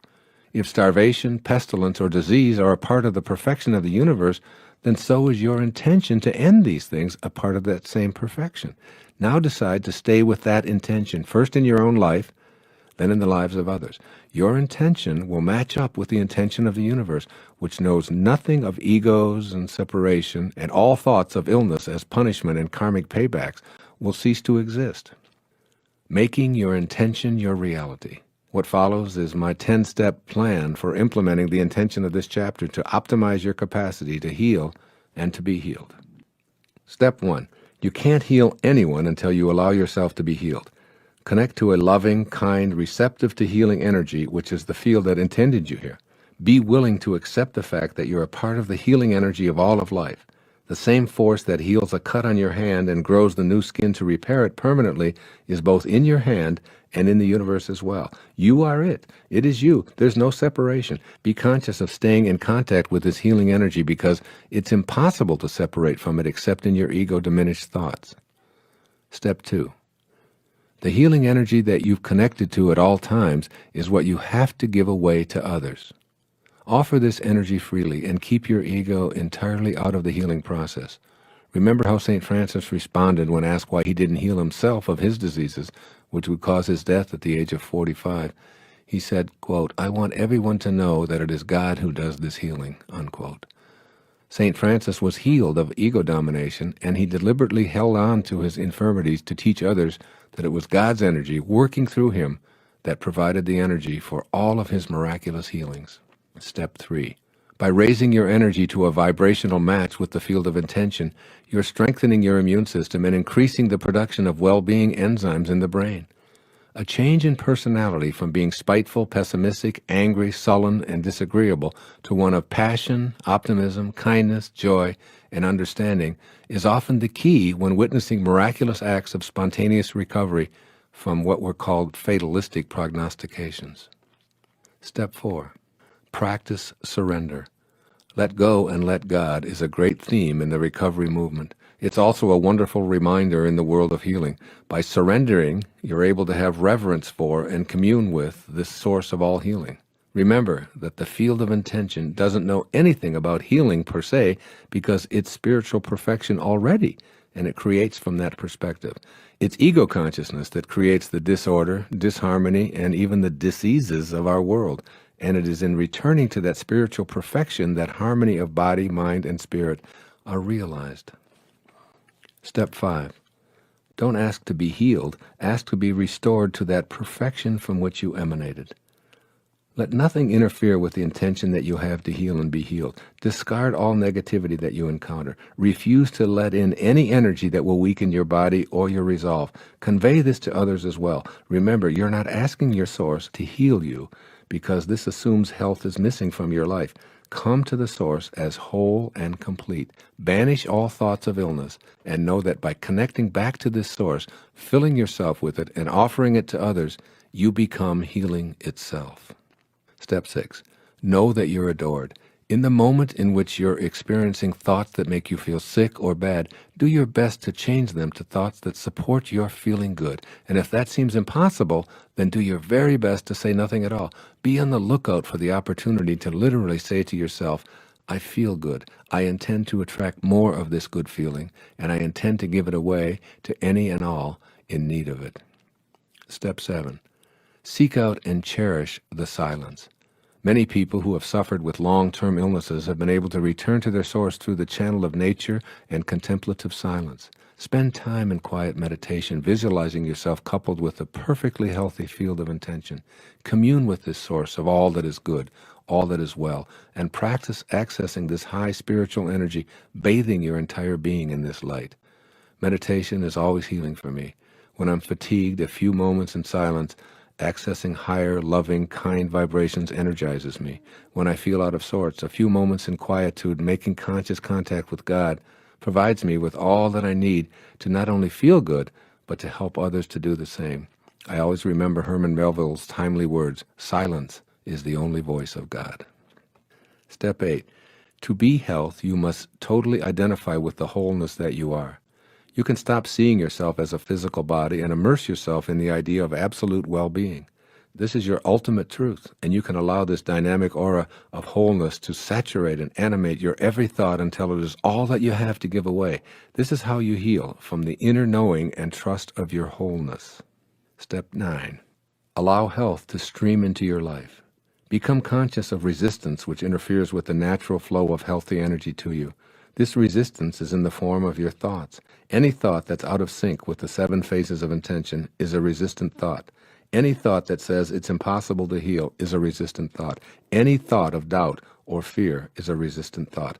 When you observe these thoughts, note them carefully, and then deliberately activate thoughts that are in energetic vibrational balance with the all-providing source of intention. And finally, step 10. Stay immersed in a state of gratitude. Be grateful for every breath you take, for all of your internal organs that work together in harmony, for the wholeness that is your body, for the blood streaming through your veins, for your brain that allows you to process these words and the ears that allow you to hear them. This is the surest way to keep the connecting link to perfect health clean and pure. One of the messages of Jesus of Nazareth is apropos of all that I've presented in this chapter on having a healing intention. He said, quote, "If you bring forth what is inside you, what you bring forth will save you. If you don't bring forth what is inside you, what you don't bring forth will destroy you." Unquote. What is inside you is the power of intention. No microscope will reveal it. You can find the command center with X-ray technology, but the commander in the command center remains impervious to our sophisticated probing instruments. You are that commander. You must allow yourself to be in vibrational harmony with the greatest commander of all and bring it forth to serve you, rather than allowing yourself to be in a state of disrepair.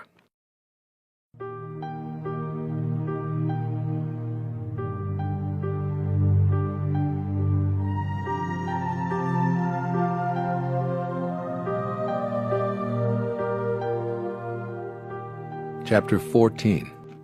It is my intention to appreciate and express the genius that I am. You may never have thought of yourself as a person who has genius residing within you.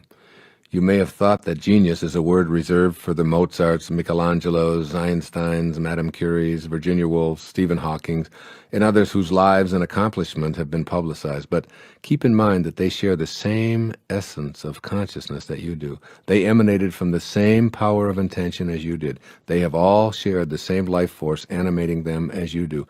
Your genius is in your very existence, awaiting the right circumstances to express itself. There is no such thing as luck or accidents in this purposeful universe. Not only is everything connected to everything else, but no one is excluded from the universal source called intention. And genius, since it's a characteristic of the universal source, must be universal, which means that it's in no way restricted. It's available to every single human being. It certainly can and does show up differently in every single one of us. The qualities of creativity and genius are within you, waiting your decision to match up with that power of intention. Changing your energy level to access the genius within you. Higher energy is the energy of light, which is a way of describing spiritual energy. The 7 phases of intention are the ingredients of this spiritual energy. When you shift your thoughts, emotions, and life activities into these realms and deactivate the lower energies of the ego, the God force within you begins to take over. It's so automatic that it travels faster than your thoughts. This is why your thoughts about how you did it are so bewildering. The higher energy level actually transcends thought, moving into vibrational harmony with the source energy of intention. As you release ego-dominated thoughts, which convince you that you're doing these amazing things and you are responsible for these unbelievable accomplishments, then you begin to tap into the power of intention. This is where the genius that you truly are resides. I'd like you to consider what may seem like a radical idea. Genius can show up in as many ways as there are human beings. Anything in any field that anyone has ever accomplished is shared by you. You're connected to every being that has ever lived or ever will live, and you share the same exact energy of intention that flowed through Archimedes, Leonardo da Vinci, the Virgin Mother, and Jonas Salk. You can access this energy. At the deepest level, all things and all people are composed of vibrations organized into fields that permeate the entire structure of the universe. You share these vibrations, and you are in this field.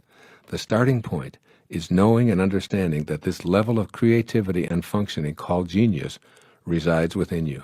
Then begin to deconstruct doubts about your role here. Make a commitment to raise your energy levels to vibrate harmoniously with the field of intention, despite attempts by your ego and other egos to dissuade you. Expanding your reality. Pay attention to yourself in ways that allow the expansion of the infinite possibilities that you're potentially capable of. You may decide, as I have, that repairing an automobile and surfing in the ocean aren't what you're going to enjoy doing. You leave these activities to others, and you use your genius to engage in pursuits that please and attract you. Expand your reality to the point where you pursue what you love doing and excel at it. Involve yourself in the high energy levels of trust, optimism, appreciation, reverence, joy, and love. That means love for what you're doing, love for yourself, and love for your genius, which allows you to immerse yourself in any activity and enjoy the process of experiencing it fully. Trusting your insights. The process of appreciating your genius involves trusting those inner flashes of creative insight as being worthy of expression. Never, but never regard any creative thought that you're having as anything other than a worthy potential expression of your inner genius. The only caveat here is that these thoughts must be in vibrational harmony with the 7 faces of intention. Inner thoughts of hatred, anger, fear, despair, and destruction simply don't foster creative insights. The low-energy, ego-dominated thoughts must be replaced and converted to the power of intention. Your creative impulses are real, they're vital, they're worthy, and they crave expression. The fact that you can conceive of them is proof of this. Your thoughts are real, they're pure energy, and they're telling you to pay attention and get that connecting link to the power of intention polished up through living at different levels than you've accepted as normal or ordinary. At these levels, everyone is a genius. Appreciating the genius in others. Every person you interact with should feel the inner glow that comes from being appreciated, particularly for the ways in which they express their creativity. A core theme which strengthens the flow of the power of intention is wanting for others as much as you intend for yourself. Appreciating the genius in others attracts high levels of competent energy to you. By seeing and celebrating the creative genius, you open a channel within yourself for receiving the creative energy from the field of intention. My 16-year-old son Sands has a unique way of riding a surfboard unlike everyone around him in the ocean. I encourage him to do what comes naturally and express it with pride. He also created a unique language of communication similar to my brother David, which others in the family and close personal acquaintances emulate. Creating a language that others use is the work of a genius. I tell Sands this, and my brother too, whose unique language I've spoken for over half a century. My daughter Sky has a distinctive, one-of-a-kind singing voice that I love. I tell her so and point out that this is an expression of her own genius. All of my children, and yours as well, including the child within you, have unparalleled characteristics in many of the ways they express themselves. From the way that they dress, to the little tattoo, to their signature, to their mannerisms, to their unmatched personality quirks, you can appreciate their genius. Notice and appreciate your genius as well. When you're just like everybody else, you've nothing to offer other than your conformity. Take the road of seeing the face of God in everyone you encounter. Look for something to appreciate in others and be willing to communicate it to them and anyone who's willing to listen. When you see this quality in others, you'll soon begin to realize that this potential is available to all of humanity. This obviously includes you. Recognizing genius in yourself is an integral part of the dynamic. As Dr. Hawkins tells us in Power versus Force, until one acknowledges the genius within oneself, one will have great difficulty in recognizing it in others. Genius and simplicity. Begin to realize the intention of this chapter by uncomplicating your life as much as possible. Genius thrives in a contemplative environment where every minute isn't filled with obligations or hordes of people offering advice and insisting on your constant participation in ordinary mundane endeavors. The genius in you isn't seeking confirmation from others, but quiet space for its ideas to blossom. An uncomplicated life with fewer intrusions tolerated in a simple setting allows your creative genius to surface and express itself. The simplicity establishes a link to the power of intention, and your genius will flourish. Making your intention your reality. What follows is my 10-step program for putting this intention to appreciate and express the genius within you to work in your everyday life. Step 1. Declare yourself to be a genius. This shouldn't be a public pronouncement, but a statement of intention between you and your Creator. Remind yourself that you're one of the masterpieces that emanated from the universal field of intention. You don't have to prove that you're a genius, nor do you need to compare any of your accomplishments to those of others. You have a unique gift to offer this world, and you are unique in the entire history of creation. Step 2. Make a decision to listen more carefully to your inner insights, no matter how small or insignificant you may have previously judged them to be. The thoughts which you may have viewed as silly or unworthy of attention are your private connection to the field of intention. Thoughts that seem to persist, particularly if they relate to new activities and adventures, aren't in your mind accidentally. Those tenacious thoughts that don't go away should be viewed by you as intention talking to you. You signed up to express your unique brilliance, so why do you keep ignoring the genius in favor of settling for less? Step 3. Take constructive action toward implementing your inner intuitive inclinations. Any step in the direction of expressing your creative impulses is a step in the direction of actualizing the genius that resides within you. For example, writing and submitting a book outline, regardless of how you may have doubted yourself up until now, recording a CD of yourself reading poetry or singing the songs you've written, purchasing an easel and art paraphernalia and spending an afternoon painting, or visiting an expert in the field that interests you. Step 4. Know that any and all thoughts that you have regarding your own skills, interests, and inclinations are valid. To reinforce the validity of your thoughts, keep them private. Tell yourself that they're between you and God. If you keep them in the spiritual domain, you don't have to introduce them to your ego or expose them to the egos of those around you. This means that you'll never have to compromise them by explaining and defending them to others. Step 5.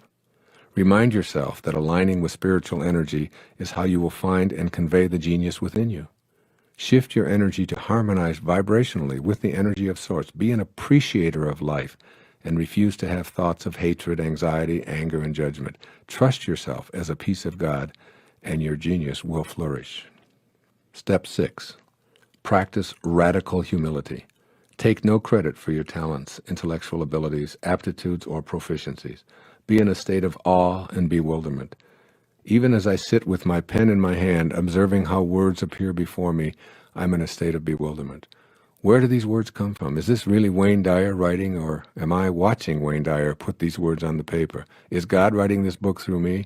Was I intended to be this messenger before I showed up here as a baby on the 10th of May in 1940? Will these words live beyond my lifetime? I'm bewildered by it all. I'm humble in my inability to know where any of my accomplishments come from.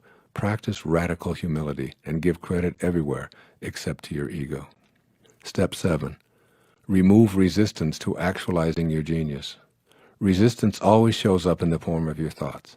Watch for thoughts that convey your inability to think of yourself in genius terms, thoughts of doubt about your abilities, or thoughts that reinforce what you've been taught about a lack of talent or lack of aptitude. All of these kinds of thoughts are a misalignment and don't allow you to be in vibrational harmony with the universal, all-creating field of intention.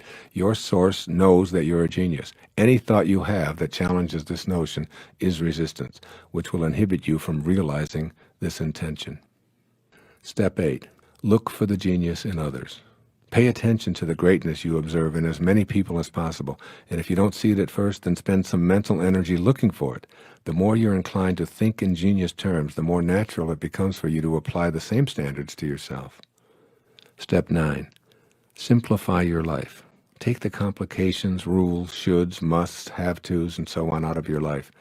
By uncomplicating your life and removing the trivial pursuits that occupy so much of it, you open a channel for the genius within you to emerge. One of the most effective techniques for simplifying life is to take time each day to spend 20 or so minutes in silence and meditation. The more conscious contact you make with your Source, the more you come to appreciate your own highest self. And it's from this highest self that your own genius will be manifested. Step 10. Remain humble while staying in a state of gratitude. Remain humble and grateful, and more of your genius will surface as you remain in a constant state of expansion. Gratitude is a sacred space where you allow and know that a force greater than your ego is always at work and always available. The man who inspires me every day, Ralph Waldo Emerson, whose photograph looks back at me as I write, put it this way: to believe your own thoughts, to believe that what is true for you in your private heart is true for all men. That is genius, unquote. Take this awareness and apply it in your life. Another genius tells us how to do this. Thomas Edison once said, genius is 1% inspiration and 99% perspiration. Are you sweating yet?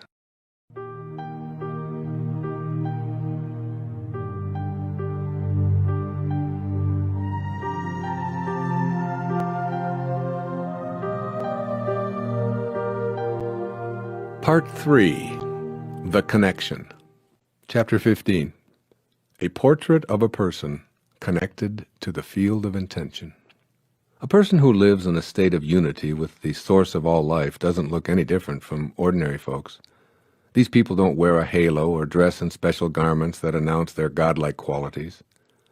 But when you notice that they go through life as the lucky ones who seem to get all the breaks, and when you begin to talk to them, you realize how distinctive they are compared to people living at ordinary levels of awareness. Spend a few moments in conversation with these people who are connected to the power of intention, and you see how truly unique they are. These people, whom I call connectors, to signify their harmonious connection with the field of intention, are individuals who have made themselves available for success. It's impossible to get them to be pessimistic about achieving what they desire in their lives. Rather than using language that indicates that their desires may not materialize, they speak from an inner conviction that communicates their profound and simple knowing that the universal source supplies everything. Connectors don't place their thoughts on what they don't want because, as they'll tell you, the source of all can only respond with what it is, and what it is infinite supply. It can't relate to scarcity or things not working out because it's none of these things. If I say to the source of all things, it probably won't work out, I'll receive back from it precisely what I sent to it. So I know better than to think anything other than what my source is. To connectors, it all seems so simple. Keep your thoughts on what you intend to create. Stay consistently matched up with the field of intention, and then watch for the clues that what you're summoning from the all-creative source is arriving in your life. To a connector, there are simply no accidents. They perceive seemingly insignificant events as being orchestrated in perfect harmony. They believe in synchronicity and aren't surprised when the perfect person for a situation appears, or when somebody they've been thinking about calls out of the blue, or when a book arrives unexpectedly in the mail, giving them the information they needed, or when the money to finance a project they've been intending mysteriously shows up. To connectors, everything that shows up in their life is there because the power of intention intended it there. So they're always in a state of gratitude. They feel thankful for everything, even things that might seem to be obstacles. They have the ability and desire to see a temporary illness as a blessing, and they know in their heart that somewhere an opportunity exists in the setback, and that is what they look for in everything that shows up in their life. Through their thanks, they honor all possibilities, rather than asking their source for something, because that seems to give power to what's missing. They commune with the source in a state of reverent gratitude for all that's present in their lives, knowing that this empowers their intention to manifest precisely what they need. Connectors aren't surprised when synchronicity or coincidences bring them the fruits of their intentions. They know in their hearts that those seemingly miraculous happenings were brought about into their immediate life space because they were already connected to them. Ask connectors about it and they'll tell you, of course, it's the law of attraction at work. Stay tuned vibrationally to the source of all life that intended you, and everyone else here and all of the powers of that field of intention will cooperate with you to bring into your life what you desire. They know that this is how the universe works. Others may insist that connectors are just plain lucky, but the people who enjoy the power of intention know otherwise. They know that they can negotiate the presence of anything they place their attention on as long as they stay consistent with those 7 faces of intention. Connectors have an uplifting effect when they come into contact with people who are living in lower energy levels. Their peacefulness causes others to feel calm and assured, and they radiate an energy of serenity and peace. They're not interested in winning arguments or accumulating allies. Rather than trying to persuade you to think like they do, they're convincing through the energy they exude. People feel loved by connectors because they're merged with the source of all life, which is love. Connectors tell you without hesitation that they choose to feel good regardless of what's going on around them or how others might judge them. They know that feeling bad is a choice and that it isn't useful for correcting unpleasant situations in the world. So they use their emotions as a guidance system to determine how attuned they are to the power of intention. If they feel bad in any way, they use this as an indicator that it's time to change their energy level so that it matches up with the peaceful, loving energy of the source. They'll repeat to themselves, "I want to feel good," and they'll bring their thoughts into harmony with the desire. Connectors are always in touch with their infinite nature. Death is not something that they fear, and they'll tell you this, if you ask, that they were never truly born, nor will they ever die. They see death as like taking off a garment or moving from one room to another, merely a transition. They point to the invisible energy that intends everything into existence and see this as their true self, because connectors always feel aligned to everyone and everything in the universe. They don't experience the feeling of being separate from anyone else or from what they'd like to attract into their lives. Their connection is invisible and non-material, but it's never doubted. Consequently, they rely on this inner, invisible spiritual energy that permeates all things. They live in harmony with spirit, never seeing themselves as separate. This awareness is key to their seeing the power of intention at work on a daily basis. Connector people are exceptionally generous. It's as if what they want for themselves is dwarfed only by wanting it even more for other people. They take great pleasure in giving. Others may wonder how they ever accumulate anything for themselves, yet their lives are filled with abundance, and they seem to lack nothing that they desire. The secret to the power of intention, they'll tell you, is in thinking and acting the same as the all-providing source from which all originates.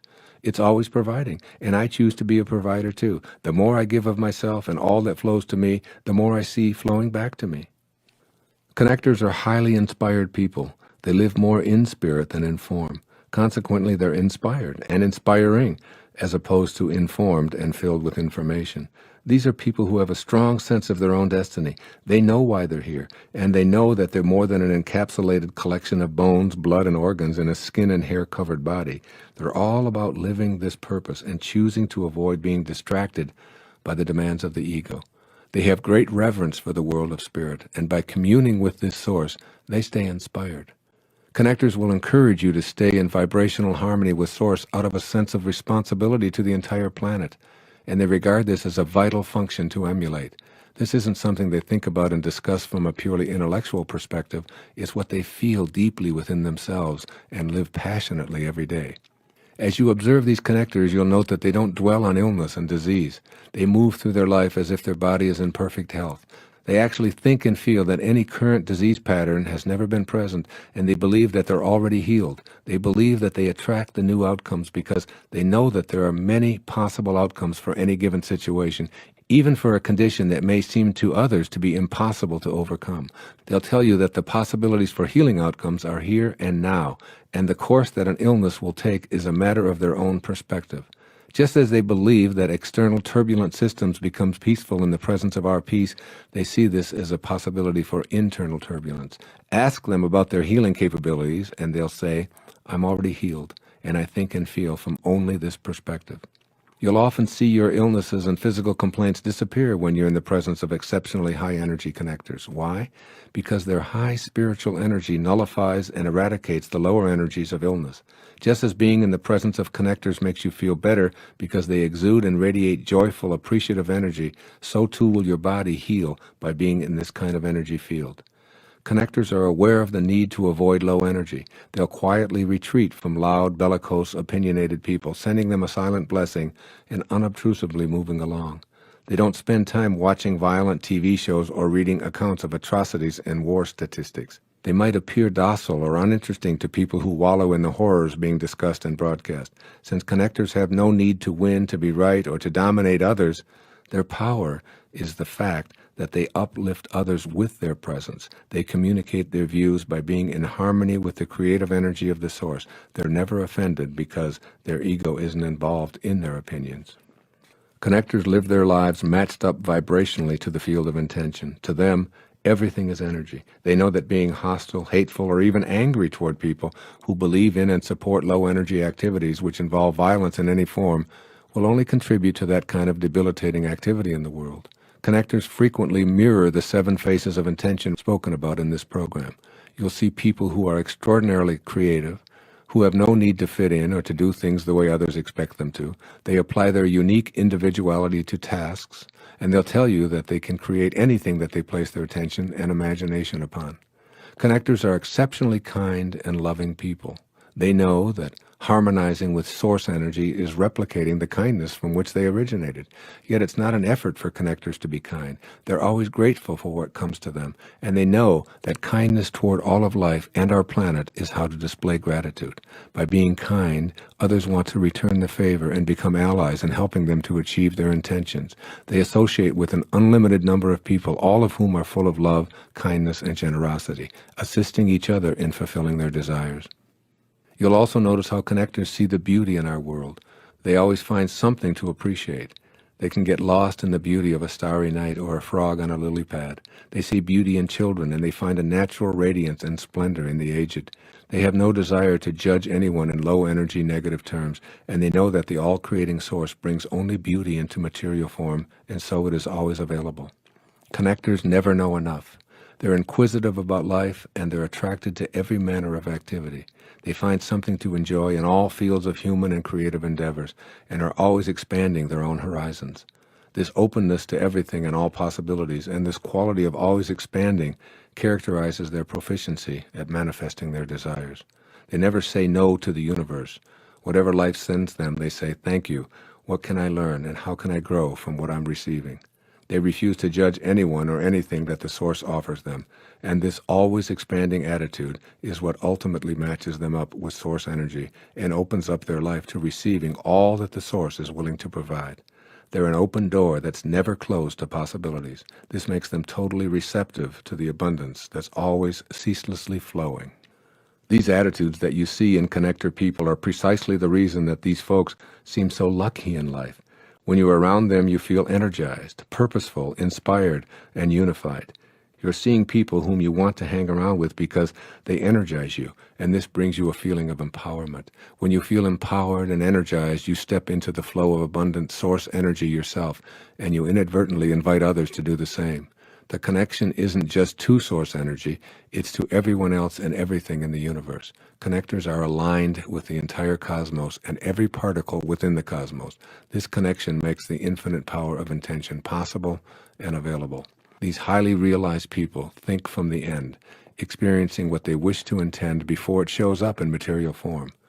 They use their feelings as a gauge to determine if they're synchronized with the power of intention. If they feel good, they know that they're in vibrational harmony with Source. If they feel bad, they use this indicator to adjust to higher energy levels. And finally, they act on these thoughts of intention and good feelings as if all that they desired were already here. If you ask them what you can do to make your desires come true, they'll unhesitatingly advise you to change the way you look at things.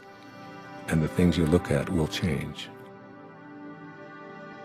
I urge you to replicate their inner world and rejoice in the infinitely magnificent power of intention. It works. I guarantee it.